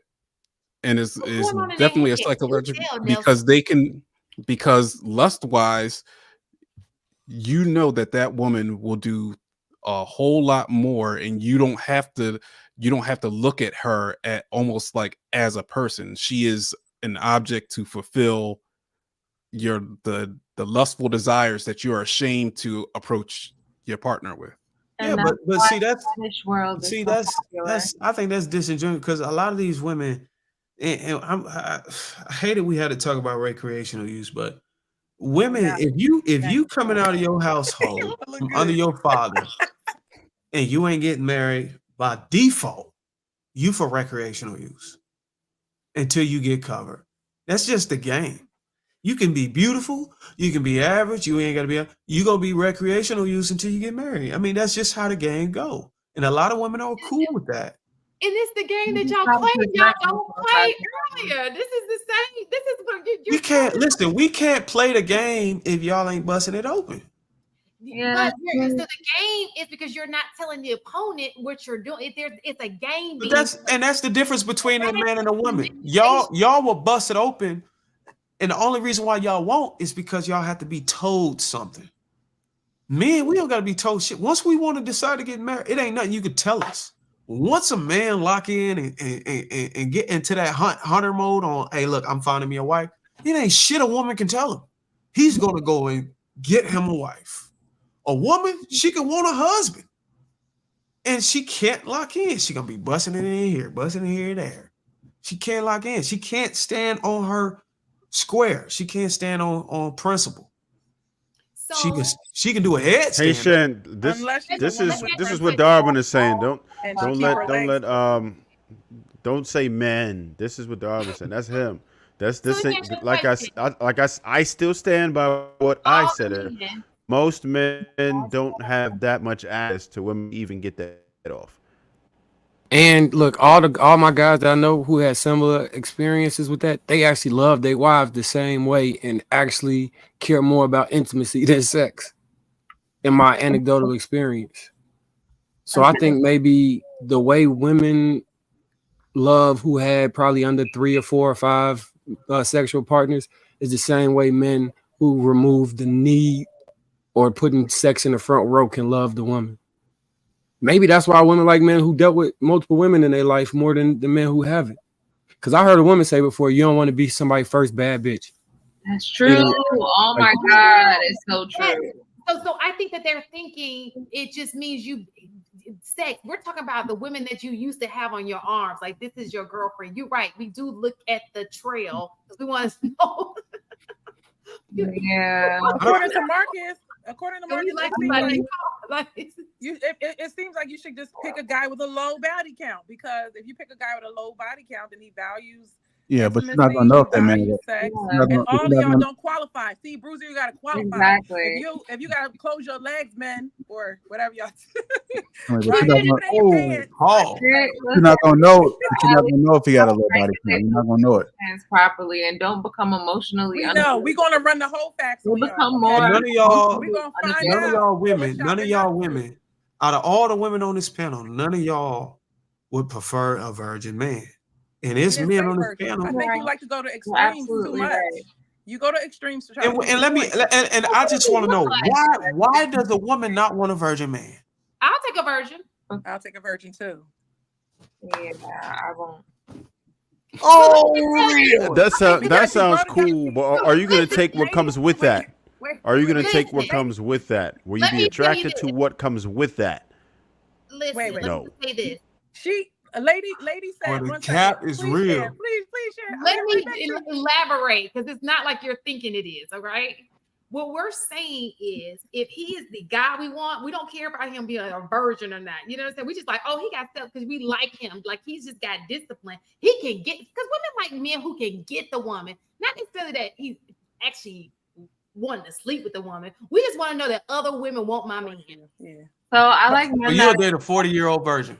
I don't need him to not have had sex with the world. I need him to have been responsible and have had some kind of exercise, some sort of self-discipline, and not have been extremely scandalous to the point where, I gotta be dealing with the fact that he did whatever he did.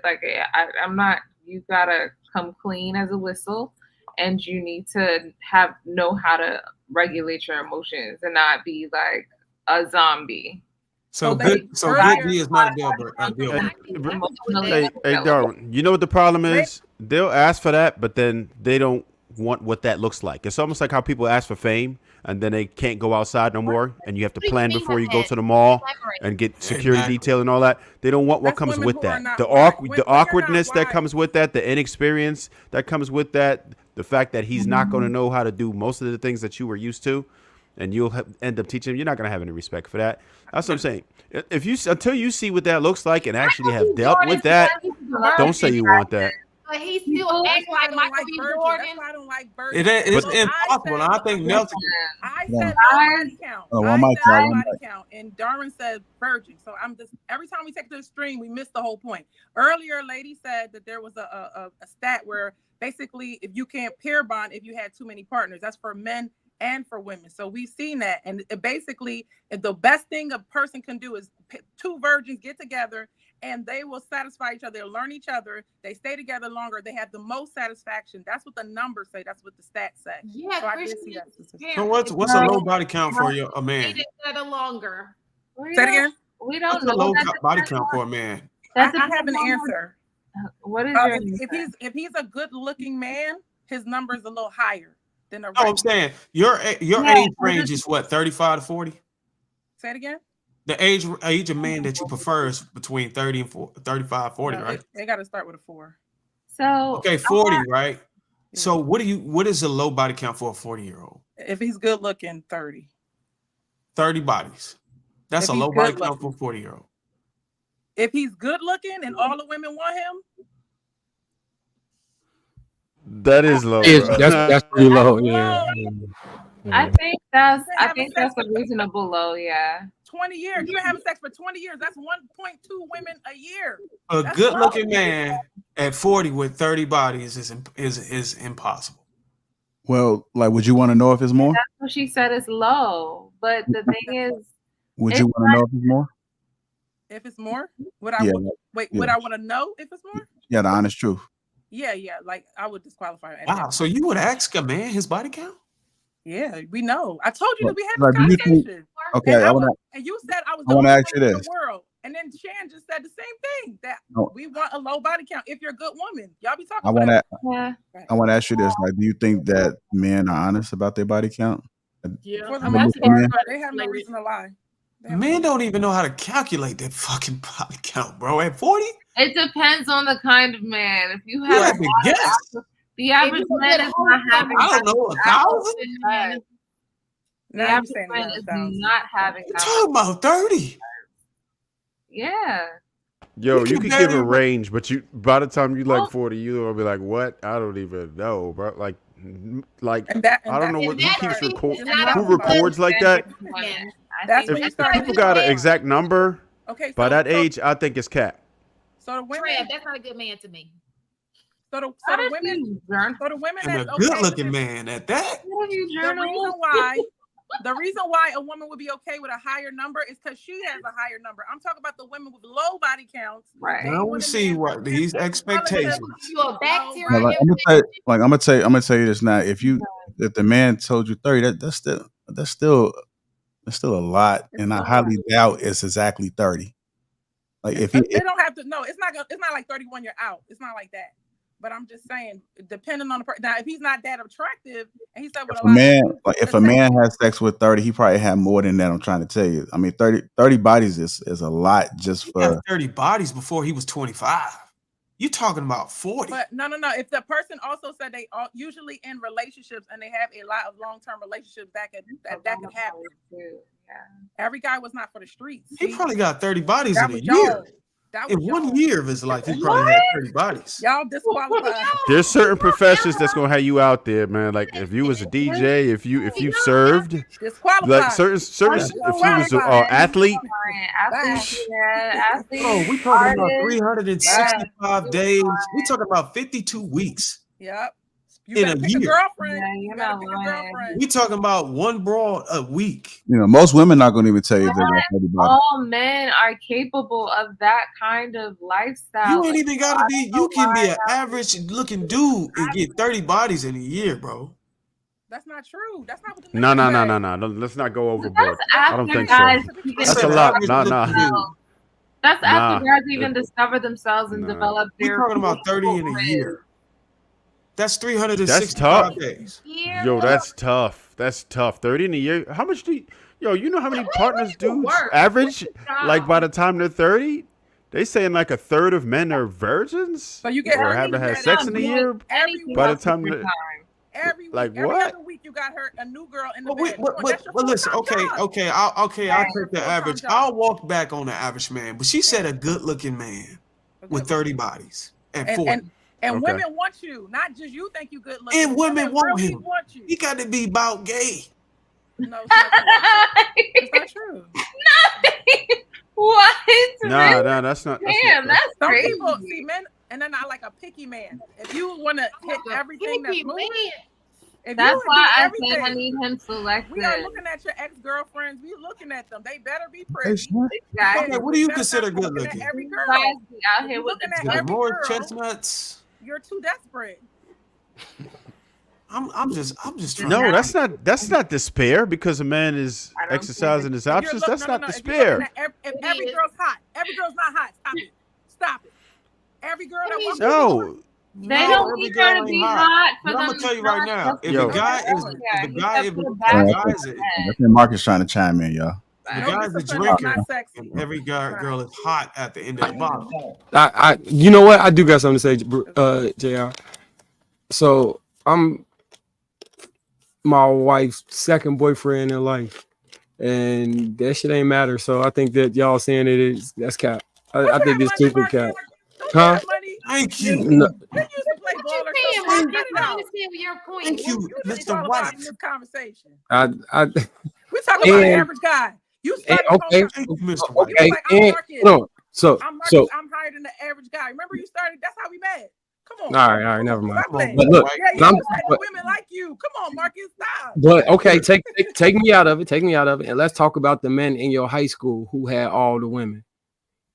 He had all the women, so he got more women. As a matter of fact, if you don't get no women, if you hire a good-looking woman to go someplace where the other good-looking women are, more than likely, when you come back the next week by yourself, those women to be on you too. That's the chicken heads. Like I say, That's actually a that experiment actually works. That works. There's people who actually use that technique. I used it before. Hold on, Shan missed it, y'all. Shan missed the experiment. I wasn't doing it in high school, but go ahead. I wasn't either. I picked the low body count guy. I told you. If y'all show me y'all high school picture, I can tell you why you wasn't doing it. I wasn't doing it. I was thick in high school. I was not doing it because I just had my legs like, what? I was young, but I was fine. So what you talking I about? don't know. Women think we a little heavy these days, boy. I was little. I was some of y'all be having some big friends. You be like, girl, 100 pounds. She got a big butt. I'm like, she got a big everything. Like, damn, she got a big neck. Darwin is waiting for us to say how fat we are and how much, like a high body count. He just wait. He say everything, every conversation, every week. He's waiting for us to just blast. No, we're not doing it. It's not gonna work. You got senior year of college. Just admit it. If you have a high body count, you're disqualified. Just say it, Darwin. I'm disqualified. I'm married. My body count is it don't even apply to nothing in life. He just always say women are disqualified. So let me clarify, okay? I've never had to be qualified. I've never had to qualify. I've never had to have body count your favorite word, as a qualifier for a woman. I don't know if any man ever had to on this panel. Y'all on this panel, I'm talking about the average guy.